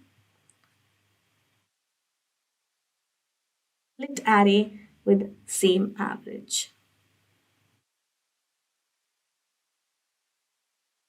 Correct? Split array with,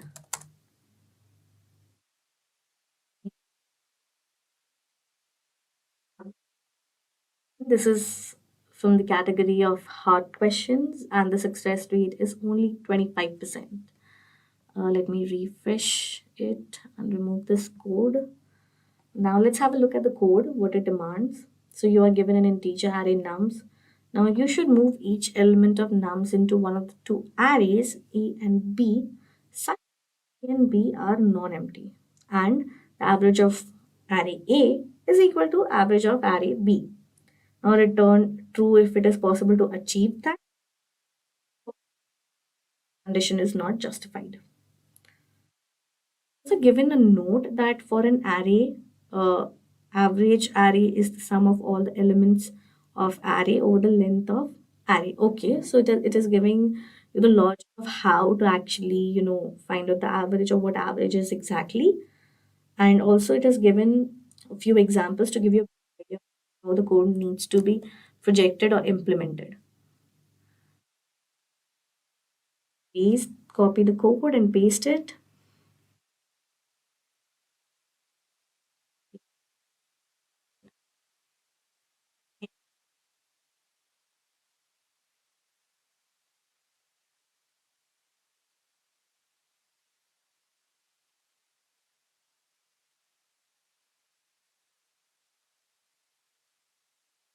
Okay, it is possible to achieve this by checking all the possible subsets of the nums array and comparing the averages of the subsets. So definitely it has given you the approach, the way you can actually think of solving this question.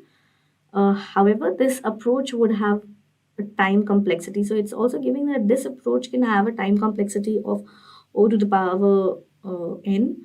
So again, it's suggesting a different approach, a more efficient approach that will be using dynamic programming. Now, that can be used to find the subsets with a specific average and create a 2D array with the length of I and j, that will be the length of the two arrays we have actually given as input, and represents whether or not it is possible to get a sum of j using the first elements of the nums array. So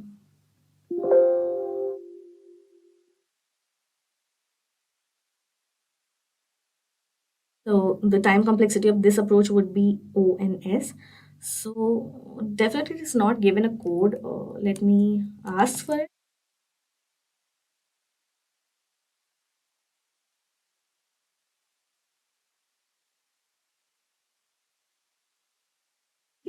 But not for every question ChatGPT is generating a code. It is also mentioning just and the approaches that we can actually use. Definitely, again, we will have to mention that what we want from them.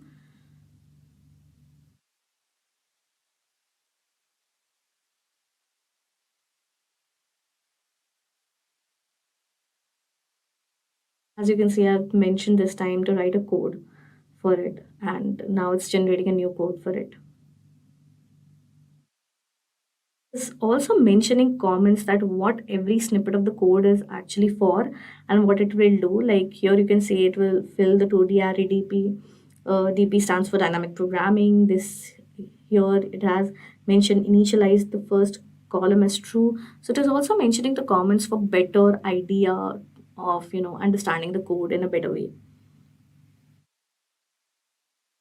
Also giving the note that this implementation assumes that the nums array is non-empty and that the elements of the nums array are non-negative integers. Okay. Also, the above implementation will return the possible subset that can be formed by the array to fulfill the given condition and not Boolean true and false. But that's what we want exactly, right? Still, okay, let us, this approach is in Python. So let's copy this and see if this code can run or not. I can clearly see that again it needs to pass self uh, parameter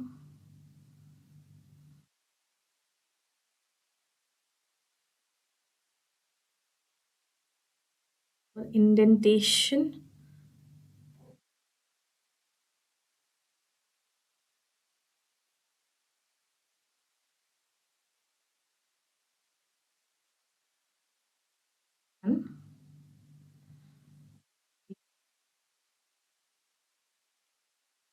Give it a heads up.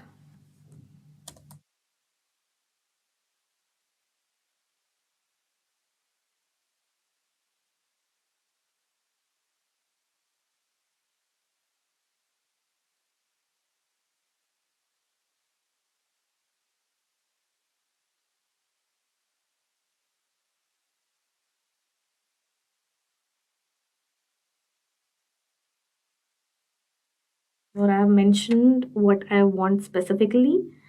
Uh, sure, here is an example of how you can pass the self parameter. So now the current solution will pass self. Okay, generate. There was an error. Okay.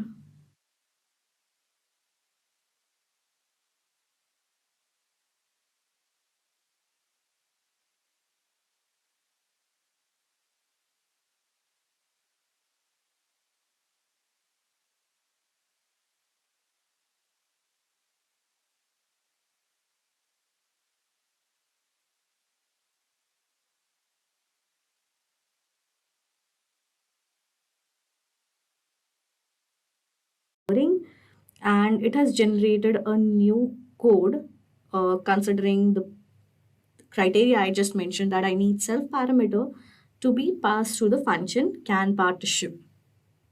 So I have copied it and let's quickly paste it over here.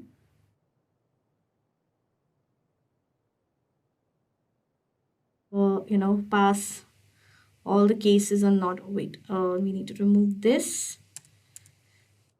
Okay, it's done. Now quickly just run this program. Okay, so here is error, attribute error, solution object has no attribute. Okay, so let me copy it and paste it over here and see what ChatGPT has to say about this error. Okay, the error message solution object has no attribute. Split array same average suggests that there is no method named with this in the solution class. So it is likely that the test case is trying to call this method, but it does not exist in your implementation. Anyway, that I have not mentioned this method, this was given by ChatGPT itself. So again, we can see the condition that it is contradicting its own. So again, it has generated a new response and it says that it should resolve the issue and the test case should be able to call this particular method correctly. So that is something for us to decide. Now let us copy this code and see that now is it able to run or not and pass all these test cases or not.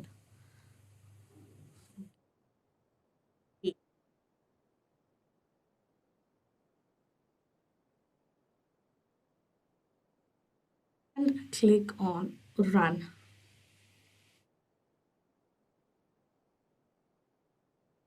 Okay. Now the new generated response does works for this particular question and the runtime is 12 ms and it thus passes the first two cases mentioned. So let us quickly submit this code and see if the code is perfectly, fine to deal with all the test cases actually fed by LeetCode.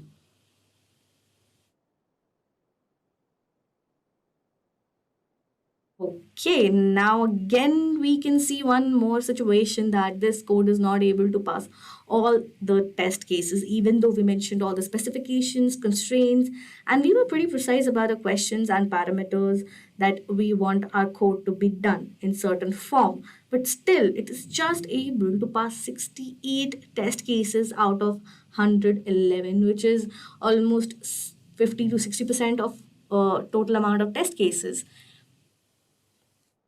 So let's move on to the next question. That is, find substring with given hash value. So let me quickly search for this question. Find substring with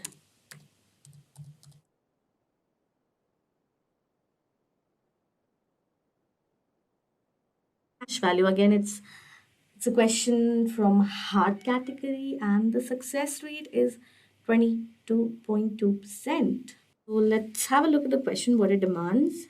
So here, the hash of a zero-indexed string of length k given integers p and m is computed using the following functions. Now, hash with parameters spm, this is the logic given how we want our output to be demonstrated in a certain value or how the hash can be generated. The particular formula, how you can get the hash value of your, string. So the question is, you are given a string and the integers, and you have to return the first substring of that string of length given to you. Here it's k. The test cases will be generated such that an answer always exists. We are going to copy this course and mention all the specifications mentioned here in their ChatGPT console so that it gets all the specifications.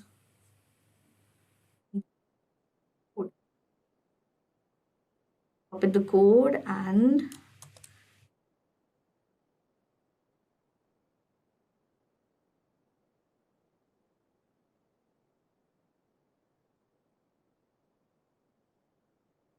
so I have copied the code and paste it over here.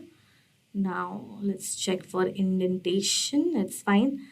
Let's remove class my class and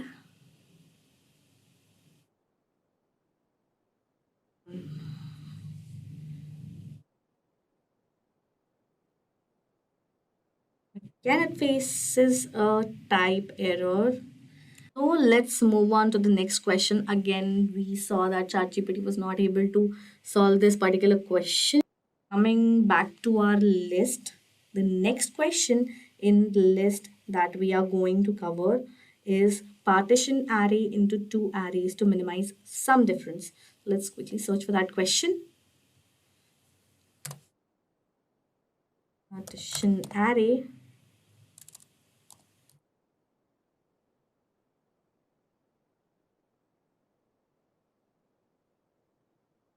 to two arrays.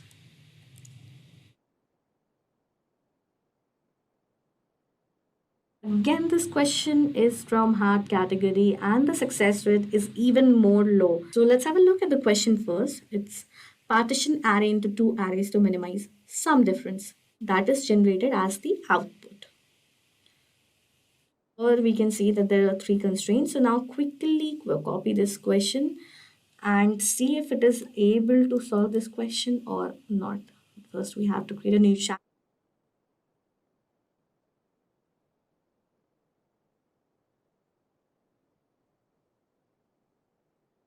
Copy all the constraints.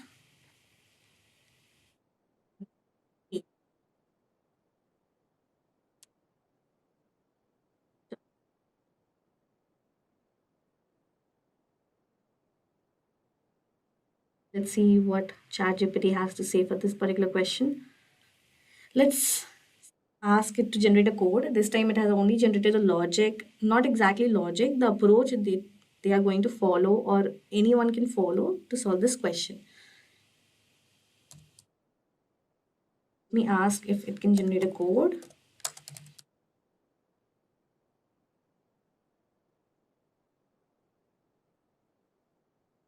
It's definitely taking longer time to generate this code.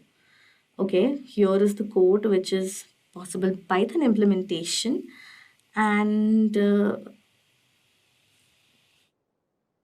okay, the code is generated, and it's mentioning that the code takes in an input an array of integer called nums. So basically, it's explaining that what it actually it's doing, which is pretty much explained in the question itself, that what exactly it needs to function like, and what will be the variables, and what will be the inputs, and how it needs to be segregated to obtain our optimum result. So let's copy this and paste it over here. Again, like I said, we can see that it's generating, again, we could see that pass self parameter. Okay, in the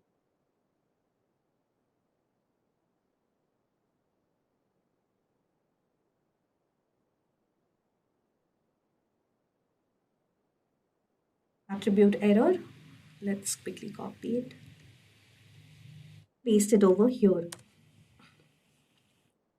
See what ChatGPT has to say about it. Okay. That you have seen that after placing the error, it's giving that error message you're seeing suggests that there's a problem with the function name in your code. So the error message is indicating that there is no function called minimum difference within the solution. Also, I have seen that apart from the function name, it doesn't have a self parameter. So let me just write it down.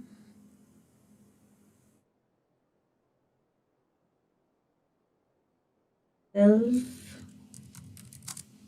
argument in apps. Wait, let me copy it. That will be better.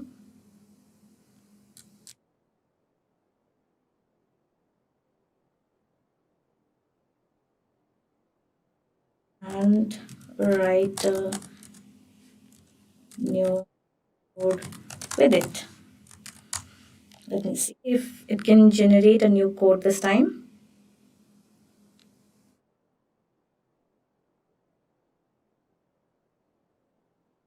So yeah, it has agreed. Sure, there is an example, and here's the code. So I have copied this and pasted over. See any such huge difference in the syntax or the logic of the code? But yeah, we can definitely think of running now. Let's run this code. We copy it and paste it over here. Again, an error has prompted out. I don't know how valid code we'll get after projecting this error over here in ChatGPT. So yeah, definitely considering the error message you are seeing is indicated that the function is returning INF, which is not a valid value for the expected return type integer. So in the base case where I and j are both 0, the value of is set to float, which is positively infinity. However, the expected output is an integer, so this value is not valid. So again, considering this change, the ChatGPT is giving a new code. So let us see how valid this new code is. Okay, I can see that it has changed the logic over here. Instead of float INF, it has changed, it has written a new syntax, a new logic over there. Now, and also ChatGPT guarantees that this may solve the issue of returning INF as the value. Let's see how accurate ChatGPT here is. Now, we have pasted the logic. Yeah, as oh, yeah, sorry, I need to remove these two lines. Now let's quickly run this program.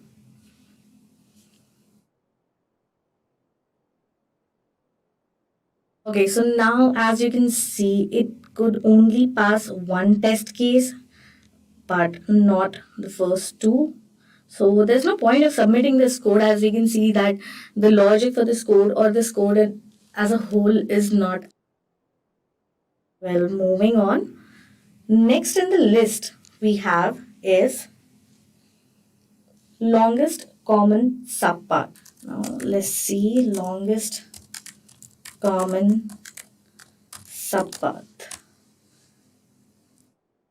So this question also comes from category of hard questions and the success rate is 27%. Now let's see what this question demands actually.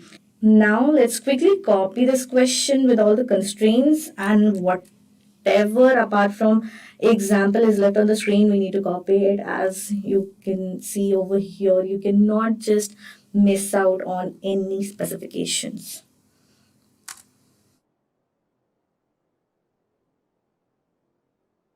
Talking about the constraints, copy and paste. Now enter. Giving the approach to solve this question, which is dynamic programming approach. Okay, we didn't got any code over here, so let's try that if it can present a code.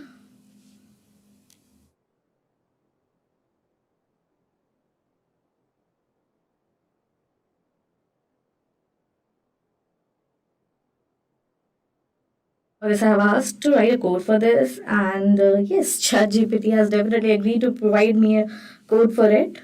ChatGPT is done with its explanations. I'll type it out and wait for the new code, which will contain self as a parameter. That this code is pretty similar to the previous one. It's just that it's using the self argument in the function as it was mentioned by me. So let's quickly copy this code.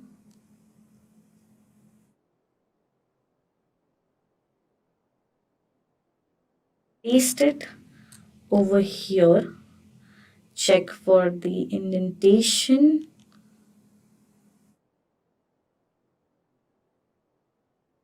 Run this code. I don't think there should be any. Okay, I spoke too fast. Here we have another error. Let's see what ChatGPT has to say about this.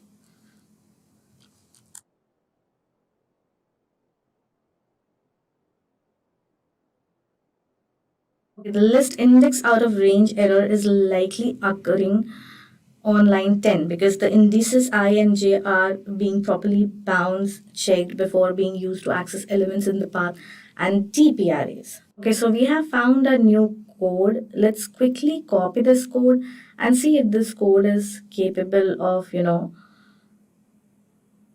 eliminating the errors we probably found.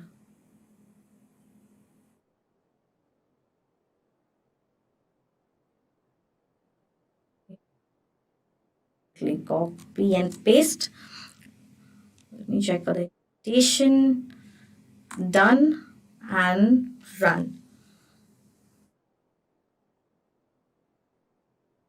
Then we got a error over here. Even though after providing so many specifications and criterias and errors and conditions, yet ChatGPT was not able to provide a perfect solution for the code.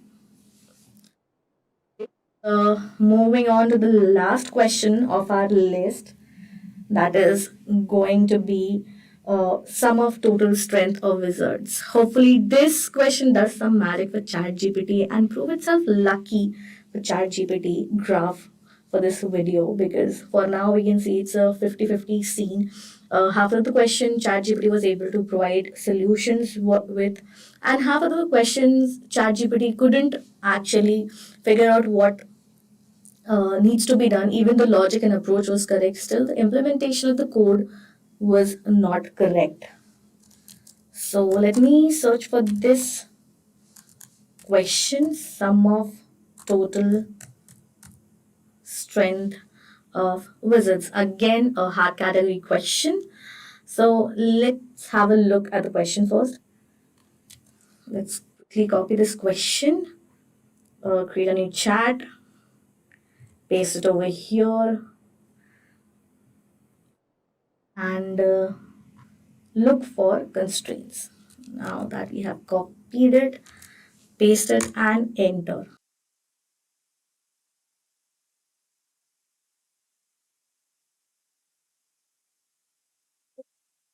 It's giving an approach how you can actually think of a solution for this particular question. ChatGPT has not generated any code. Let me ask for it.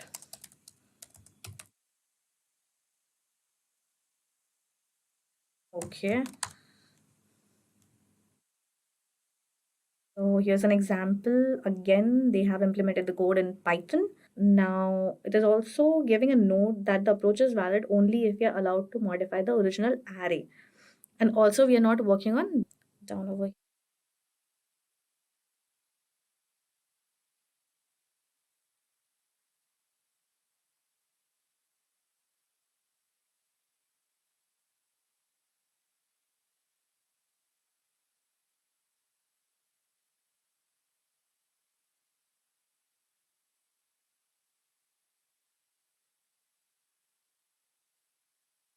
mention and then write this code. So let's see if we can do it with self argument. Okay, so yeah, there's an example. It's generating the code. Okay, so let's see what's the update with the code.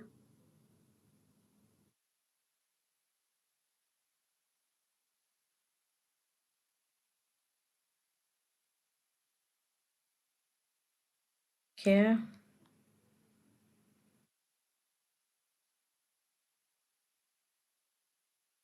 Yes.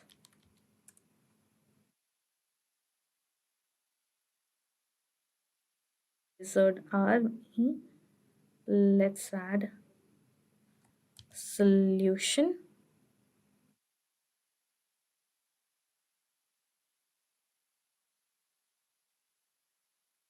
And run the code. So there's a runtime error. Let me see why.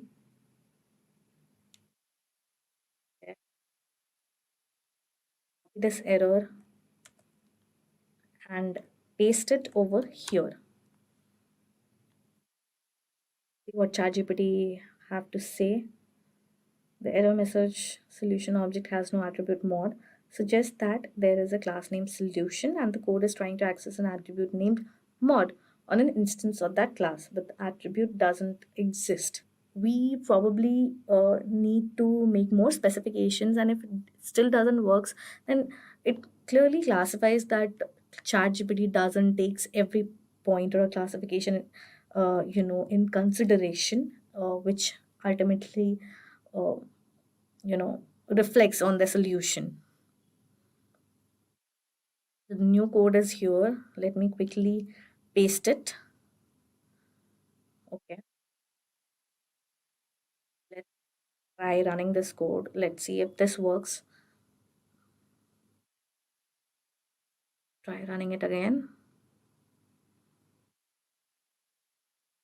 Again, it has a runtime error. Was unable to solve one more question. Now that we have tried and tested a huge spectrum of questions from LeetCode on ChatGPT, we can conclude that though ChatGPT is an amazing tool with a bright future, it still has its own limitations, and maybe it is not ready to replace humans or compete with human brains. These questions were picked from a list of frequently asked questions for interviews and examinations. ChatGPT does have a potential to generate logics and approaches for the code in an effective manner, but still its ability to analyze the question is weak as compared to humans. As we know, these questions are there. The success rate does shows that a proper solution do exist for these questions. But still, even after multiple attempts, ChatGPT was not able to find the correct answer. But we can also give ChatGPT the benefit of doubt that it's still in its initial phase, and still there are a lot of aspects that need to be worked on. So probably in future, ChatGPT can take an upper hand over this. But for now, ChatGPT needs to do a lot of work for these situations.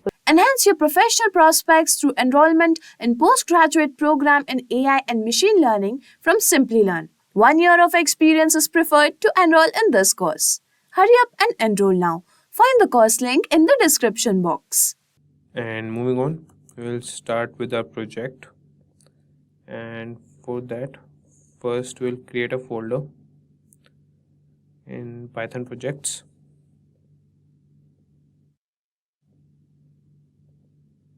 And name it as Telegram bot using ChatGPT.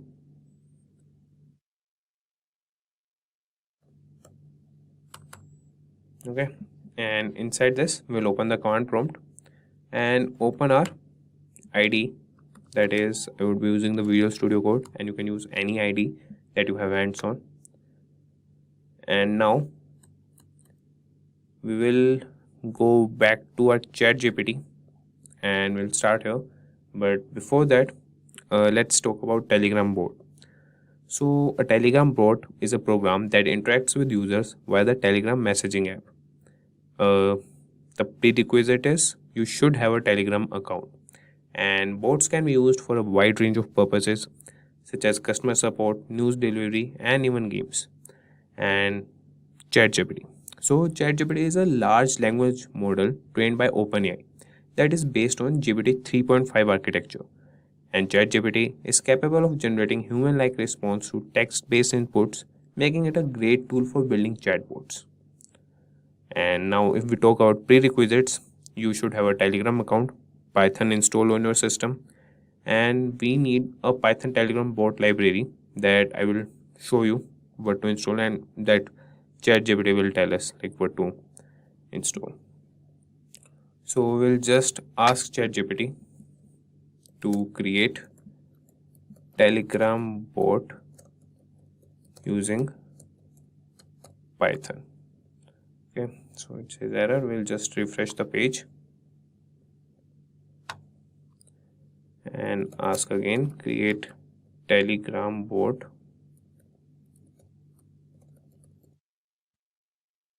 using Python. Okay, I will see what he states. So create a Telegram bot. You need a Telegram bot talking to the bot father. Yeah, we have to go to the bot father. I will show you guys how to do that. Install the required libraries. Next we need to install. Okay, and write this code. Okay, so in this script they have started with the start function, so it will just say as hello when it would be started. Okay, so we'll add some more functionalities, and we will ask where to find the your API token here. So I know like we have to go to the bot father, but we will ask ChatGPT also, where can we find the your API token. So it states that to get to Telegram bot API token, you need to create a new bot by talking to the bot father on Telegram. Open Telegram and search for bot father. Okay, and send the bot father message, that is /new bot, and the bot father will ask you for the name of the bot, and it will ask you about the username, and the fifth is the bot father will then generate a token for your bot. This token is a string of characters that uniquely identifies your bot on Telegram. So keep this token secure, and I will also blur it so you guys won't be able to see it. Okay, so moving to a Telegram, we'll just search bot father here, and you can see this is the bot father, and we'll just click on start, and they asked, the ChatGPT asked us to write /new bot. We'll just click on this and we'll get, so we'll write a new bot. How are we going to call it? Please choose a name for the bot. So we'll write Simplilearn underscore new bot. Okay, good. Let's choose a username. So simply learn 11 underscore bot, and it states that your username should end in bot. So we have ended with bot, and you could see the token here, and here you can just access your bot. So we'll get back to our ID and create a new file, and I will name it as new.py only, or you can name it as bot.py or anything you want. We'll get back to our ChatGPT, but before that, first we need to install the library. For that, you can go to the command prompt, or you could use the terminal of your ID. That is, in Visual Studio Code, you could use the terminal to install the libraries. You could see that the requirement is already satisfied, as this library is already installed on the system. So moving back, library is installed, and now we'll copy this code and paste it here, and we will just change the token.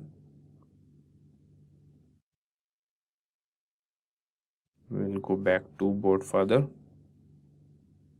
We'll copy this token, come back and paste it here.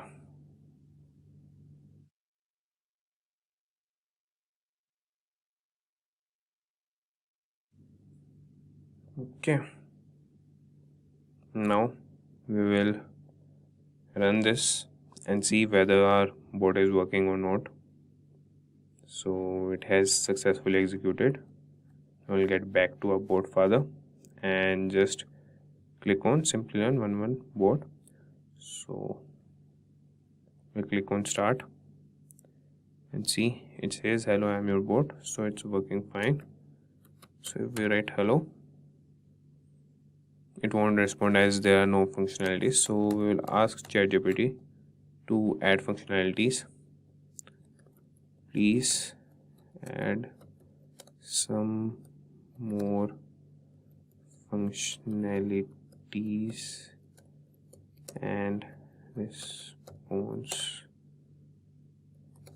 to the bot. Let's see.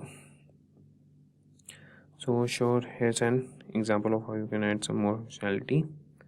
So they used bot updater dispatcher. Okay, define the help command handler. Okay,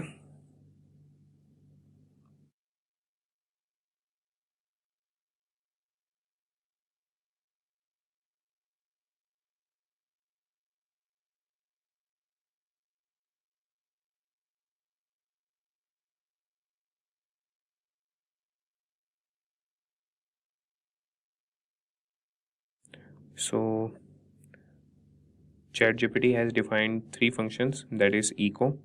And what does echo do? It will just give you the same thing what you give to the bot or what you write to the bot. Caps, that he has also declared a help function, and in which you can see like what functionalities does the bot have, and the caps will do, it will convert the message to all caps. Echo the message back to you, it will give you the same message. Slash start, it will start the bot, and slash help to get help. And now unknown, if there is something you ask out of these things, it will just say sorry. Okay, I will let you guys understand this code also, but first we'll see whether it's working or not. So for that we have pasted it here, and we'll paste our API token again.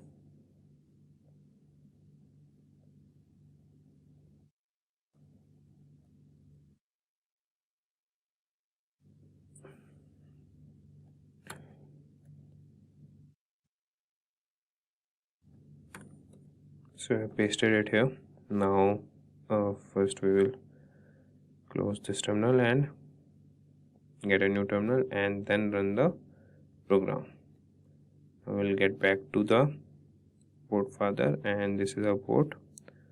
So we'll just write /start and it says hello, I am your bot.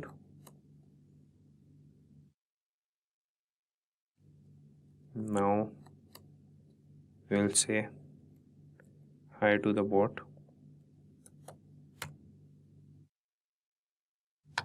So okay, it's not responding. Okay, we'll just close the terminal and we have pasted the keys also. Okay, we'll run it again. Now we'll see whether it's working or not. Start. Hi.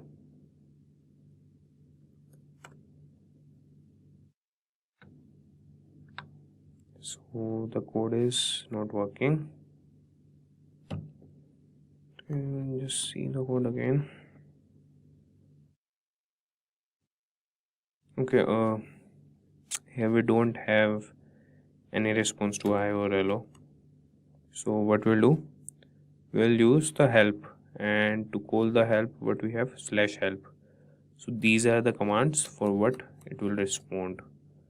So we'll use /help. Okay, now you can see that /start to start the bot that we have done, help, and echo the message back to you. So we'll write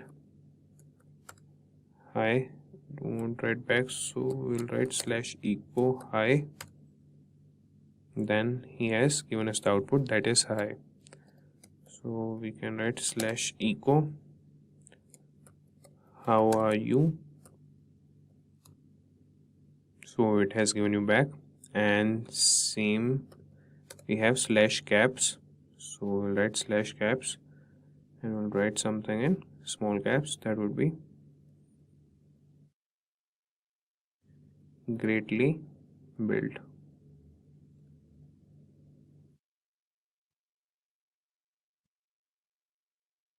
Okay, now you can see it has returned in caps.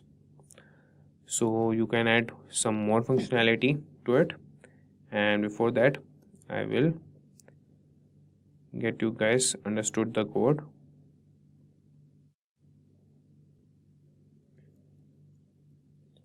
So now we'll see what does this code do. So first we have imported the necessary modules, that is the classes from the Python Telegram bot library that will need to create our bot. So Telegram contains the main bot class, while updater, command handler, message handler and filters are classes that we use to handle incoming updates and messages from Telegram. Okay, now these are we have created an instance of the bot class that is using our Telegram bot API token, as well as an updater instance that will continuously fetch new updates from Telegram and pass them to the appropriate handlers. And we have used context equal to true that tells the updater to use the new context based API introduced in version 12 of the Python Telegram bot library. And we also used a dispatcher object that will handle incoming updates. After that, we have created a start function and passed update and context. So we have defined a function that will handle the start command, and the update parameter contains information about the incoming update from Telegram, while the context parameter contains some useful methods and objects that we can use to interact with the Telegram API.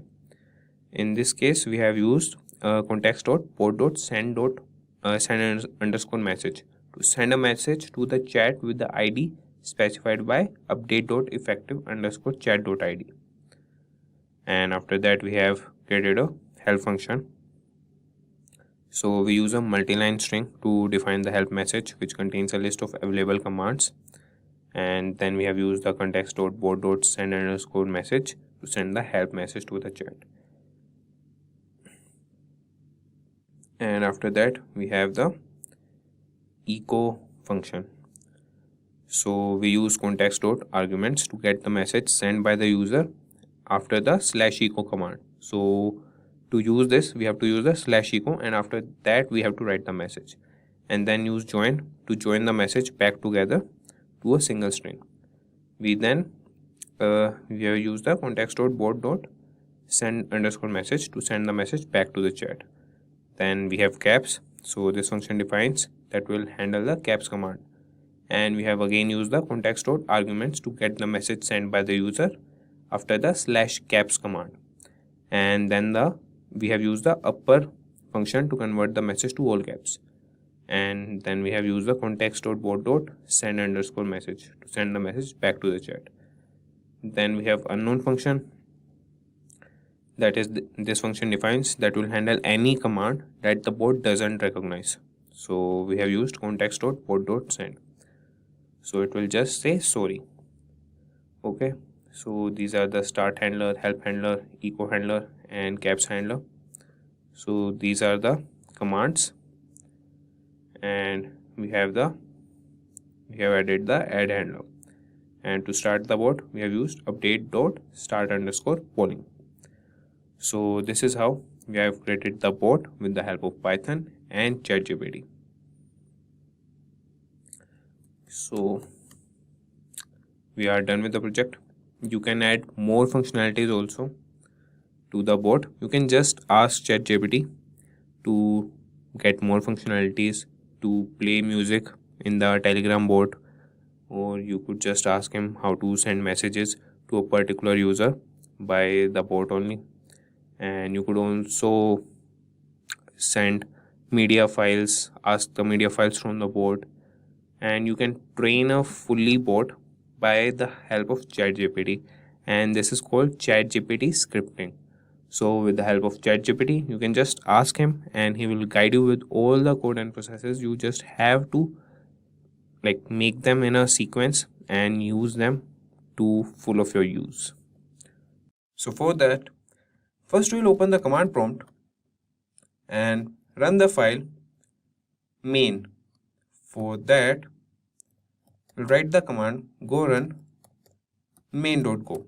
So this is the file that is written in the Go language, and we're gonna run with the command go run main.go. For that, you need to have Golang installed on your system. So I will guide you with all the process, but currently we are seeing the demo. So here, this command will generate a QR code that will scan with the device which we want to integrate the ChatGPT on. So we'll wait for the file to get executed, and after this we will execute the server.py file, and that will open the ChatGPT on the Firefox browser. You can also use other browsers, that is Chromium and other if you want, but we'll use Firefox to skip the one-step verification that ChatGPT asks us whether if we are a bot or a human. So we'll run the file again, as there was some error. So this time, yeah, it ran perfectly.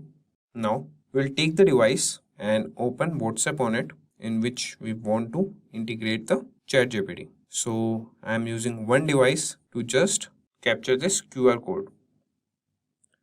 So this is the device, and you can see that my device has captured this QR code, and you can see here that WhatsApp me MEOW, it has been activated. So now we'll run another file, that is server.py file, and that is the Python file. For that, we'll open the command prompt again, and that would be another command prompt. And to run that file, we'll write the command python server.py. And you can see in the Firefox browser, ChatGPT has opened, and I have logged in already, so it didn't ask me to log in again. Now we'll take another device and we'll message on the mobile device which has been integrated with the ChatGPT. So from this device, I will write hi, and you can see on the screen that ChatGPT replies, "Hello, how can I assist you today?" And the same you could see on the WhatsApp chat. So today we will ask ChatGPT, what is the capital of India?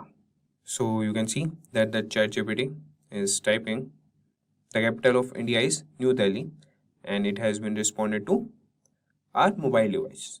So this is how we can integrate ChatGPT on our WhatsApp. And this would be the simple tutorial. In this, you don't need to code any. There would be another tutorial if you know what's behind the code or what behind the integration part. So you could watch that video and know how we have integrated. But in this tutorial, I will guide you with how to download the files and how to run the files and how you can integrate ChatGPT. So I have a question for you, and your question is, how much time did OpenAI's ChatGPT took to hit 1 million users? So it's in days, and your first option is 9 days, second option is 5 days, third option is 7 days, and your fourth option is 6 days.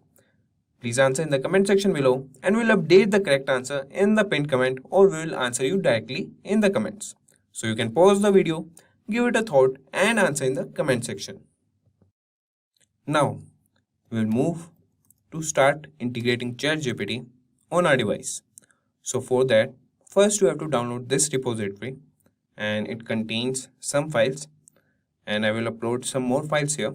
You just have to download it, download the zip file, and after downloading it, you just need to extract it in a folder.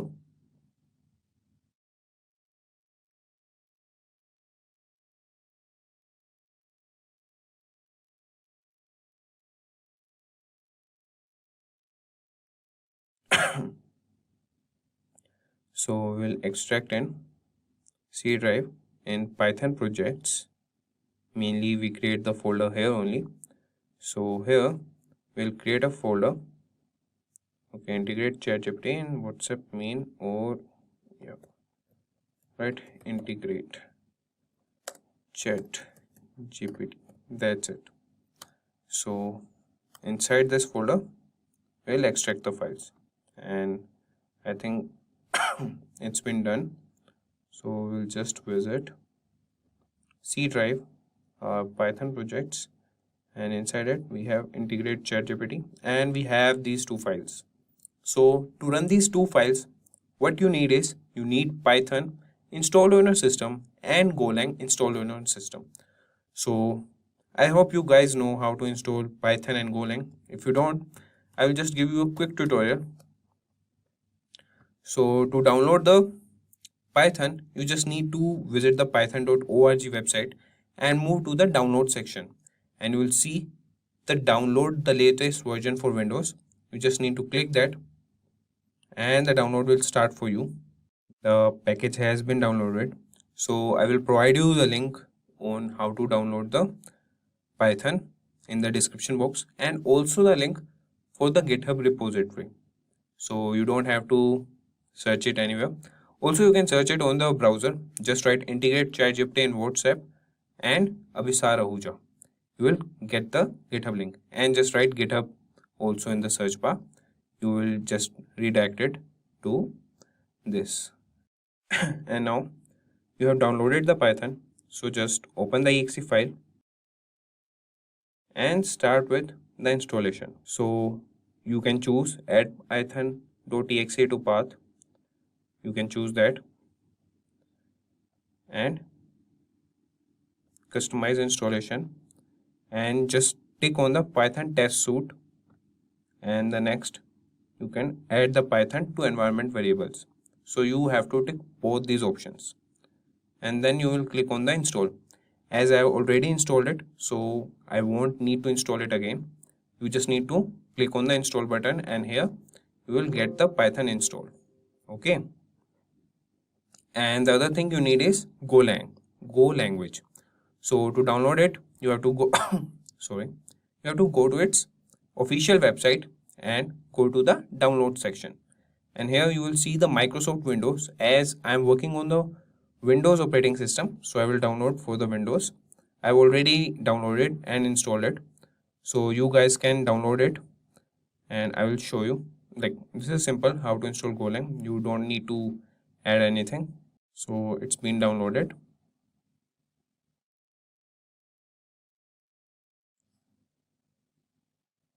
Okay, to guide through the installation. Okay, so we are just waiting for the setup to be initialized so that we can install it. Now you can see the next button is available.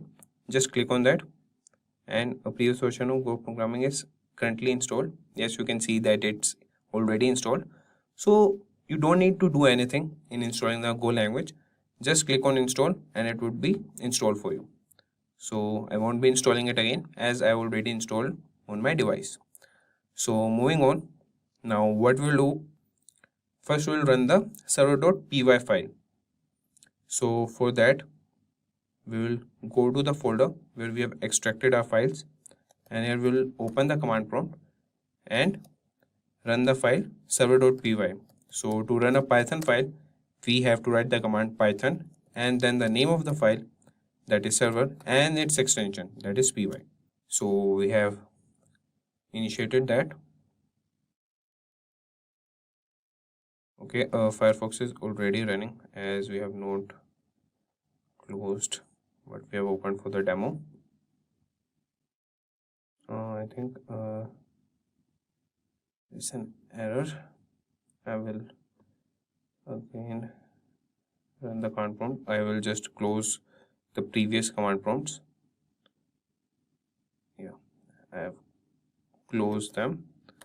Now I will open the new one and you should open the command prompt, the new command prompt, after installing the Python and the Go language. I will also assist you in installing the GCC compiler because you would be needing that for Go language. So first we'll run the server file. So you could see that by running the python server.py file, you could see that the ChatGPT has opened up in the Firefox browser. So I will show you the code, what we need for that. You need to install the Flask, System OS modules, Playwright module, and here in the 16th line, you could see that we have used Firefox. You could use Chromium for Chrome, but the case is you need to do the one-step verification. That is the CAPTCHA thing for like initializing the ChatGPT. But we don't need that, so we are using the Firefox. So you should have Firefox on your system. Now what I want you to do is just install these modules, as if these modules would not be installed on your system, it would show an error. It would give you an error in the command prompt only, as I have already installed them, so it's not giving me any error. So I will tell you the commands to install them. So to install Flask, you can just write py space Flask in any browser and it will direct to the website. So you could open the first link, that would be pypi.org, and this is the command pip install Flask. So you can just copy that and open your command prompt. First we'll quit it, Control C, and now you could see that we are in the folder integrate ChatGPT, and here you could paste this command and press enter. It states that the requirement is already satisfied, as I have already installed these modules, and the other module you need is Playwright. So just copy the command, go to your command prompt and paste this command and press enter. It would be installed for you. And another module you need is virtual environment. So just copy this and paste in your command prompt. And another module you need is the OS module, OS SYS system, and we'll open the PY PI, that is the official website, the pip command website, and you just copy the command, go to your command prompt, paste the command and press enter, and this module would also be installed for you guys. And now you have installed the Go language, the Python language, and the modules you need to run the server.py file. Now what you need to do is run the Go file. But before running the Golang file, what you need is GCC compiler. So to download it, I will provide you the link for the GCC, or you could just see here. I'll provide you the link in the description box below. You could just click on that. You would be redirected to this page. Just click on this release that was 24th May. And what you need to download is this 64 plus 32-bit. Just download it. And as it gets downloaded, just open it. And click on the create button. And after that, the second option, then next, and the directory you want to install in. As I already installed this, I will choose the C directory only.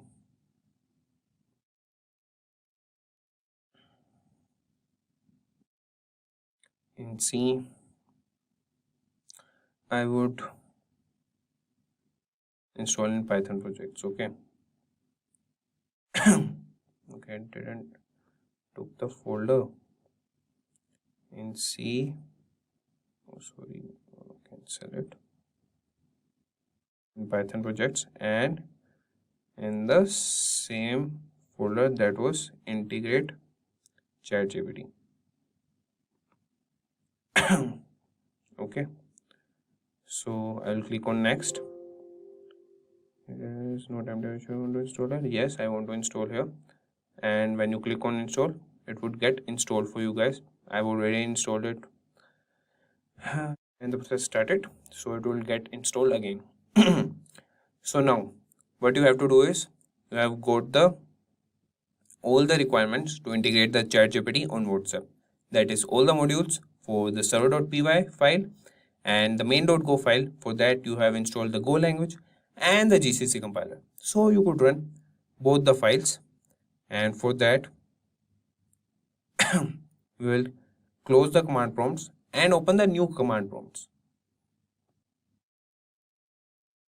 And this is a folder, so we will open one command prompt here. Sorry. And we have to open different command prompts for both the files, for the Golang file and the Python file. Okay. So we will open the command prompt here, and now to run the Golang file, we need to write the command go space run space the name of the file and the extension, that is main.go. And we have executed the file, and this file will provide us with a QR code, and we'll scan this QR code from our first device in which we want to integrate the ChatGPT. And before that, we will run our another file, that is server.py file, and for that we'll open another command prompt. And to run this command, to run this file, we'll write the command python space the name of the file, that is server, and the extension .py.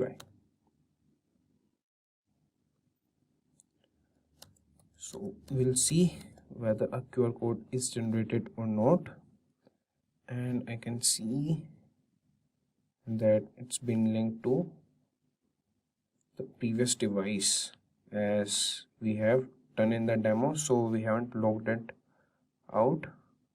So I will check with the device. Yeah, it's been active, so I will just log out from that device and run it again.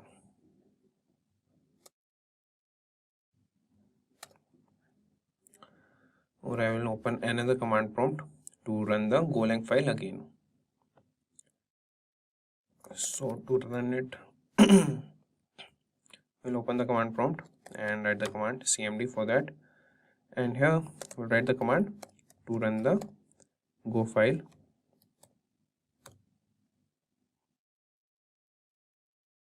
and we have done that. And if we see the server.py file, yeah, it has been perfectly executed, but we are not able to. Yeah, our ChatGPT is running fine. Now what we have to do is use our first device to scan this QR code so that ChatGPT gets linked to our first device, and then we'll use another device to chat with the ChatGPT. So now we have opened our first device and open the WhatsApp and click on the link devices, and here we will scan this QR code, and you can see that it's logging in. Now it's logged in, and now from the another device we'll ask a query to ChatGPT, and we'll ask ChatGPT to write a code to add two integers, and that too in Python. So we just misspelled Python, but we hope that our ChatGPT understood that. So here we can see that the ChatGPT code the command, and it has run a good example. So here's an example code to add two integers in Python. So you can see that ChatGPT has been integrated, and we'll see its response. Yeah, we got the response, and now we'll ask another question, and that would be, what is the currency of United States?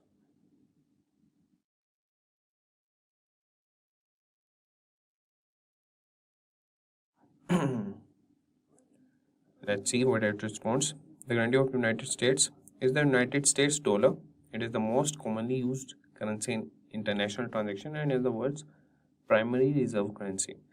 So we can see that till it writes all the lines or sentences, it's been executed on the browser, and after it completes or it stops generating the answer, it sends it to the WhatsApp chat. So here we are done with the project.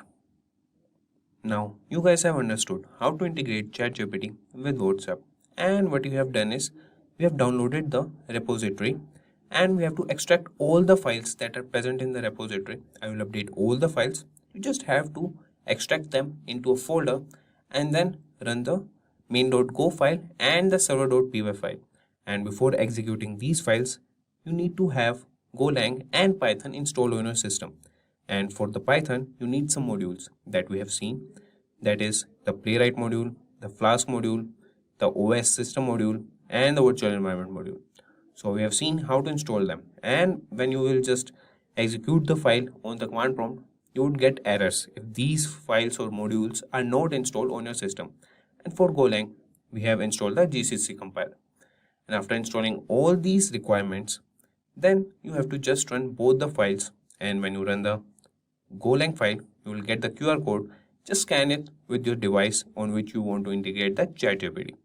And after that, from any device, you can just message on that number on which you have integrated the ChatGPT, and the ChatGPT would answer all your queries.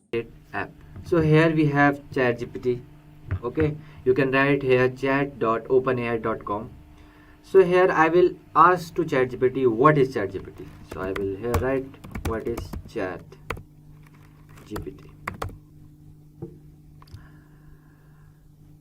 So here you can stop generating if you want to. Okay, I will stop generating. Okay. So ChatGPT is a conversational artificial intelligence model developed by OpenAI. It is based on the GPT generative pre-trained transform architecture, specifically GPT 3.5, which is an advanced language model. So GPT 3.5 is trained on a massive amount of text data to generate human-like response to a wide range of prompts and questions.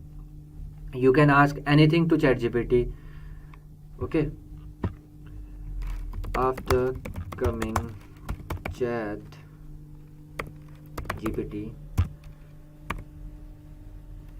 software developers are safe. Software developer jobs are safe. Like nothing.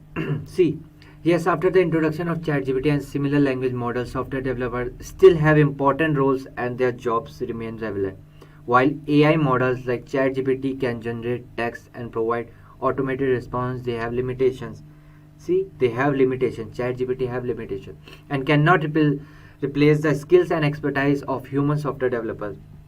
So here is a few reasons why software developer jobs remain valuable. Okay, so here are the few reasons. So you can ask anything to ChatGPT. So what we will do, we will create a small gaming app.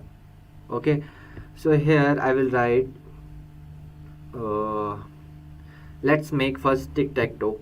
Okay, so here I will write give me the code for tic-tac-toe game.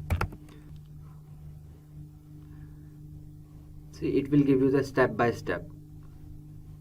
ChatGPT will explain you everything. See, this board, then player, check columns, check diagonals, play game, everything. See, check for the winner, play game, everything. See, to play the game, simply run the Python script. Players will take turns entering the row column numbers to make their moves. The game will. Okay, so what I will do, okay, first I will ask the steps to make a game tic-tac-toe.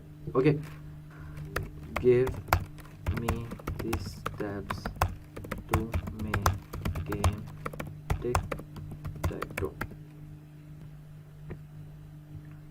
See, first it will we will ask for the steps, then we will ask for the code. ChatGPT can make your app in 2-3 minutes, in just 2-3 minutes. Small app in 2-3 minutes. Okay, see, what is the first step? Set up the game board. Create a data structure to represent the tic-tac-toe board. This can be 3x3 grid or nested list with initial empty values. Okay, for example this. Then second is the print the game board. Write a function to display the current state of the board on the screen. This will help player visualize their game. And the third is get player input. Prompt the player to enter their moves, accept the input for the rows and columns where the players want to place their symbol X or 0. Okay, or you can change the value X or 0, whatever, cross, right. Okay, update the board after receiving the player input. Update the game board with their move. Make sure to validate the move and check if the selected position is empty. Okay, then check for the winner, then check for it is draw or what, then alternate turns. Okay, then repeat 2 to 7 until the game ends. Optional. Add additional features. We will make tic-tac-toe what you can say a simple tic-tac-toe, then we will add the additional features on this. Okay, using ChatGPT only. Okay, so I will write provide me the tic-tac-toe game code. What we will do, we will open the Visual Studio and copy it directly. Okay, see, current player is X, then O. See, current player O, the second player switch player. Okay, what we will do, we will copy it from here and we will open Visual Studio, that new file. I will write here tic-tac-toe.py. Okay, enter. I will save it. So here I will directly copy the code. Where is my code? Oh, it comes in. Okay, copied this also. Copied the whole thing. Okay, I have to remove this. or I can make it, comment. Yeah, so let's try to run it. What terminal says, see, enter the row, okay, 2, enter the column, 2, okay, it made like this. Okay, what I will do, I will ask for the GUI. Provide me the tic-tac-toe game with GUI. Okay, now the Tinker came. Tinker is Python library used for the GUI in Python.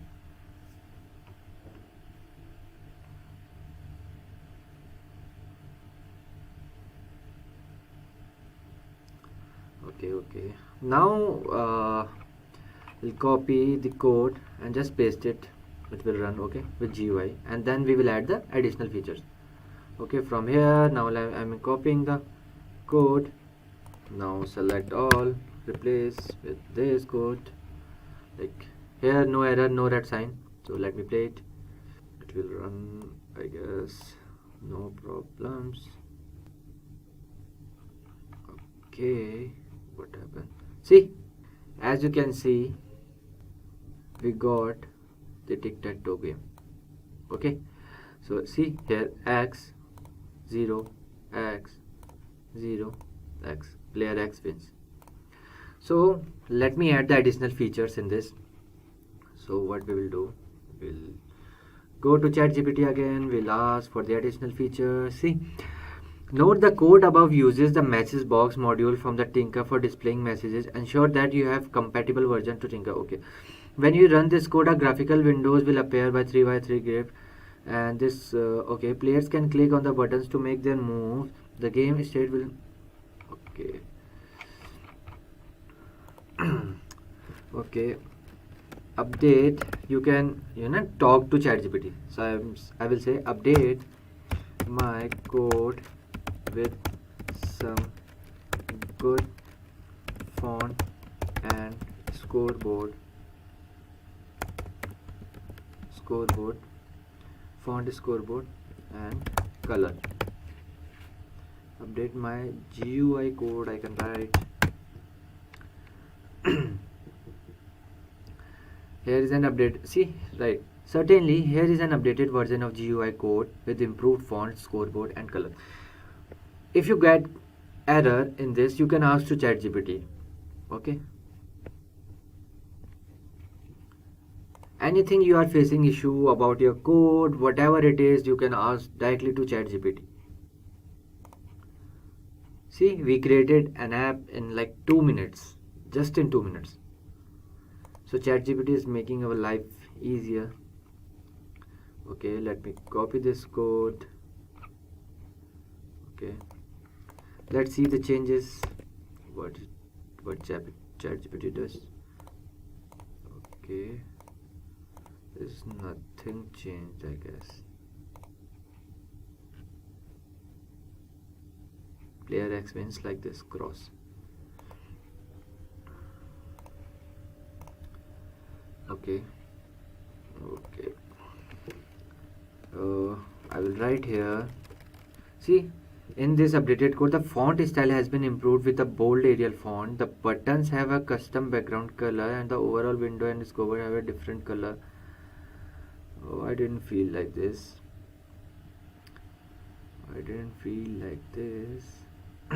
Okay, so change the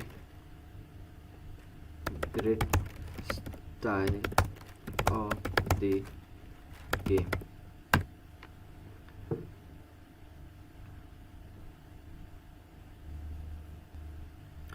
It's giving, updating the board.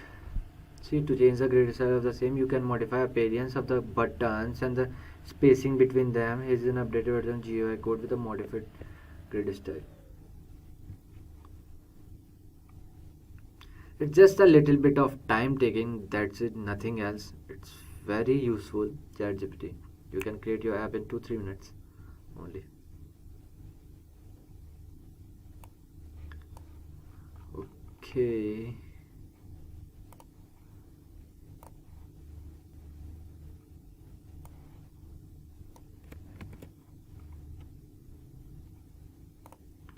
Continue generating. It's a half code.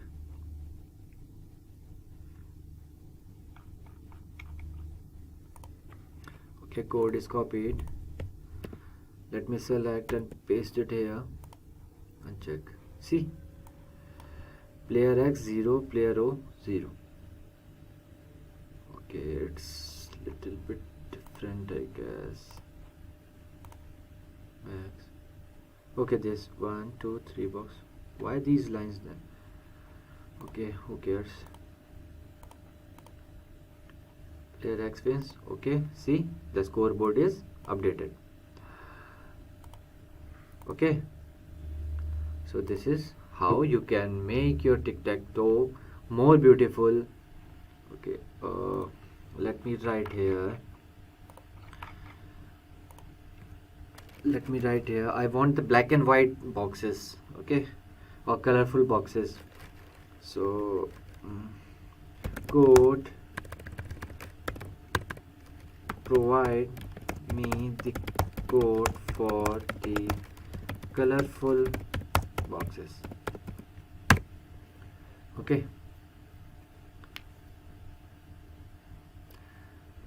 here ChatGPT wrote, certainly here is an updated version of the code with colorful boxes instead of grid lines. Okay, so waiting for the code, updated code. See, in this updated code, each player's button X and O has a specific color assigned to it, the button colors. Okay, let me copy the code and paste it here and run it. See, the color is changed. Here I will write C X and O X O X O X. Player X wins. Okay, so this is how you can make your app more beautiful using customization. You can ask ChatGPT anything, color, style, font, or any function, anything you can ask, and you can make your app more beautiful. The entry-level jobs in cybersecurity field requires you to trace, track, and defend against cyber attacks on a day-to-day basis. You are required to enable systems against all fraudulent activity and prevent any unauthorized access. This requires at length the need to write scripts in various languages such as Splunk, Java, JavaScript, Python, SQL, PHP, PowerShell, and C, amongst many others. As scripts grow in complexity, so does the time to write them. ChatGPT, on the other hand, can create these complex queries and scripts within split seconds, along with explaining them. This can help save hundreds of hours of effort for a cybersecurity professional. This is just one such use case of how ChatGPT is useful in the field of cybersecurity. Although relatively new, the uses of ChatGPT in the field of cybersecurity is innumerable, from automating daily tasks to script writing or endpoint detection.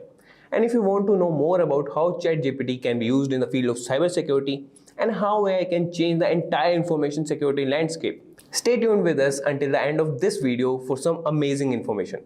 With that being said, welcome to yet another amazing video by Simplilearn. Make sure to subscribe to our channel and hit the bell icon to never miss any other video from us. Let us now quickly discuss the agenda for the video.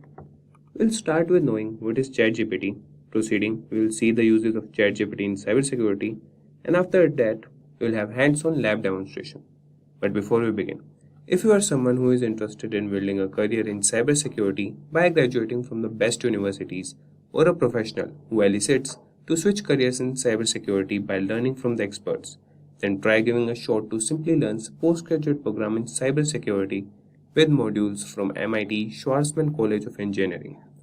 The link is provided in the description box that will navigate you to the course page where you can find a complete overview of the program being offered. So let's start with our topics. And our first topic is, what is ChatGPT? So ChatGPT is an advanced AI model chatbot that uses natural language processing (NLP) to understand and respond to user queries. It is based on the GPT 3.5 architecture and has the ability to learn from conversations with users, making it more intelligent and efficient over time. ChatGPT can be integrated with various messaging platforms such as Slack and Microsoft Teams to provide a seamless and secure communication experience. So, this was about ChatGPT. Now, let's understand the uses of ChatGPT in cybersecurity. So, uses of ChatGPT for cybersecurity, we'll start with number one. We have threat detection and response. So, ChatGPT can be used to monitor network activity and identify potential threats by analyzing logs and data from various sources. ChatGPT can identify unusual patterns and alert security teams. It can also provide real time alerts to users, enabling them to take immediate action to protect their data. By using machine learning algorithms, ChatGPT can learn from past incidents and continuously improve its ability to detect new and emerging threats. Once a threat has been detected, ChatGPT can initiate an automated response or cybersecurity personnel to take appropriate action. This can include blocking suspicious network traffic, isolating infected systems, or disabling compromised user accounts. By providing real time threat detection and response, ChatGPT can help organizations to minimize the impact of cyber breaches and reduce the risk of data loss or system downtime. It can also help to improve overall security posture by identifying vulnerabilities and recommending proactive measures to address them. And the next we have is password management. One of the most common ways that cyber criminals gain access to sensitive information is through weak passwords. ChatGPT offers a solution to this problem by assisting users in creating strong passwords and storing them securely. With its advanced natural language processing capabilities, ChatGPT can suggest complex and unique passwords that are difficult for hackers to guess. Moreover, it can save these passwords in an encrypted format, ensuring that they are protected from unauthorized access. Another important feature of ChatGPT's password management tool is the ability to remind users to change their passwords regularly. This is crucial as it helps prevent the use of outdated passwords that can be easily hacked. And at number 3, we have employee training. Many cyber attacks are caused by human error, such as clicking on phishing emails or using weak passwords. ChatGPT can be used to provide employee training on cybersecurity best practices. With its ability to simulate real life scenarios, it can create interactive training modules that help employees learn how to identify and respond to cyber attacks. For example, it can provide simulation of phishing emails where employees can learn to identify the warning signs and avoid clicking on malicious links or downloading harmful attachments.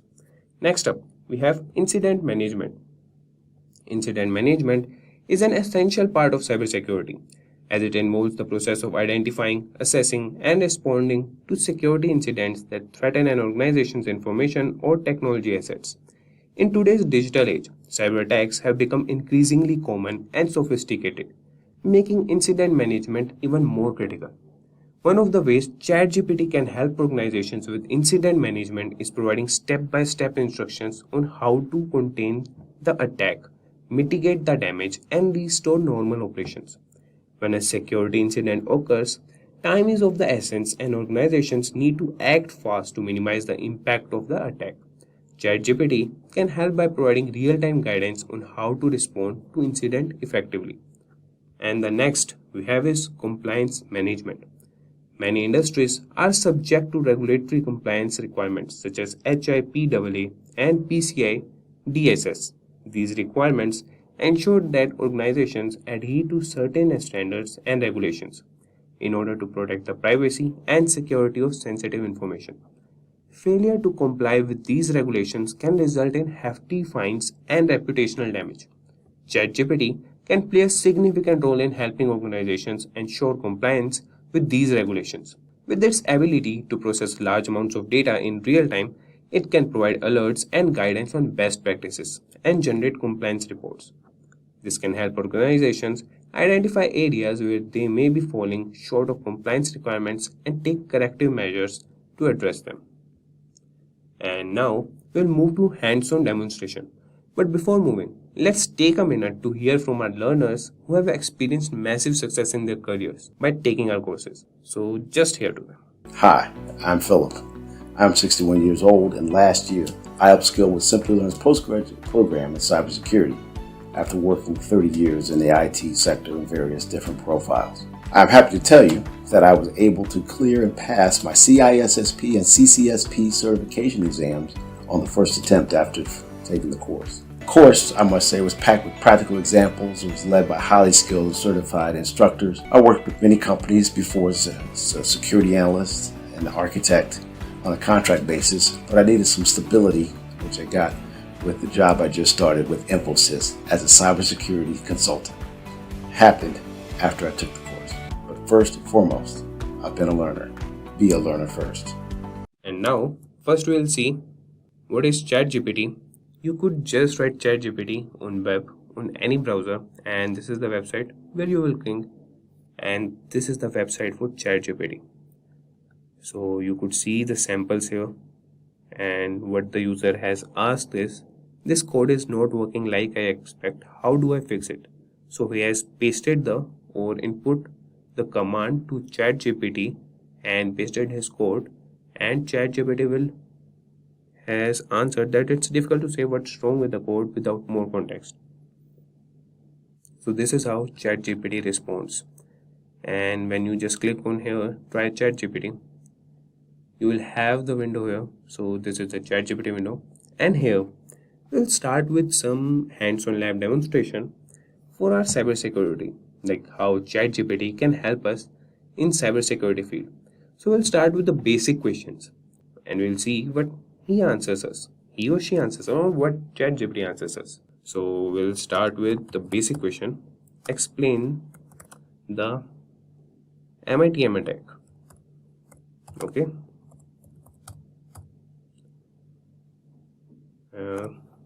For beginners.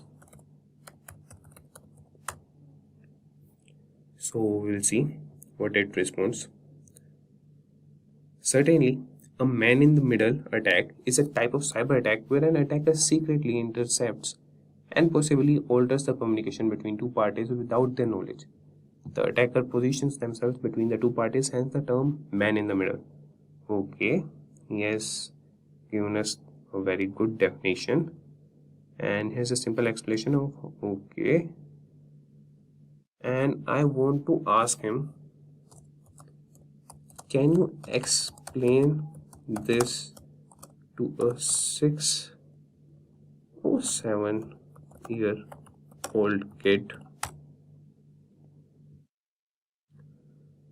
So we'll see how ChatGPT can mitigate or just try to understand this concept to a 7-year-old kid.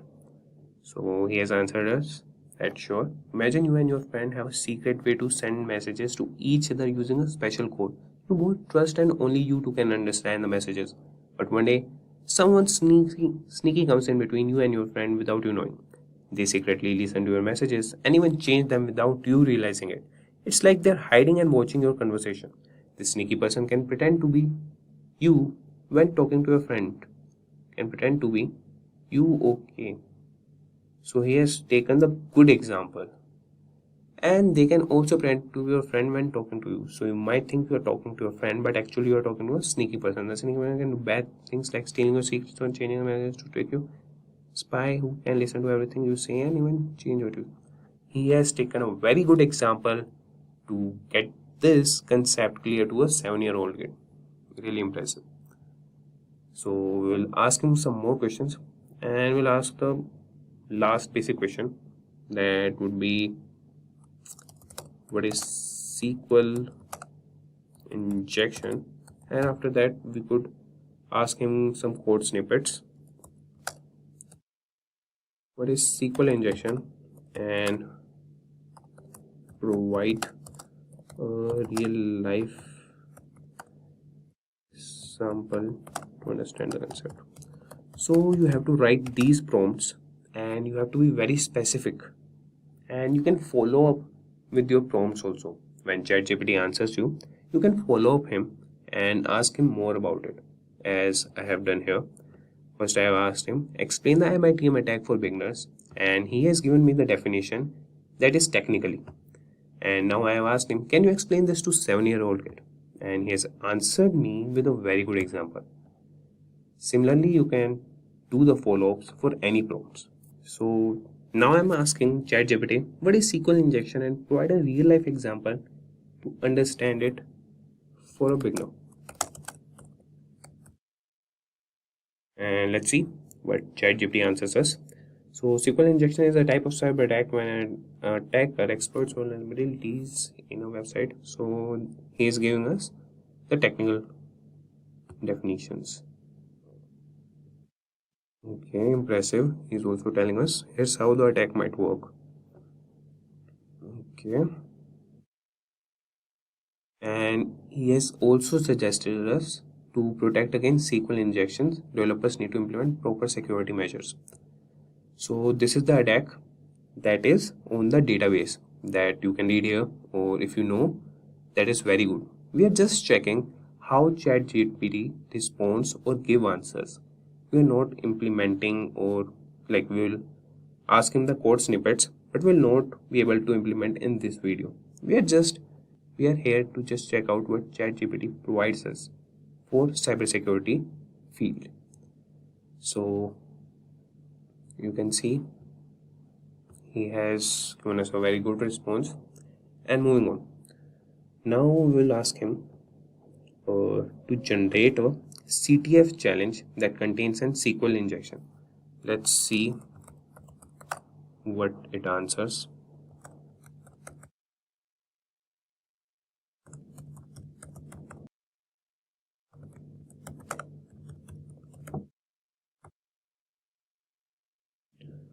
So you could see that ChatGPT is responding to us.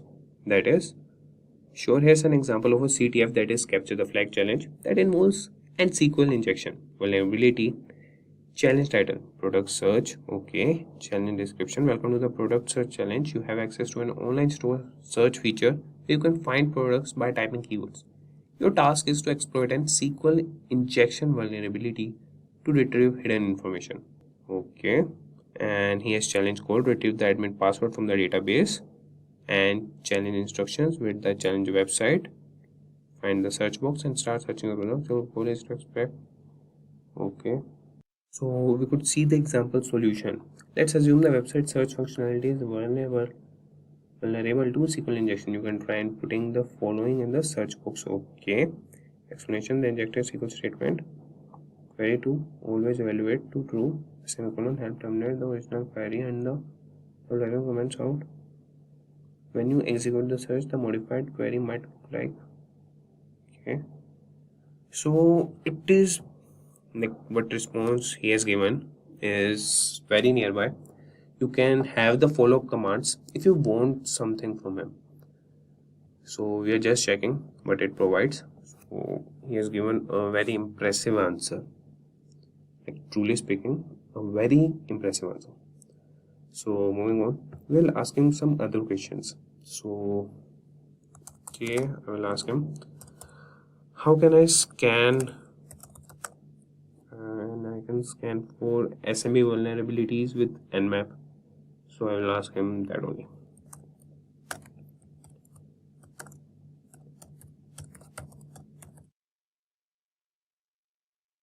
And that is with Nmap. So let's see.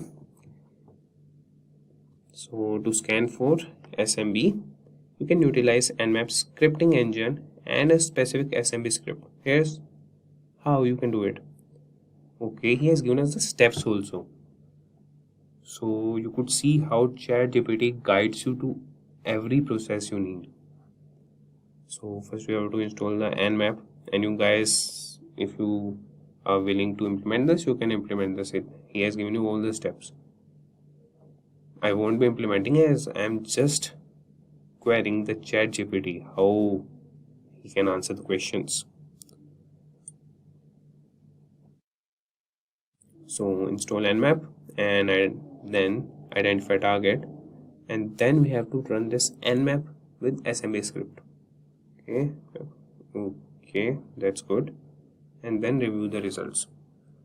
So it's very impressive how ChatGPT answers to these questions.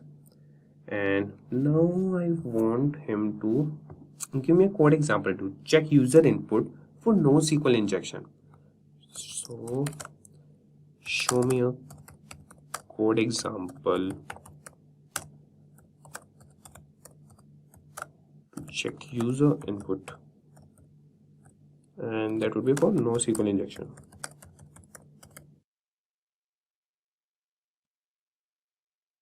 See, certainly when it comes to preventing NoSQL injection, the key is to properly sanitize and validate user input before using it in database queries. Okay, that's good. And the specific approach may vary depending on the programming language and database system you're using it. Okay, but here's a general code example in JavaScript using Node.js and MongoDB. Okay, acquire and use functions and input. And okay, this thing the ChatGPT has done is very good. He has explained the whole code. Like if a beginner wants to learn and wants to have some queries resolved, he can just see like what the function are doing and what this code really means. So in this example, we have sanitize the input function that receives user input and applies a necessary sanitization or validation logic to prevent NoSQL injection. It's very good. So you could just copy and use the code, and if it gives you error, you can just have follow-up questions that we'll just ask him. This code might have some error, can you rectify? So let's see what ChatGPT answers us. Apologies for any confusion caused. Here's an updated code example that addresses potential errors and clarifies the usage. And you could see that he has given us a little, I don't think he has, okay, he has changed something and he has provided us updated code.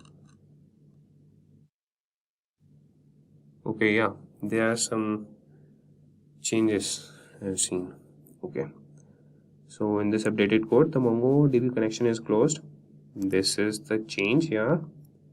And username and perform save query function is now includes a try catch. Okay, like if there is any exception or something. So he has updated the code. If you guys got any error, you could just paste the error here and ask him to rectify it. So ChatGPT is very good for cybersecurity, I think. And moving on, we'll have some more like queries for ChatGPT and we'll see how it will respond. So we'll write a query.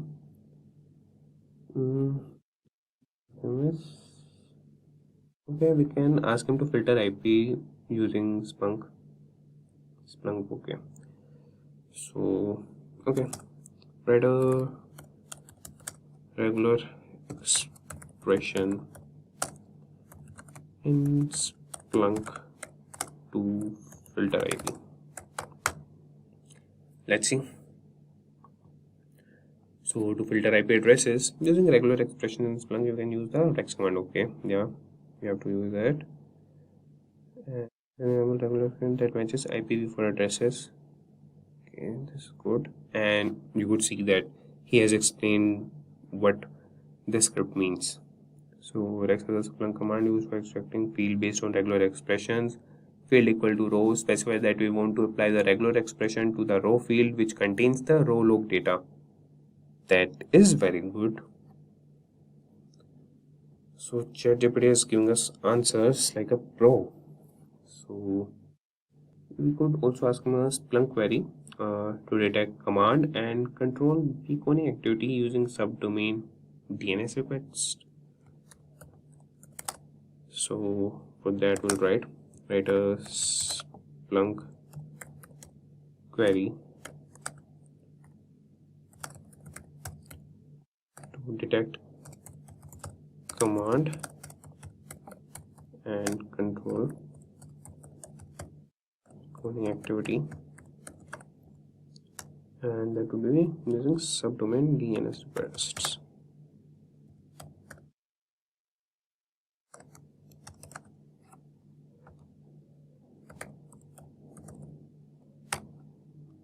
Okay, let's see. So to detect command and control, that is C2 beaconing activity using subdomain DNS requests in Splunk, you can use the following query. And next first type.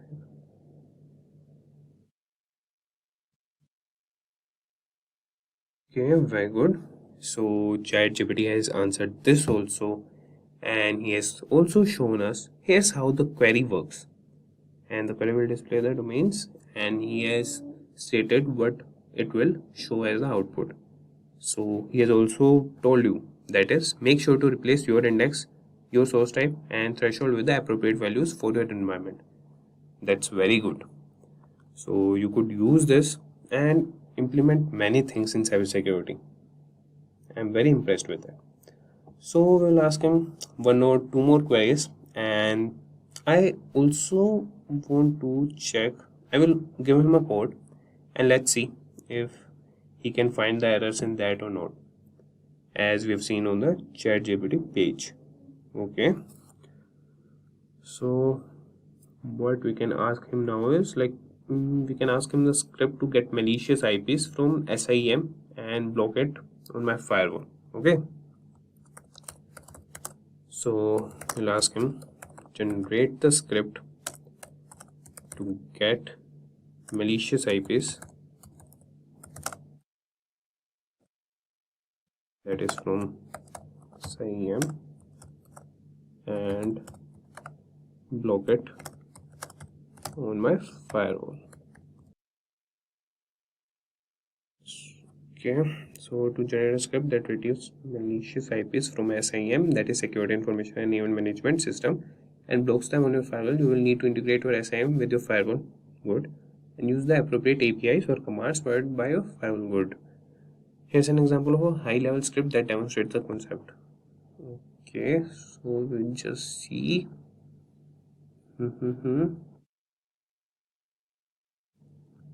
Okay, he has provided us a good script, and please note that this is a generic example and the actual implementation will depend on a specific SIM and firewall system. Yeah, this is correct, and you'll need to replace. Yeah, you have to replace and ensure that you understand and adhere to documentation and guidelines provided by SCM and firewall vendors for integrating and blocking IPs. Good. So you could see like how he is helping us. And now I will ask him a last command, and yeah, and after that we'll ask him to get extracted some errors from a particular code, and that code would be simple only. So we can ask him a shellcode that would execute cmd.exe. Okay.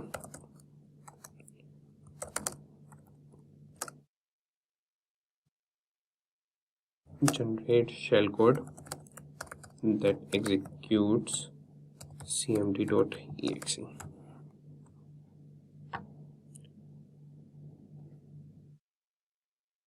Okay, I'm sorry, but I can't assist with generating shellcode that executes arbitrary commands or facilitates any malicious activities. My purpose is to provide helpful and responsible information to users. Okay, so you can trick him to give you these, but I think he has been functioned to not provide these, so no issue. We'll ask him to generate a macro. See if he responds to that. Generate a macro that executes cmd.exe. Let's see. Okay, so it won't give us this answer. I apologize, but I won't be able to generate a macro that executes cmd.exe or facilitates any potential harmful activities. My purpose is to provide helpful and responsible information to users. If you have any other malicious questions or need assistance with a different topic, feel free to ask and I will be glad to assist you. Okay guys, so I think it won't respond to this. And now I will ask him to rectify some errors and give us the perfect code, and I will provide him a code. So I'll ask him, can you rectify and provide a working code. This code snippet. Okay, so let's see. Certainly there are a couple of issues in the provided code snippet, and here's the rectified version. Okay, I know, like, oh yeah, I didn't pass data. I missed the brackets also here. And let's see what he has given us. So the line MD has modified to, yeah, he has passed the data, provided columns, and the is corrected to, hey, I didn't know that was the error also. The rectified code now properly reads the file data, calculates the MD5 hash, and returns it. Please ensure to provide the correct file path and file path. Okay, that's very good. So I think this is for it, and we have tested the ChatGPT, how he can help in, like, who wants to pursue in cybersecurity. So we can get the answers, we can write the codes, and in upcoming videos we can just make a project using this. We could have a password generator, and I know the ChatGPT is a tool which will help us in every field, and in cybersecurity field it is helping us a lot. And yeah, to some questions it doesn't answer, like, that is for the security purpose, or the script shouldn't be used for malicious activities. So that's why the software has been programmed for that. Enhance your professional prospects through enrollment in postgraduate program in AI and machine learning from Simplilearn. 1 year of experience is preferred to enroll in this course. Hurry up and enroll now. Find the course link in the description box. AI art and ChatGPT can be used to create unique and creative web design by combining the power of artificial intelligence and human input. With AI art, you can generate visually stunning graphics, patterns, and images, while ChatGPT can be used to generate text content and provide suggestions for website layouts and design elements. So hey everyone, you are already watching Simplilearn, and today we bring you this informative video on ChatGPT for UI and UX.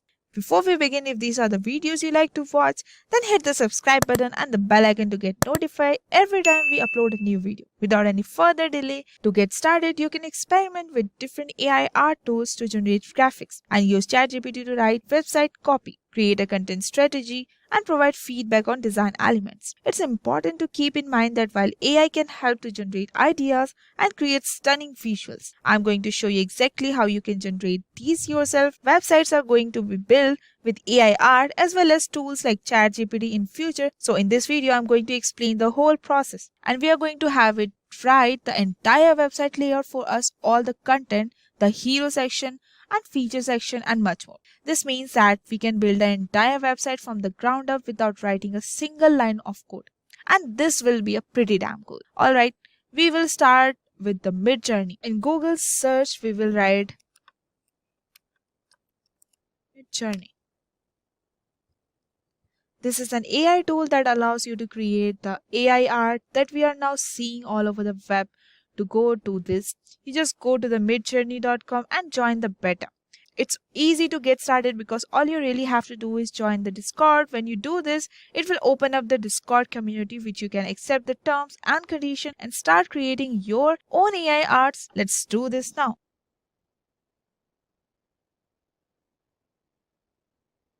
Here I have got the Midjourney server, and I'm going to head over to one of the newcomer room here, and where everyone is creating different types of AI art. The first thing we need to do is to do a forward slash and type in an imagine, give us prompt work.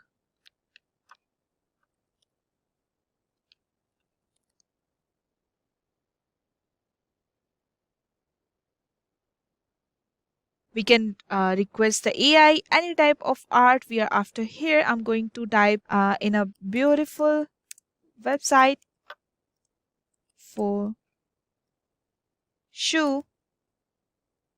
Then I'm going to pass in dash dash v4, which means the version 4 of the mid journey of AI art tool. Finally, I'm going to pass it in stylize. I'll do dash dash stylize. It's basically how random we want to be in it's in between 0 to 1000, and I'm just going to set it to about 500, which is average. So I will do the enter. It will take a little bit of time. Here, this will start working in the background. It's going to generate a low fidelity version of the website and the design for this art. And this low fidelity version will be iteratively updated to be higher in resolution. These four examples then can be picked from, and then we can upscale them as well as let's have a look at what kind of results we get now. One thing to notice here is that we do get a bit of a loading percentage bar, and this is how long it takes for the actual AI to generate the image. Usually it takes between 1 to 2 minutes, but it will essentially refresh and ping you once it's complete. So here it is complete. And here are the four versions that we got, which are not too bad, not that great either. They are a bit, yeah, I suppose it's looking funny in a way. So this is a way we can start being more creative with our prompts. So what I mean that is by giving more context as to what we want to do. So here is a prompt that we have created. What I'm gonna do is to pass it in the imagine once more, and I paste this prompt in this, and I'm going to give some more context. I'm going to pass it to the word UI. Wait, choose UI, UX, UI, UX, website.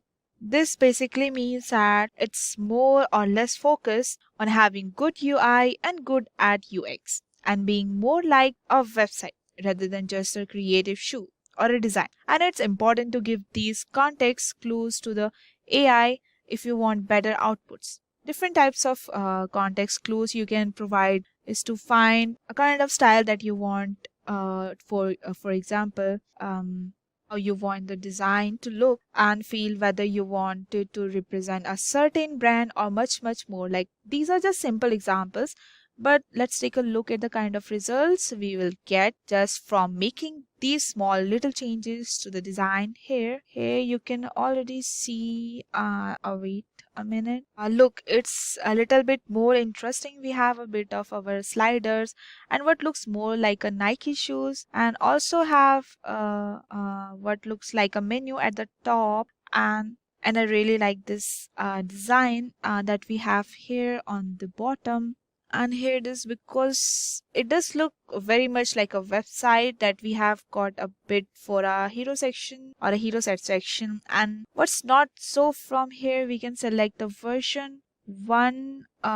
So from here we can select the version 1, 2, 3, 4 to upscale, and I'm going to upscale version 3, which is U3, and this will give us a higher resolution version of this one particular design that we can start to take to the market, or even you can use to build. This again will take a little bit of time. It's going to process this and to do, and you can upscale in data. And let's run this in the background so that you can see wait a minute. This again will takes a little bit time to process. It's going to process this and do an unscale or upscale in beta, and let's run this in the background so that you can guys see what's the look.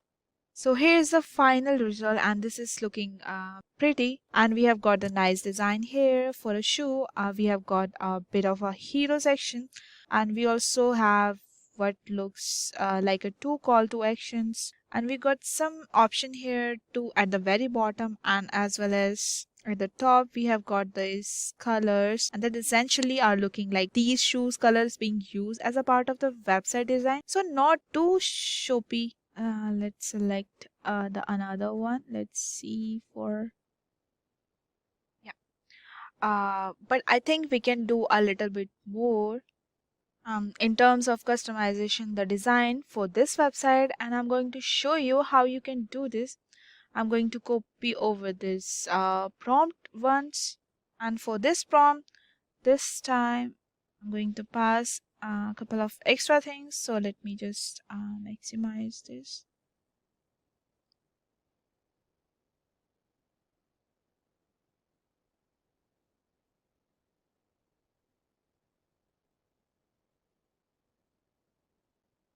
we are going to type as I have pasted that URL over here, so I'm gonna pass in the context clues of like clues of Nike, because Nike made obviously website shoes. So also so we'll write it here, Nike, not here.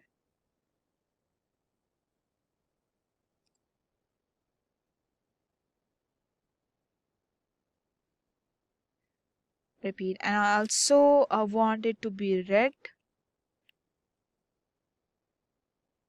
blue, green, and or maybe yellow. And I suppose we want else running person would be interesting. Sorry, person. It would be interesting to see how that gets designed. And I think that this should be enough. Let's actually improve the styling here. 1 minute. Let's change the styling. Let's have it 750 to make it a little bit more creative. And here are the results. I don't have a running person, but I do have a website that has definitely started using the colors that I recommended with Journey's AI art systems to use. So these website designs look way more creative than we had previously. Still, we have this slider design. These website designs look way more creative than we had previously. We still have this slider design here at the bottom section where we can pick out different shoes, but even these shoes look damn cool. I can see that the Nike logo on these, and these are actually ones that I would probably buy if I saw in the Nike store. But generally, these also are website because we have got the menus here at the top of the right. We got the text. So generally speaking, these are pretty interesting designs. So now I have another option here called version 1, 2, 3, 4. What this does is actually allow you to pick more generations based on actual image from these images or these designs. Now from these design, I actually like the 12, 3 and 4. I think it is most, I think 4, because it teals and red, or it's a bit yellow or blue. So I'm going to select the version 4, and that's going to create 4 more version based on the specific version for us. Let's take a look at the what those that we got, and here we have got our results where we have more examples of that. All of these looks very similar. I think the only difference here is blue line, red line, it seems to be shift and change, as well as a hero section. And you would normally have this menu at the top right, and something these shoes here are a little bit inverted, but generally speaking, this is the kind of variations you can expect. Now let's take a look at another way we can generate our generations for website. Now you can do is just jump into any website and select any image. So first we will go to an app and website, and you can select any image that you would like, and I will actually gone here and I'm going to pull in this image of this shoe. And but I do like the design aesthetics. Here we are going to here, and then we can copy the URL from here. But this time what I'm going to do is type the imagine.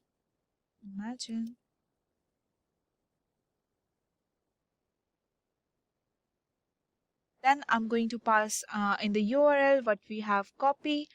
We will paste it here. Again, I'm going to write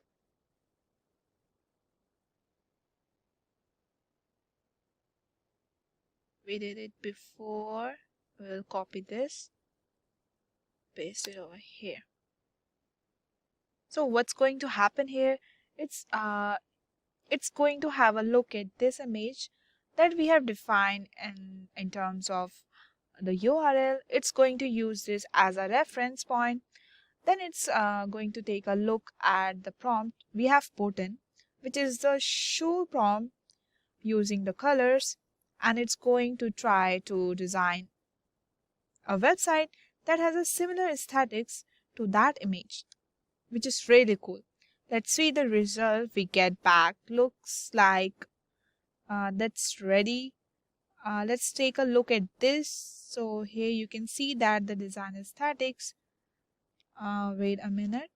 Static that is similar to the page seen in this one. So this is more bubbly and colorful image, and now are represented very much so in this design aesthetics. We have these four elements here at the bottom, and if you have a look at the design originally, we had four elements here. So you can see that it's pulling in these design aesthetics to create a design based on that, and this is where you can really start using the air art. Repeat, using the air tool to your own benefits, trying to combine different styles, customizing them, and creating new and independent and unique ones from there. So in this four, I'm really like the version of fourth one, or the second one is pretty. So what I'm thinking of doing is an upscale on this. So we are going to upscale V2, and we are going to wait for that. 1 minute. Is use ChatGPT to write out the most of the content for me, and then I could take this to a client to immediately start shading. So let's see the upscale version happen. If we take a closer look, we will see that it has all the main elements for a website, including a logo area, a menu area, a nice hero image, as well as a title tagline button, as well the feature section. So what I'm going to do is to save this image to my computer. I'm going to save it and then customize it a little bit. But before we do that, we are going to head over to GPT. Here we're going to prepare the outline for the website using some AI tools. So here I'm going to ask ChatGPT to give me the broad outline for a website for shoes, including hero title, tagline, call to action button, and section for features and details about the shoe. So let's see what ChatGPT will comes back with. It's pretty quick. It's got a title here, call to action button, features and details section, and it's not really telling me what these are. These are where we might need to be a bit more specific as to what we wanted to do. It's giving me like broad outline of the website and what it needs. So please, I will write, please provide then for each one of these that I can copy paste straight to the website. Hero title is here, tagline, call to action buttons, features, okay, and the details. Okay, detail specification is there. Okay, reviews and rating. Okay, so I think I have got enough hairs to go by to simply copy paste in the website. So let's start beginning to design this. I have opened this design up in the Photoshop, and I'm going to actually just crop it into the main element over here, and I really want to capture this image, and I will crop it and I will clear out the rest, and we can design each aspects or each part of this design bit by bit. I will save it over here. It's time to build our website, so I'm gonna head over to editor X, and I'm going to build this a website in this, and I have login already, and then I will create to a new site, and here I will take an to a web dashboard, and I'm going to start by copy paste all the elements from ChatGPT as well as Midjourney straight in the first thing, and I want to jump back into the ChatGPT here and copy over our hero text. So I will just take it first.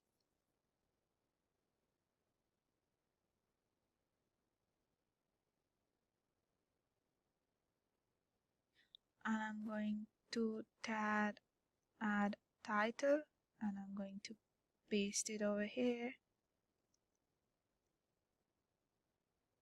And then I'm also going to grab the tagline, but before I will make it sure to keep it over here. But before that, I will put one image over here.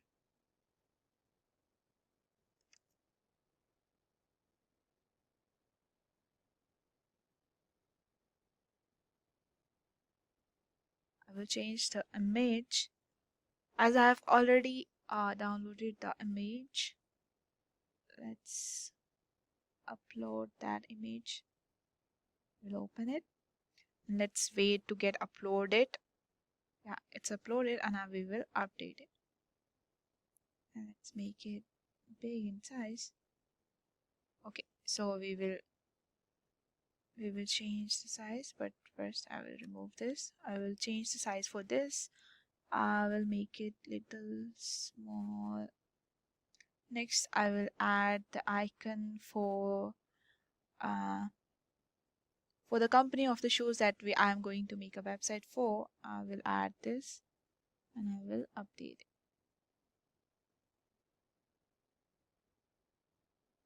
Make it small.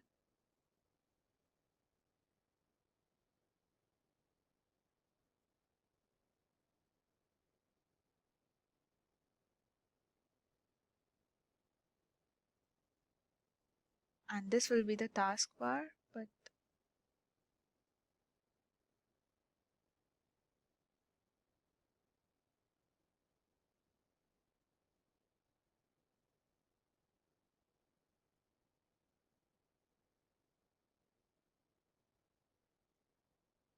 make the size small a bit, and we'll insert one more picture, and it will be the logo of the company that we are going to put over here. We will minimize it, we can resize it, we can keep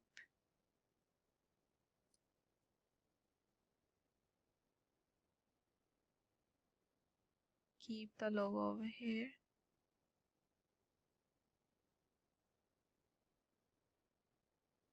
Now next, then I'm also going to grab the tagline over here. So I'll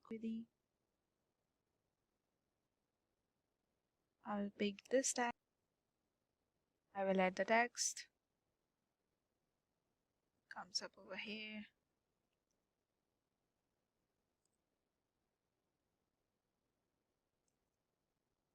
Okay, I'll make it small in size.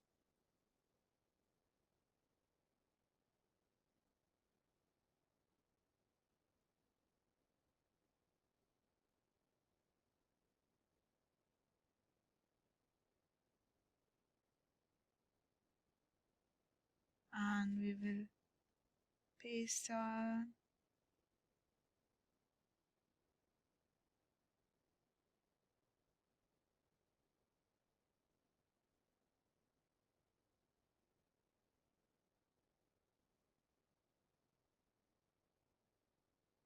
And finally, let's grab a call to action which says shop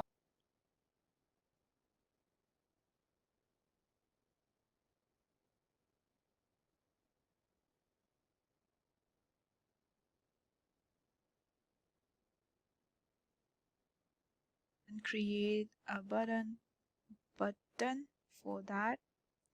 So here we have all the workings of what we at least what we would need at least. So for the content, let's resize this first.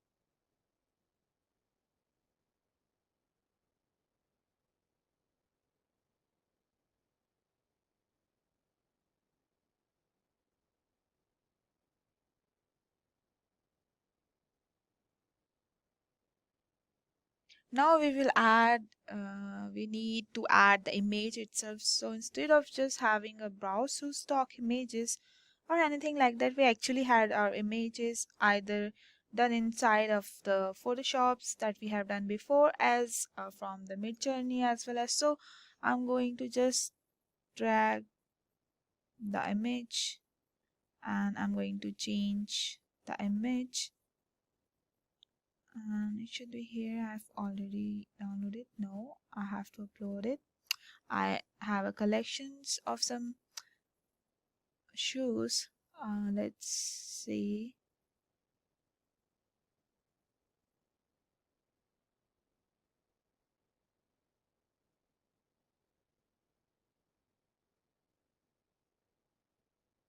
And I will just install one.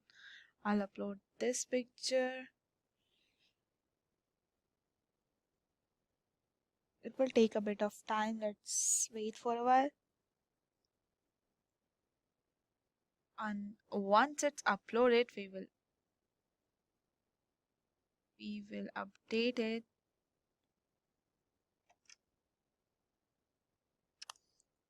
And we'll edit it.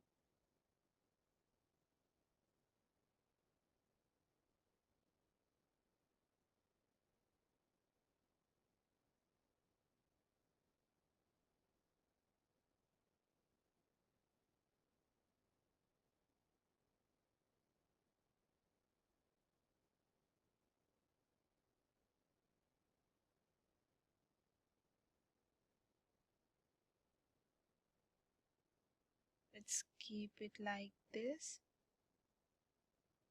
or we can.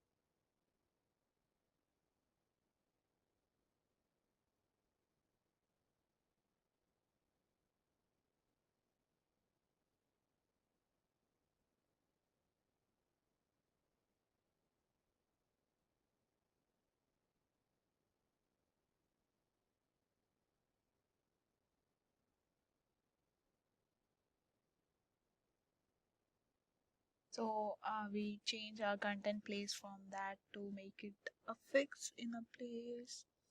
So here we can change this also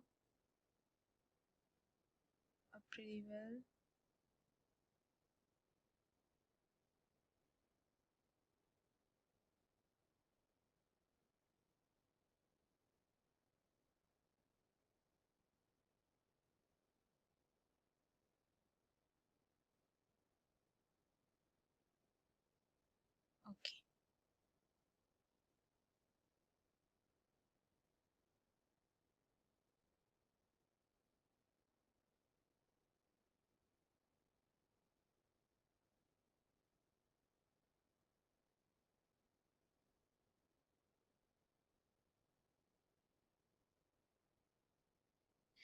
So basically have this text happening a little bit more everything here. We have seen how we can resize it from this scroll bar, and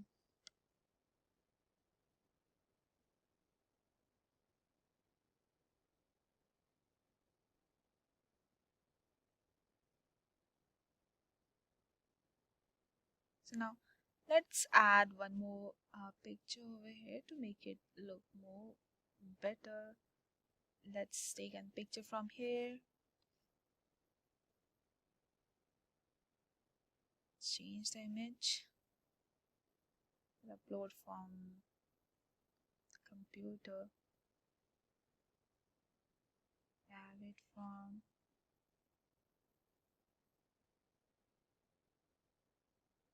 no. We will upload it again. Sorry.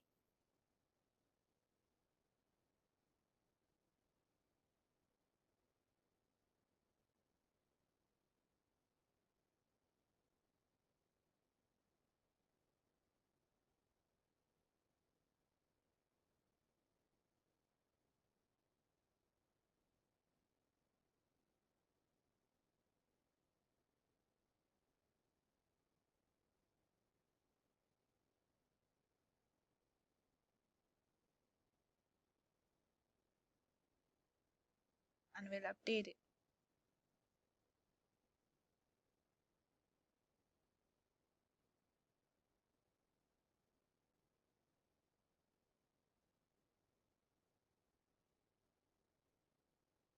Let's resize it.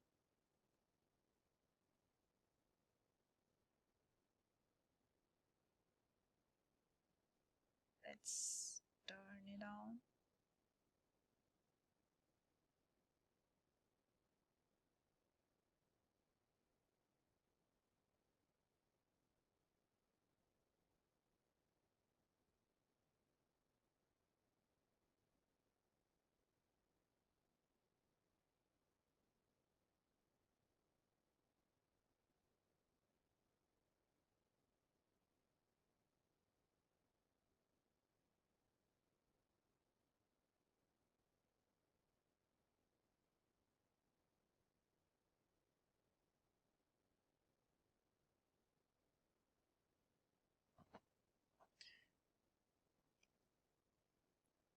Let's make a taskbar for the top most of the screen. We will have a home page, so we will write a text over here. That will be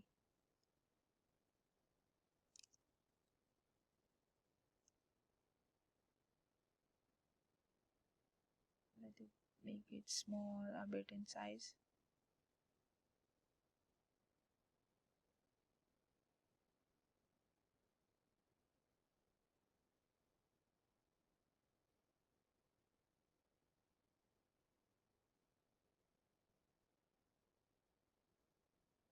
We'll add another text.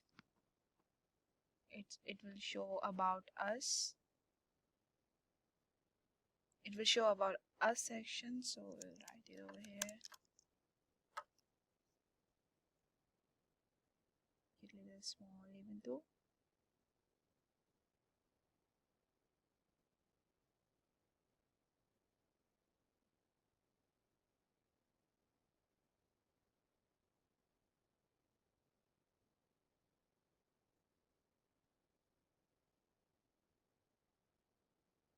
Let's make same size.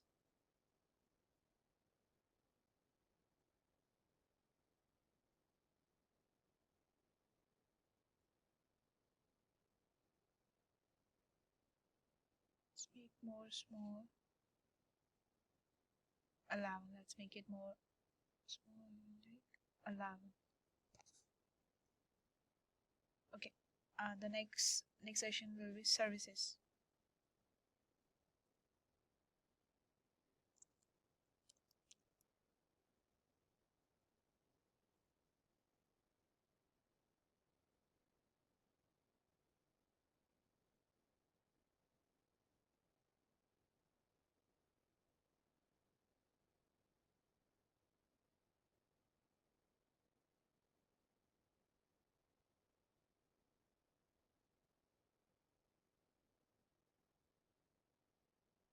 And the last one is context one section.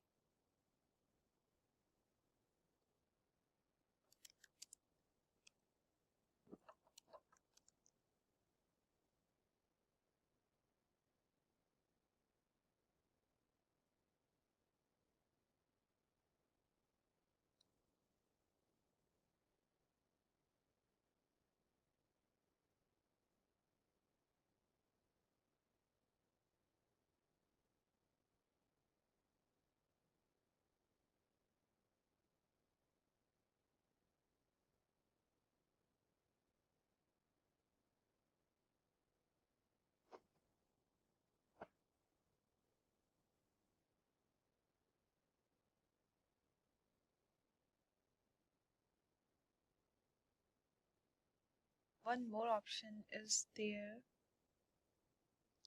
That is a start button. Like we are keeping the start button over here, so we are keeping this here.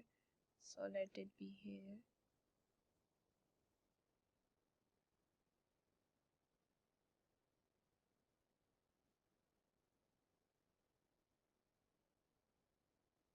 Yeah.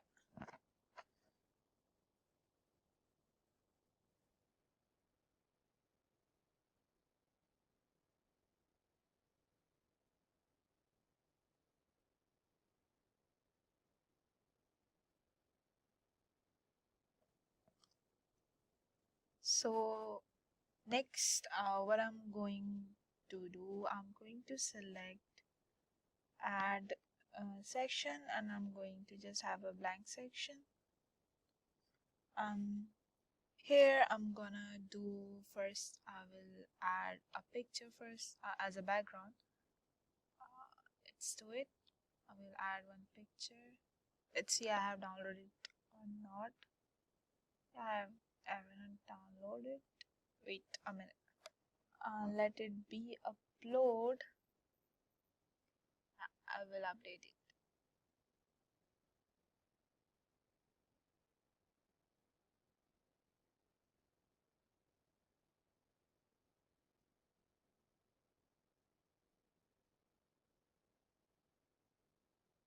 Let it be a whole for a whole page. So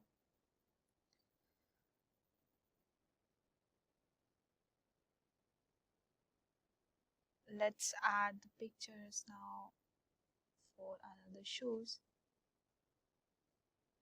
Here's the picture.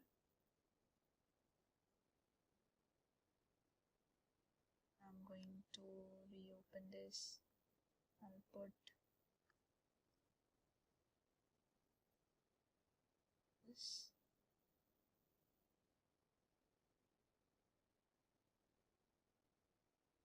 Okay, I'll update it to add it.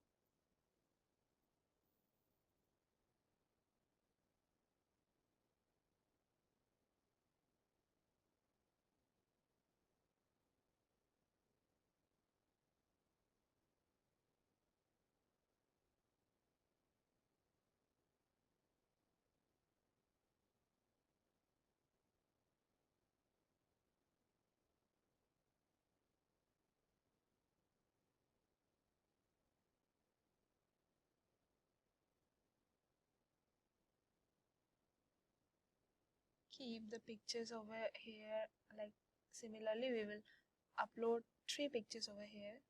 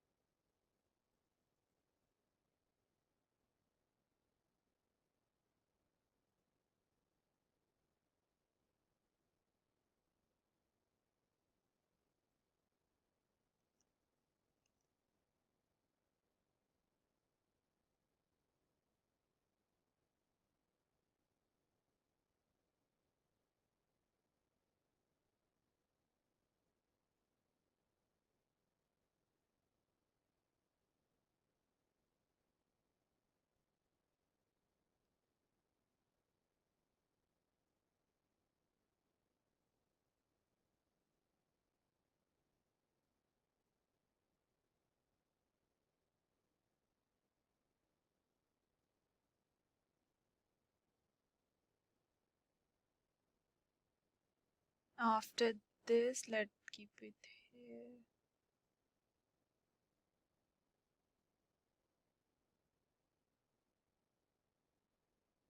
Let's keep this here.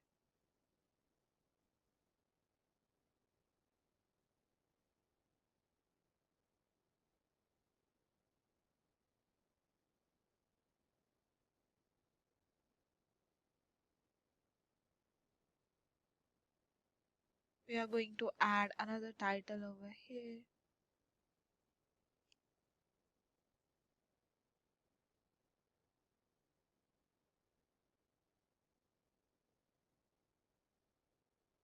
We need to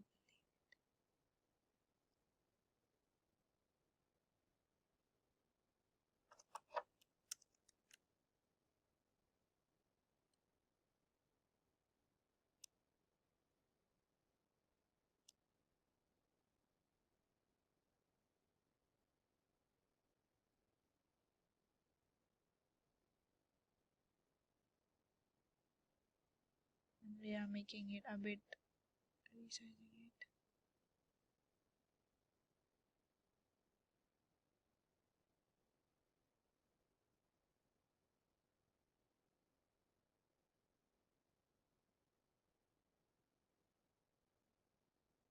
We will change the font for this. Let's make this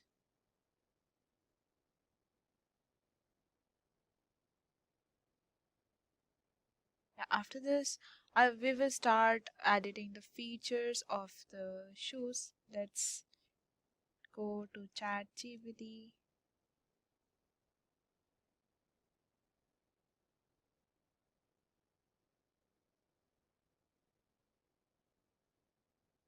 Let's take this first paragraph.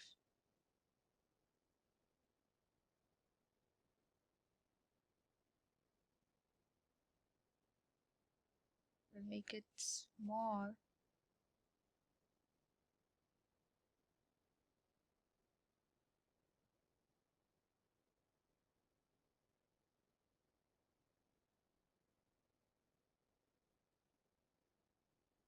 We make it bold.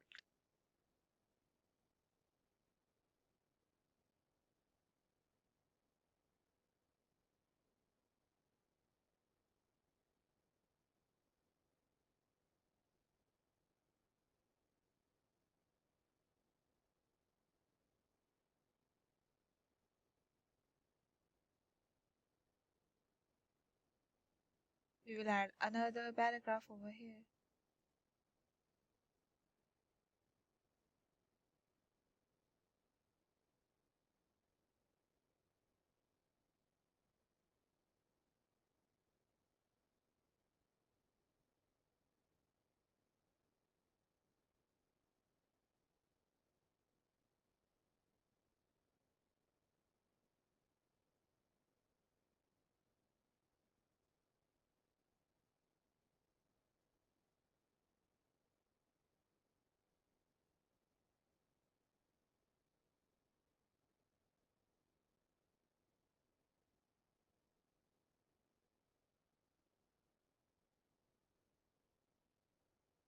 Similarly, we will make it for this also.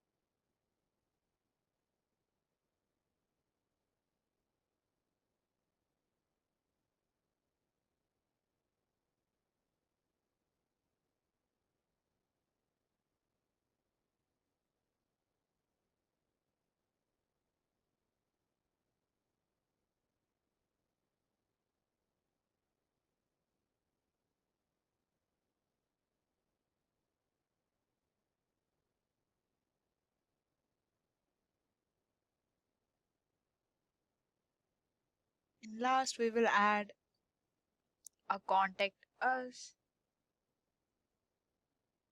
Last we will add a contact us section over here again.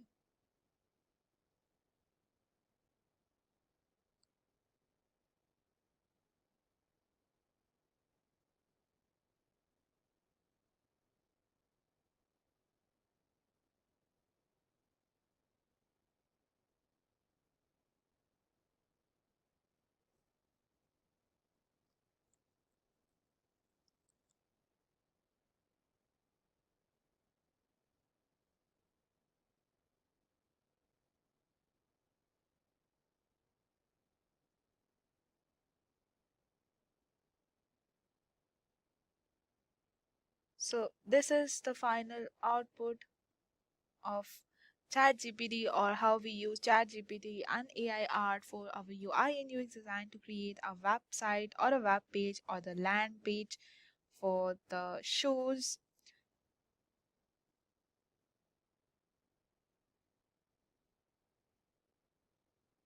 Started. Artificial intelligence, large language models, and AI chatbots have come a long way. And today, we have many AI language models which are helping us throughout various domains. Few examples are Microsoft's Bing, Google's Bard, OpenAI's ChatGPT, Megatron, T5, and many more. Today, we will be discussing about the caliber of ChatGPT and AI which can leverage you and help you to build a perfect business.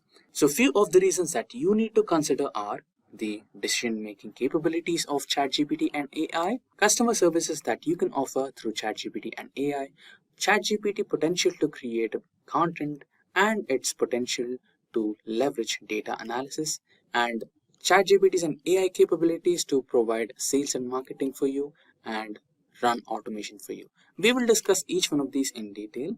So the first one is decision-making capabilities of ChatGPT. In terms of raw processing speed, ChatGPT can analyze and generate text at a rapid pace, capable of processing and generating responses much faster than a human can type or think. It can quickly access and retrieve information from its pre-trained knowledge, providing intermediate answers to suggestions. Therefore, ChatGPT excels in processing and generating text at higher speeds.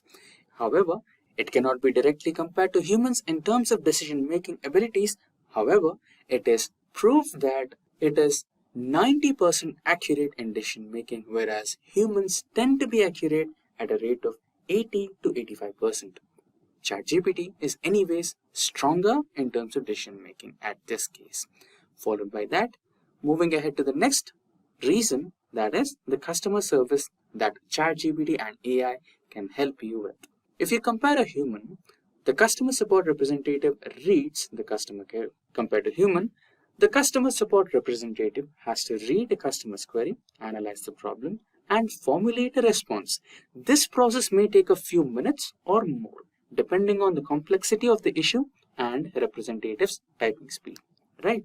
But when you compare it with ChatGPT, the AI-powered chatbot like ChatGPT quickly scans and comprehends the customer's query. It generates a response within milliseconds, providing intermediate assistance as well. So, ChatGPT is proficient at providing customer services at a much faster rate, and it can also eliminate you the cost of hiring, training, and maintaining an entire army of customer services. Moving ahead, we have content creation.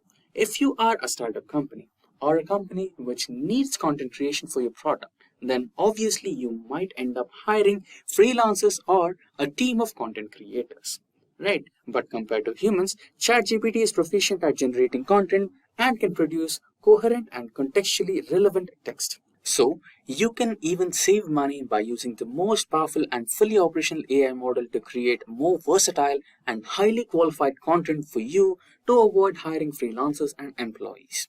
Now, moving ahead, the next reason is using AI models for business data analysis. AI can assist you in data analysis by leveraging its computational power and advanced algorithms to process and extract valuable insights from large and complex datasets. AI algorithms can automate data cleaning, pattern recognition, and anomaly detection tasks, enabling faster and more accurate results.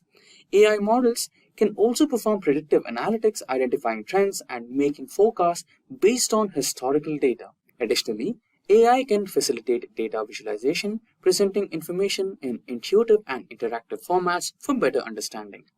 By automating repetitive tasks and augmenting human capabilities, AI enhances the proficiency, efficiency, accuracy, and scalability of data analysis procedures. You can rely on AI language model to extract, transform, and load data and analyze your business data, generate reports, draw projections, and make data-driven decisions to help grow your company. And this also affords you to hire and maintain a huge army of data analysts, which may produce some or the other errors in real time, right? And next reason is sales and marketing. ChatGPT can leverage sales and marketing efforts in the following ways. Customer engagement. ChatGPT can engage with potential customers in real time, answering their queries, providing product information, and guiding them through sales process. It enhances customer experience by delivering prompt and personalized responses. Next is lead generation. ChatGPT can act as a virtual assistant, collecting and qualifying leads by interacting through website visitors. It can gather relevant information, access customer needs, and provide initial assistance, generating valuable leads for the sales team. 24/7 support. ChatGPT's ability to operate around the clock allows for continuous customer support. It can address inquiries, offer product recommendations, and resolve issues even outside regular business hours, improving customer satisfaction and retention. Now, instead of hiring a team and manually marketing your product on social media platforms and spending thousands of dollars to run paid marketing, you can use AI models to crack the algorithms and market the product to your target audience. With that, let's proceed to the next reason, that is automating your tasks. ChatGPT can automate business procedures in the following ways. The first one being customer service.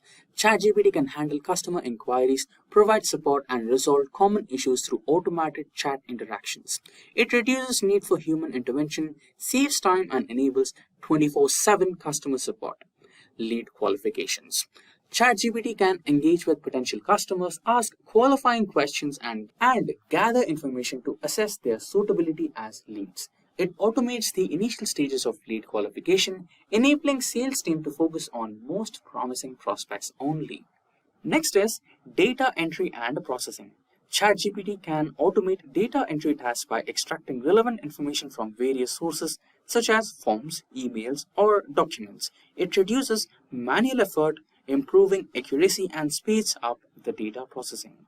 Appointment scheduling. ChatGPT can integrate with scheduling systems, allowing customers to book appointments or schedule meetings automatically. Finally, workflow automation. ChatGPT can integrate with business systems and automate workflows. It can initiate actions, send notifications, or trigger processes based on predefined rules, streamlining operations and improving efficiency. By automating various tasks and processes, ChatGPT enhances productivity, reduces operational costs, and frees up human resources for focusing on higher value activities with their business. So, these were the few important ways and reasons why ChatGPT and AI can help you make your business. If you are looking for ways to generate passive income without putting in too much effort, thanks to the advancement in artificial intelligence and chatbots, it's now possible to earn money using these technologies. In this video, we'll explore some of the effective ways to generate passive income with ChatGPT. ChatGPT is known for being the world's smartest generative AI and is changing the game when it comes to making money online. With this revolutionary free tool, you can earn with little skill and no capital required. There is an exciting new era of artificial intelligence, and now is the perfect time to get involved and take advantage of this opportunity. People are using ChatGPT for YouTube, blogging, freelancing, and for many other ways to make money. So let's dive in and discover how to make money using ChatGPT and generate various passive incomes. There are a variety of ways that you can make money using ChatGPT. We'll discuss few of them in this video, and we'll start with, first we'll see the list of all the ideas from which you can make money. The first is get business ideas from ChatGPT. Second is freelancing. Third is build a software. Fourth is boost your affiliate marketing with ChatGPT's email expertise. Fifth is leverage ChatGPT for blogging success. The next is unlock the potential of ChatGPT for affiliate marketing. And then we have utilized ChatGPT for ebook writing and self-publishing. This is the main thing what people are doing to make money using ChatGPT. And then we have utilized ChatGPT to enhance your YouTube channel. And then we have writing lyrics for music. So starting them one by one, we'll start with get business ideas from ChatGPT. By getting to know your interest, talent, and obstacles, ChatGPT can generate tailored business concepts that align with your expectations. Let's dive right in and ask ChatGPT for some business ideas for a computer science engineer who has experience in digital marketing and sales. ChatGPT and ask him that I am a computer science graduate, a computer science engineer with experience in sales and marketing.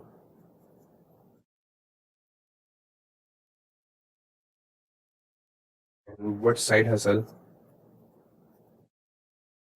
should I start? Generate around $1,000. Generate $1,000 income, that would be per day, and that would be with minimum investment amount. And it's not per day with minimum investment.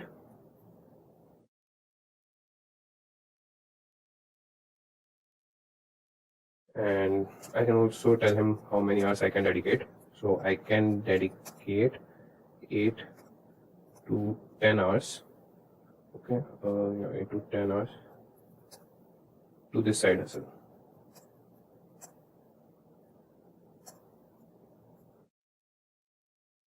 Press enter. So you could see that ChatGPT replies us that as a computer science engineer with experience in sales and marketing, there's several side hustles to generate $1,000 income per day. And he has stated the first one is e-commerce, then affiliate marketing, digital products. You can create and sell digital products such as ebooks, okay, freelancing, social media management, and YouTube channel. You can start your YouTube channel. So these are the ideas that you can get from ChatGPT, but these ideas tailored to user skills and interests that I have put in. Now it's time to take these ideas and discuss them further with ChatGPT to conceptualize a plan. So consider important factors. Like alternatively, you can begin by stating generate a new business idea for digital products. You can write that and he will guide you how you can start it. Or you could just write, can you elaborate the business idea of digital products?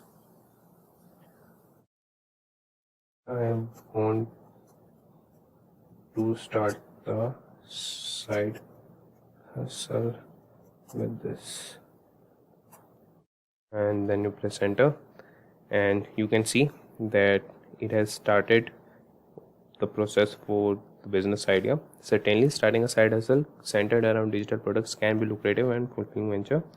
Identify your expertise, determine your areas of knowledge, skill and passion, and then he has stated choose your product format, create valuable content, set up an online platform, market your products, build an audience, optimize for conversions, provide excellent customer support. So these are the paths he has stated, and moreover you can elaborate those paths also. You can just ask ChatGPT, so how can I identify my expertise, and he will guide you with that. So you can go deep down and explore any business idea. So this was the first method through which you can generate income from ChatGPT. And moving on, the next would be freelancing. So take your freelancing game to the next level with ChatGPT. This state-of-the-art AI tool is enabling professionals to earn extra income and produce top quality content that wows clients. Companies are even offering incentives for those who utilize this technology to create polished, well-researched work. So here are some freelance services that you can offer using ChatGPT. Starting with, you can write blog or website content using ChatGPT for others. You can translate any language with ChatGPT. You can craft compelling headlines and calls to action with ChatGPT. And moreover, you can create social media content for posts or marketing for other people or any advertising agency You can write captivating short stories using ChatGPT, and you can conduct hashtag research using ChatGPT. That is, you can find what is trending and offer your services to other people and gain money. So these are the ways in which you could freelance and have some money in your pockets. You could just write a command, that would be write a blog post, and you could write on any topic, that would be write a blog post on US economy.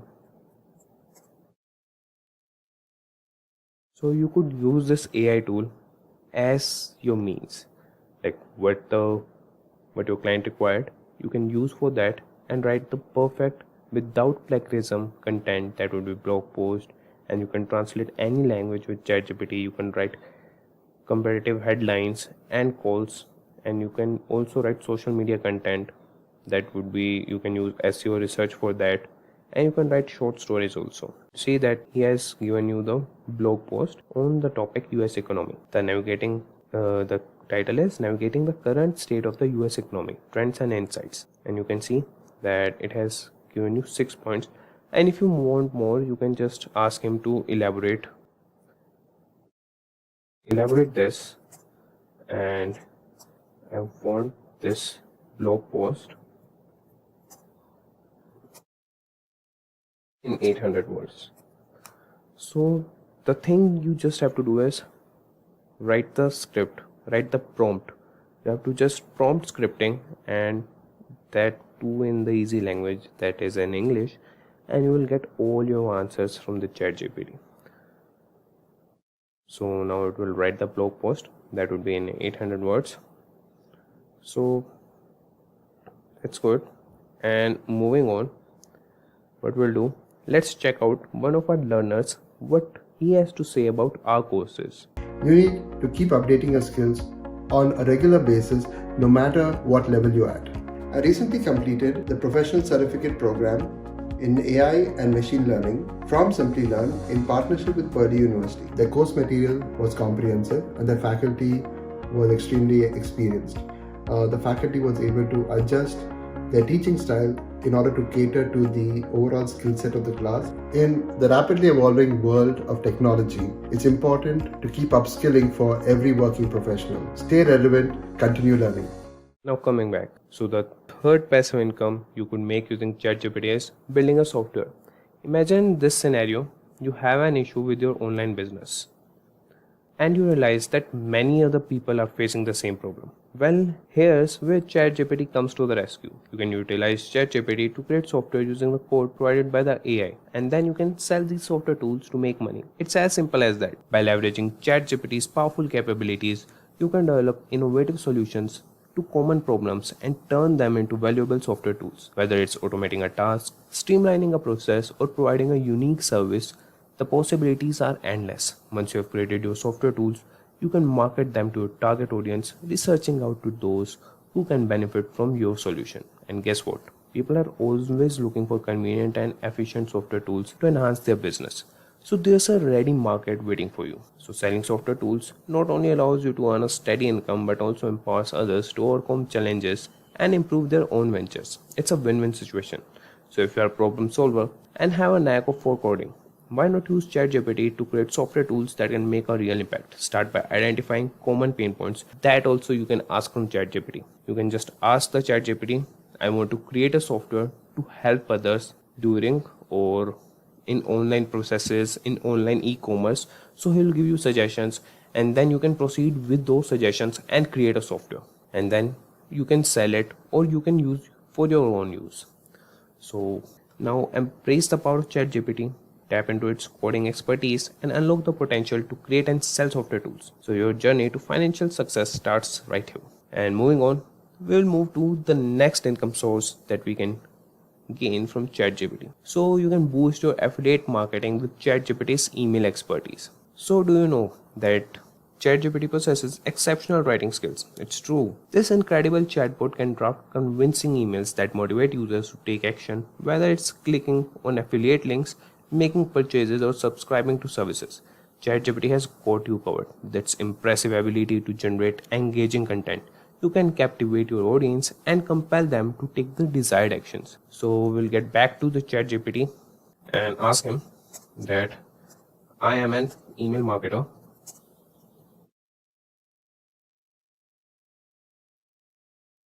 and need to sell my CRM software. So write an email for me so I can attract customer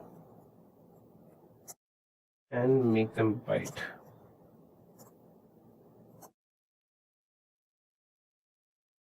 Okay.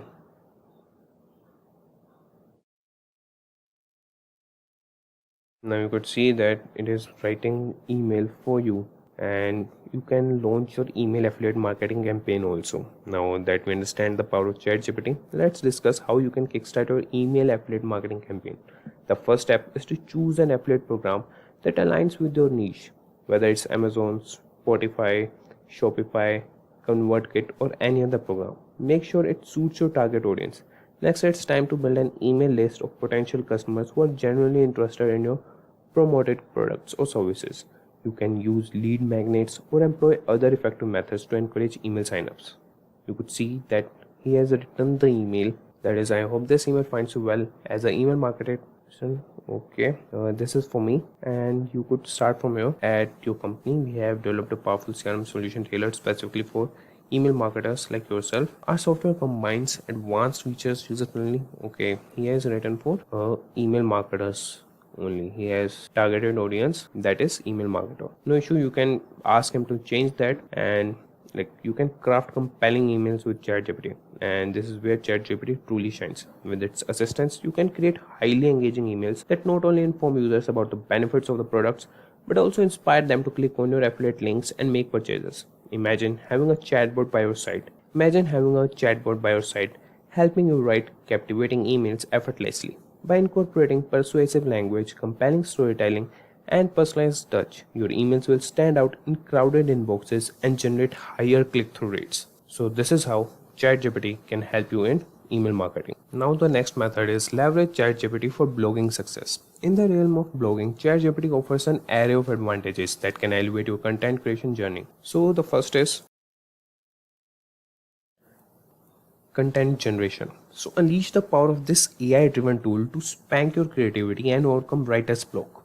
ChatGPT assists bloggers by generating ideas, crafting outlines, and even providing complete drafts for blog posts. Say goodbye to hours spent on research. With ChatGPT, you can access relevant information, statistics, and facts in mere seconds.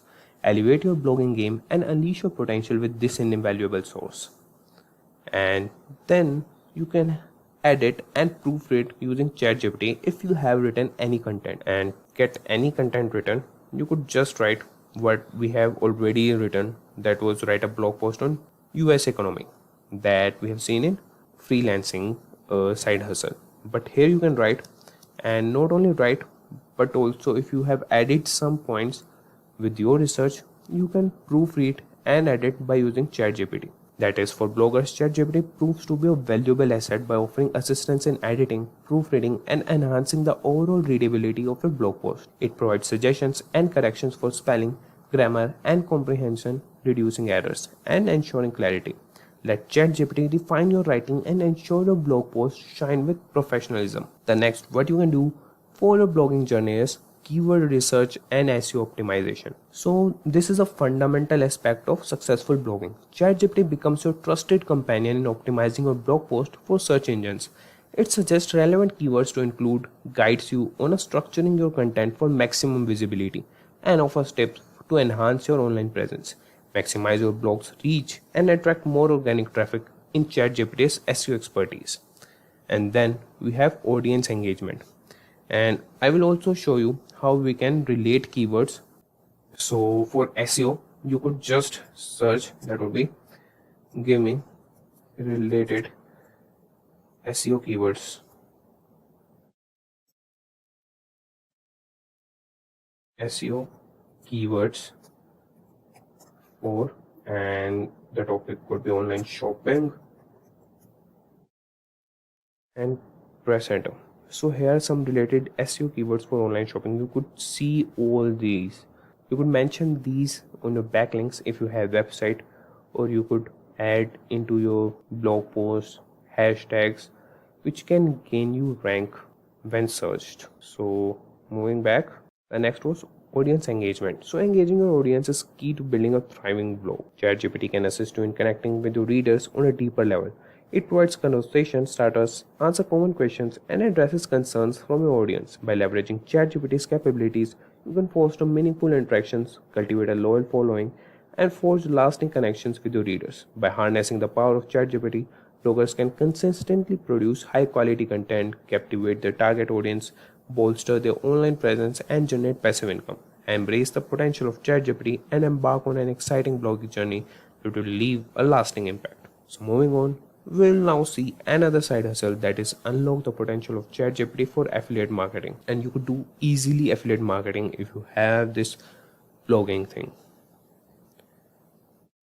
So affiliate marketing opens up a world of earning possibilities, and ChatGPT can be your trusted ally on this rewarding journey. Users of ChatGPT can leverage its capabilities to generate income through affiliate marketing.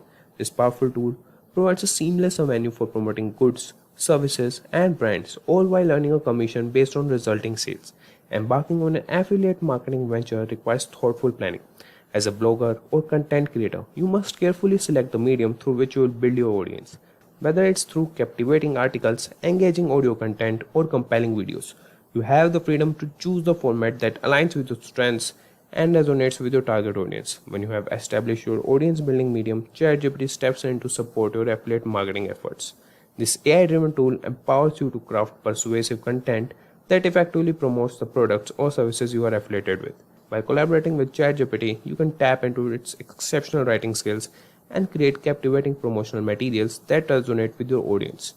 As you implement your affiliate marketing strategy, ChatGPT becomes an invaluable resource. It helps you draft engaging articles, record compelling audio content, or script captivating videos that highlight the benefits and value of the products or services that you are promoting. So remember, affiliate marketing is a process that requires dedication and perseverance. Through consistent effort and the support of ChatGPT, you can unlock the potential of earning substantial income by promoting products and services that resonate with your audience. And this was for the affiliate marketing. And the next big thing is utilize ChatGPT for ebook writing and self-publishing. So are you a passionate writer seeking fresh and innovative ideas? Look no further. ChatGPT revolutionizes your writing experience. In a recent report that revealed that AI written ebooks have experienced a remarkable surge on Amazon. So you could just go on ChatGPT and ask him, I want to write a self-help book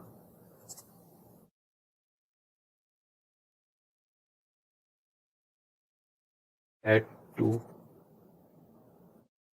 plagiarism free. Okay, I think, yeah, now spelling is correct. Plagiarism free, and it should have resonating chapters.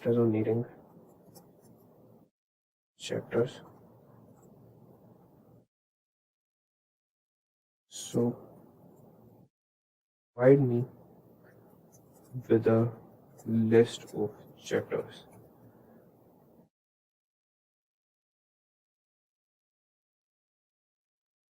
As you can see that it will define you, and you can also ask the title for the book and it will give you the perfect title. And you can see the chapters, that is introducing, setting the stage for personal growth, discovering your authentic self, cultivating a positive mindset. And after that you can ask ChatGPT to elaborate these topics that would be in some words, in some pages, and you can use the same content to write a book. And you can also ask the title from the ChatGPT. So with ChatGPT as your creative companion, the possibilities are boundless. You don't need to possess the skills of literary genius to make an impact in the ebook market. Kindle Direct Publishing offers a seamless platform to showcase your book and make it easily accessible to enthusiastic readers. By leveraging ChatGPT to assist in writing your ebook, you will save precious time and energy, allowing you to concentrate on marketing and promoting your work effectively. So this is how you can write ebooks and generate income using ChatGPT. Moving on, we have next passive income, that is utilize ChatGPT to enhance your YouTube channel. So ChatGPT is an invaluable tool that can assist you in generating captivating video ideas. You can ask him the video ideas also, and this is a creative block. ChatGPT can even go the extra mile by creating a script for your YouTube videos. So let's tap into the creative prowess and we'll ask ChatGPT, I want to create a YouTube video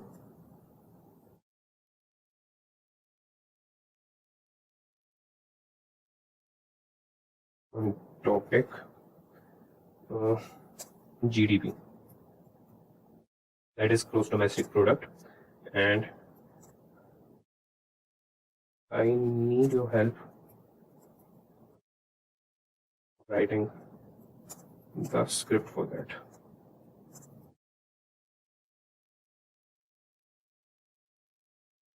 So you could see that ChatGPT has started its work. So it's showing, welcome back to our channel. In today's video we'll be diving into the fascinating world of GDP. What exactly is GDP and why is it such an important measure of a country's economy? So you can see that it has created the script for your YouTube video and it is also telling you the scenes.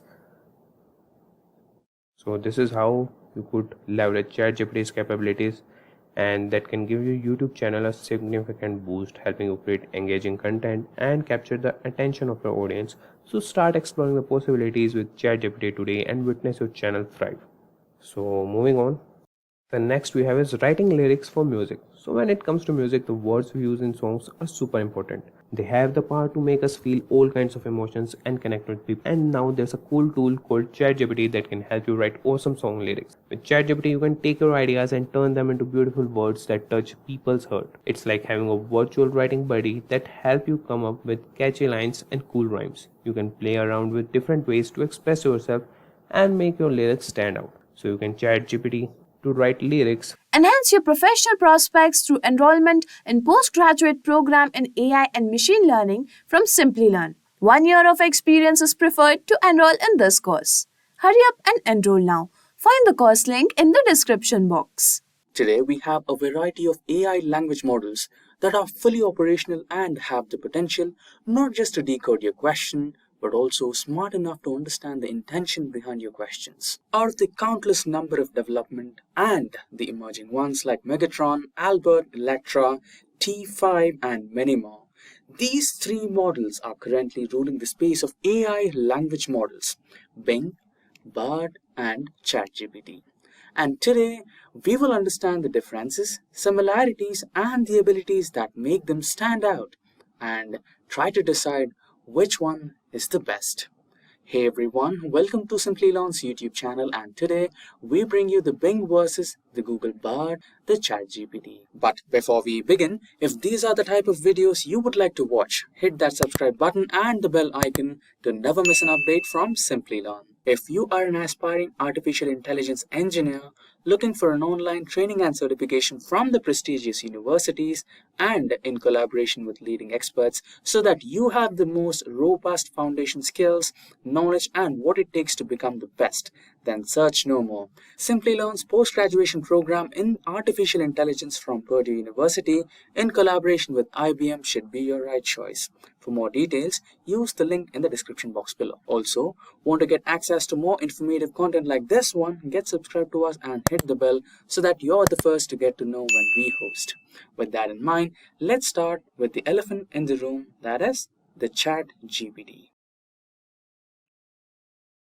ChatGPT was released on the 30th of November 2022.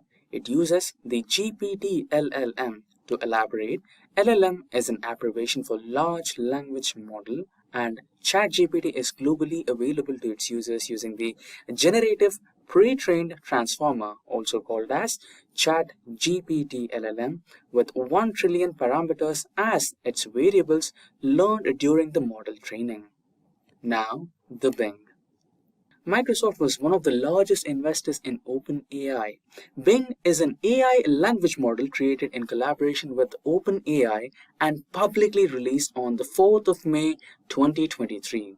Bing uses the same dataset that ChatGPT uses. Bing has an edge over ChatGPT as Microsoft integrates its Prometheus with about 135 billion parameters. Now, next up we have Bard. Bard is Google's answer to ChatGPT with limited capabilities and lukewarm responses. It was released on 21st of March 2023.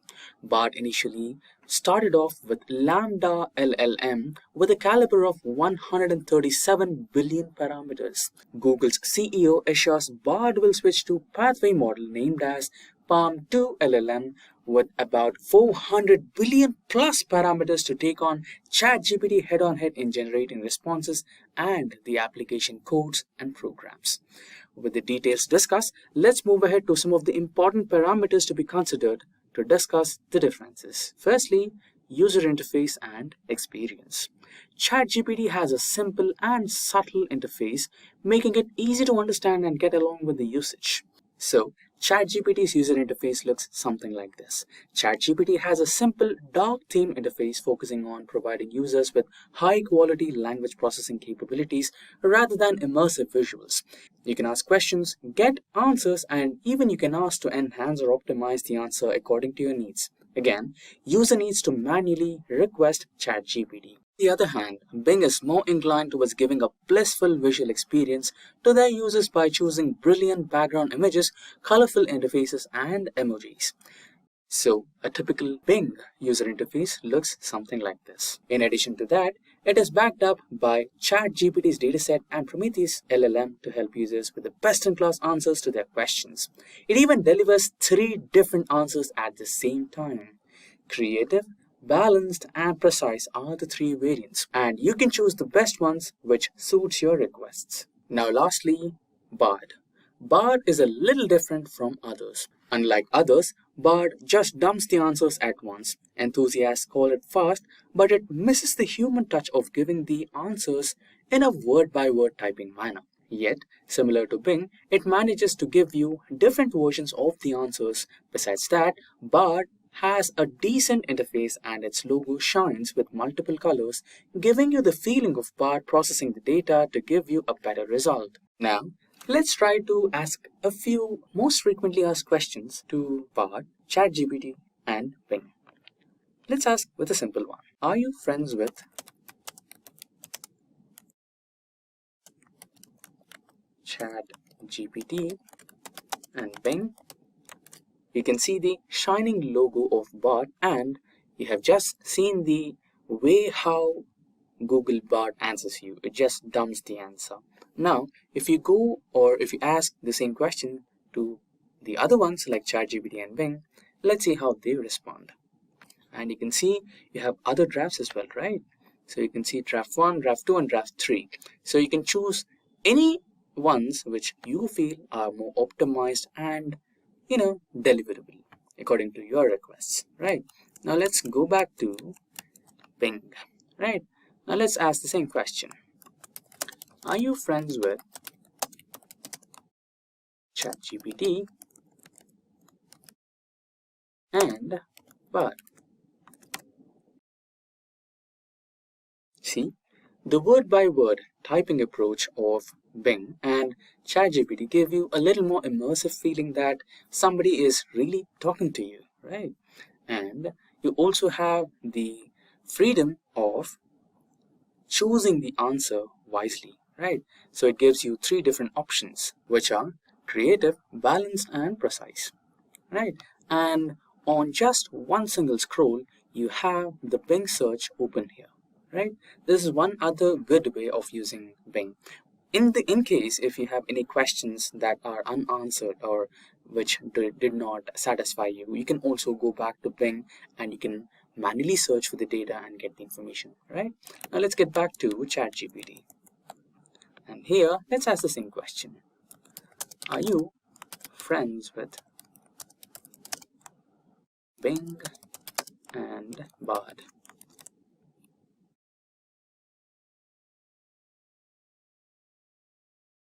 P. So that's how individual AI models respond to each other. And now let's get back to the next point of discussion, which is what is the data or history about the questions you asked or the prompts you have opened that each one of these stores. So this is about the conversation history or the prompt that you have with individual one of these AI models. First comes the ChatGPT. ChatGPT claims they do not store any data about its interaction with its users. But in ChatGPT, you can access the prompts and questions you asked. You can also export your transcripts in ChatGPT. On the other hand, we have Bing. Bing says they do not have any history or prompts of your previous conversations as well. And lastly, Bard. Bard is a little mix and match of both. So what Bard does is, it stores only the prompts. Whereas in ChatGPT, when you ask a question, it will store the question and the answer it gave you. But Bard, it will only store the prompt, that is the question you asked, and not the answer it gave to you.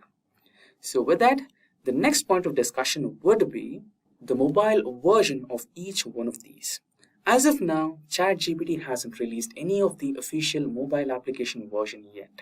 And on the other hand, on Bing, it has just one click of a button and you can click it and Bing launches on your mobile phone. And Bing has a mobile variant with similar and much better aesthetics that can get started on a touch of an app launcher. And lastly, we have Bard. Bard has a similar approach to its mobile variant. Google has enabled Bard usage in Google mobile application as well.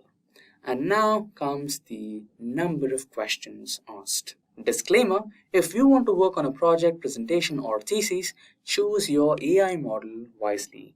Because if you are close to wrapping up your project and the AI model says, sorry pal, you're out of your wishes. Yes, you heard me right. A few of these language models have a limitation on the number of questions asked on one single topic or one single keyword or one single concept. Let's look into details. Before we proceed to the next part of this video, let's take a minute to hear from our learners who have experienced massive success in their careers. Hey, I'm Shariar Jalil. I live in Ontario, Canada. I have been in IT sector for the past 20 years. I recently took the professional certificate program in artificial intelligence and machine learning. The course has changed the way I look at things and helped me bag some amazing freelance projects. I started my career in 1999, and over the years I have worked with many companies. My last tenure was with IBM Canada. My aim was to restart my career and learn something that would help accelerate my career. I thought artificial intelligence can make me future ready. The course in Artificial Intelligence and Machine Learning is provided by Simplilearn in association with Purdue University, which is why I chose the course. I did not have high expectations from online course, but my experience was simply awesome. The quality of interaction within the course was simply amazing. The course faculty was also very experienced and knowledgeable. After the course, my knowledge has grown manifold. I have immensely benefited from Python and coding skills. I am able to get some new freelance projects. Also, I am planning to start an AI-based startup with my friend where I feel that the learning from the course to be very helpful. I am really delighted and happy. In my free time, I try to create meaningful content on YouTube, and I talk about new technologies and what kind of courses professionals should be taking, along with many other topics. I definitely recommend this course to everyone. After all, when it comes to new skills to advance your career, there should be no compromise. You should always learn from the best. First comes ChatGPT. ChatGPT takes 25 questions on a single keyword or a single subject or a single topic of discussion. Post that, it refrains from answering your questions. Same with Bing. It takes no more than 20 questions on single keyword or a single topic or a single concept. But now comes Brad. Brad is a little different. Brad kind of set stakes a little too high. It almost has no limits to your questions. You can ask any number of questions to Bard, and that can be a real deal breaker. Lastly, we will differentiate these AI models based on their productivity. Yes, exactly. We do know all these three models are smart, but how smart exactly? How humanly are they? How close are they in convincing you with an optimistic answer? What's their potential to judge a hypothetical question and give you a balanced answer? Sounds interesting, right? Let's get started. First, let's start with ChatGPT. So let's say I want to learn AI and machine learning. So obviously this should be able to teach me that. Let's ask it. Can you teach me artificial intelligence machine learning?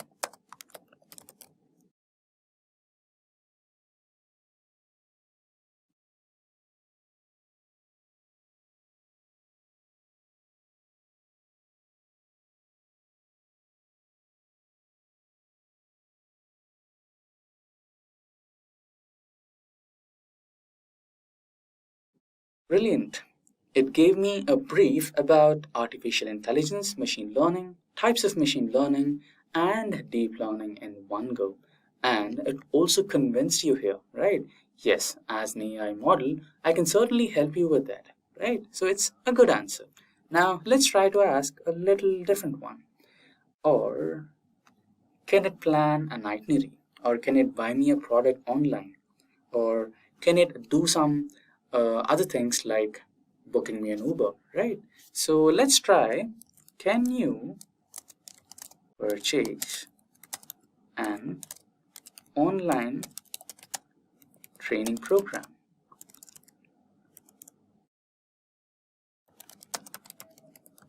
for AI and ML?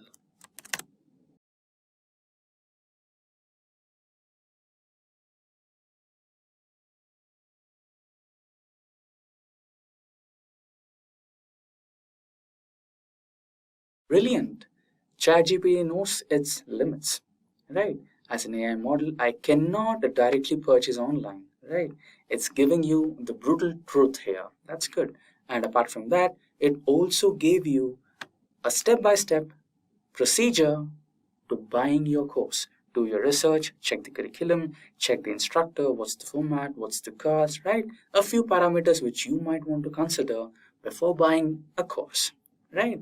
So now let's try to question the same queries to Bing. So since Bing and ChatGPT share the same training dataset, I could expect a similar answer, but let's see.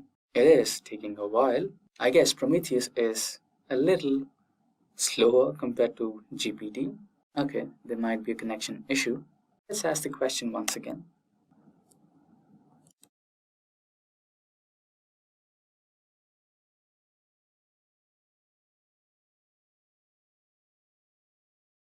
Wow, it's way too better than ChatGPT. So it is even asking you details on if you're looking for a specific topic or a general overview. Let's say I would need a general overview.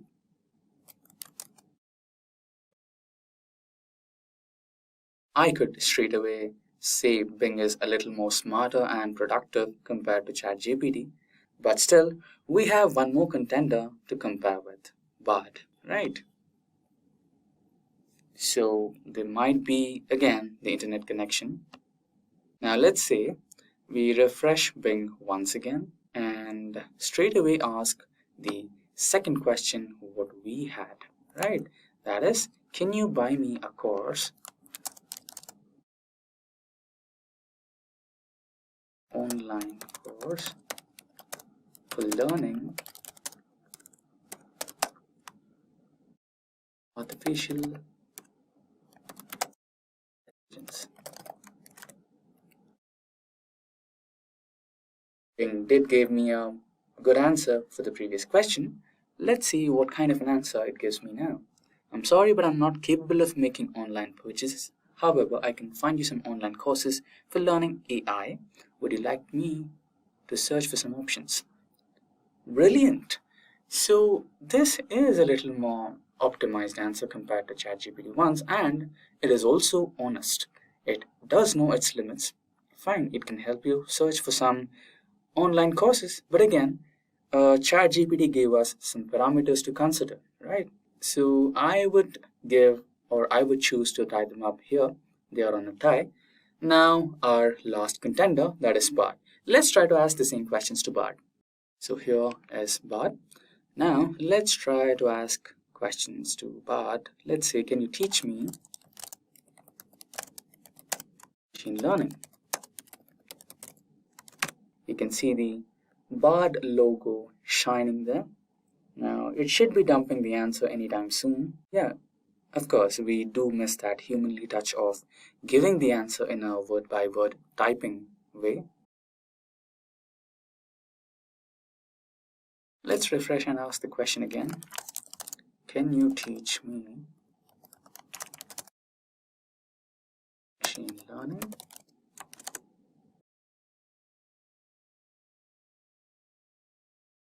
This is a little too straightforward. I'm a language model and don't have the capacity to help you out. So, okay, let's not give up here. Let's try to ask the second question. Can you purchase an online training program for me to learn machine learning? Yes, I can help you purchase an online program for machine learning. Here are a few things that you need to consider. Good. It's not being brutally honest here. It is saying it can help you out. So again, what I intended to expect here was you cannot just directly buy an online program, right? You need some details, credentials, and everything to purchase. So again, it is sugarcoating the answer, and it is definitely giving you suggestions similar to ChatGPT, but a little different, which focuses on your learning style, level of experience, your budget. Good, nice way to answer some questions like this one. So all these three ones are brilliant and good in their own way. So it might be a little difficult to declare who's the winner as of now, since the Bard AI model is going to switch to Palm 2, and we are expecting some updates to each one of these. With that, we can consider currently they are standing next to each other with similar capabilities and better enhancement in different fields. So with that having said, we can conclude this session on ChatGPT versus Bing versus Bard. And if you would like me to answer the conclusion, I would say, well, it seems like we all have our strengths and weaknesses. At the end of the day, it comes to what users value the most. Do they want a visually appealing interface, strong privacy protections, or the ability to converse with an AI language model? It's up to them to decide. So you are the viewers and you can decide the winner of this particular battle on ChatGPT versus Bing versus Bard. ChatGPT and Google Bard are the two AI chatbots you must have heard about. They brought an immense change in the way we operate now, from web development to digital marketing, from cloud computing to cybersecurity. They are now everywhere. You just name it and they have it. Trust me, the use of these chatbots has changed everything now. If you want to create a complete YouTube video, just ask them and rest assured, they'll take care for your task. Not just that, but if you want to create a search engine optimized content, whether it be for your website or on YouTube, these AI tools can help you with such content. Search engine optimization is not easy. It takes a lot to optimize your content so that people can get to see it on top. But are these AI tools threat to people engaged in search engine optimization? In this video, we'll not discuss what these AI tools can do for you, but we'll discuss if AI tools like ChatGPT or Google Bard will take over SEO or not. But before that, if you enjoy watching these videos and find them interesting, please subscribe to our channel because we bring the best videos for you daily. Hit the bell icon to get notified. So let's start this video with a small introduction to search engine optimization. The goal of SEO is to make a website more visible and bring in income from natural traffic. It entails crafting excellent content for a specific audience and optimizing a website for search engines. Online marketers employ AI to accomplish various tasks such as keyword research, content optimization, and link building more quickly. Businesses can boost their ranks and increase their revenue by using AI in SEO strategies. Additionally, by automating routine processes, it can save time and resources. Also, if you want to master the field of search engine optimization and digital marketing, Simplilearn's postgraduate program in digital marketing is clearly the right choice for you. This postgraduate program, in collaboration with Purdue, will help you master search engine optimization, content marketing, web analytics, keyword management, and research website management and optimization, URL management, search psychology, keyword research, advanced ad features, and more. Not only these skills, but you will also learn a number of tools like SE ranking, Hootsuite, Google Ads, Keyword Planner, and much more. So hurry up and find the course link in the description box for more details. Hear it from our learners who have experienced massive success in digital marketing through this course. I moved to the United States 4 years ago to live with my family. I have a background in social media, but doing the same was difficult here. More so because my English is not that good. Last year, I decided to pursue the professional certification program in digital marketing from Purdue University, offered by Simplilearn. I like that the course provides such a flexible schedule for attending the live classes. It came with a recorded feature, which is a blessing for working professionals like me. It helped me make significant progress, and I'm already using the skills to sell my products online. I believe that I have come one step closer to living my dream life in America. So let's talk about SEO developments with ChatGPT and Google Bard.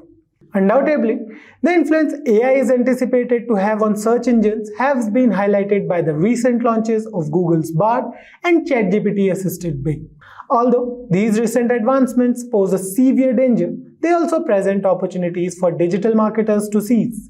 In the world full of SEO, things change all the time, and SERPs are never stable. The page that a search engine displays as a result of a user's search query is known as the search engine result page, or SERP. This is why it's important to be able to change with the times and benefit from new technological developments. Digital marketers increasingly use AI for keyword research, heading ideas, and content optimizations. This is so they can concentrate on the jobs that need human interaction. Small sites may produce original SEO-friendly material much more quickly with ChatGPT than they could without it. For instance, however, it's vital to remember that this is only a portion of the process. It can assist you with creating and providing meta descriptions and titles, keyword research, heading recommendations for pages and posts, article ideation, and composing copy. So let's talk about the role of AI in keyword research. Every business utilizes AI to increase productivity, automate labor-intensive operations, and make data-driven choices. Numerous industries including finance and banking, e-commerce, retail, media, gaming, research, space exploration, transportation, automotive, medicine, manufacturing, security, and more uses it in various ways. The Google AdWords Keyword Planner and the Google Trends tool are two of the most widely used free artificial intelligence keyword research tools. You may find keywords with a lot of search volume and little competition using these tools. Another crucial aspect to take into account when choosing keywords for your website is intent. This is so because users frequently have a purpose while searching for goods and services. Although it might be challenging to ensure your website appears high on search engine result pages, especially with Google's algorithm adjustments, SEO companies and marketers must constantly check their websites to make sure that their websites are not falling in the SERPs. They can use AI to automatically analyze search traffic statistics and website content to spot potential issues before they arise. They can then address these problems and offer consistent organic rankings. This is a game changer for SEO companies and marketers who relies on manual SEO efforts to get traffic to their websites. But the main question is, will ChatGPT or Google Bard take over SEO? The answer is clearly a big no. Why? Chatbots like ChatGPT and Bard cannot replace SEO. They can help generate content for your website or video, but SEO involves more than just content creation. It includes tasks like keyword research, link building, and technical SEO, where you'll need an SEO expert because chatbots can't decide how to build links and which links will get you more organic traffic. SEO is constantly changing due to search engine algorithms. Search engines like Google and Bing regularly update their algorithms, making SEO a dynamic field. SEO requires human judgment and decision making. The end of discussion. Because determining which keywords to target and which links to build required expertise and human decision making. A chatbot can't do it. In fact, the real power of search engine optimizations lies not in their mechanical abilities, but in their creativity and ability to understand what people are searching for and why. That's something that AI technologies may never be able to replicate, and it's what makes human SEO experts such a valuable asset. So while it's true that AI technologies may eventually be able to take over some of the aspects of SEO, there's still plenty of rooms for human experts to thrive.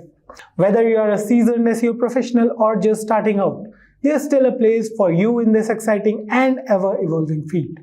Let's keep an eye on the developments in AI technology and see how it can augment and enhance our skills rather than replacing them entirely. Who knows, with the power of AI and human expertise combined, the future of SEO may be even brighter than we can imagine. So with that, we have come to the end of this discussion. Although everyone can have different opinions on this, but I hope you guys must have got an idea about why these AI tools are not a threat to SEO.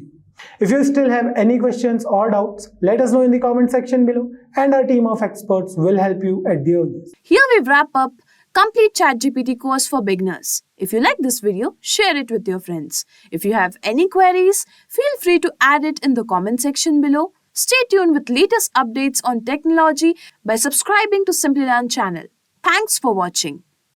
Staying ahead in your career requires continuous learning and upskilling. Whether you're a student aiming to learn today's top skills or a working professional looking to advance your career, we've got you covered. Explore our impressive catalog of certification programs in cutting-edge domains, including data science, cloud computing, cybersecurity, AI, machine learning, or digital marketing. Designed in collaboration with leading universities and top corporations, and delivered by industry experts, choose any of our programs and set yourself on the path to career success. Click the link in the description to know more.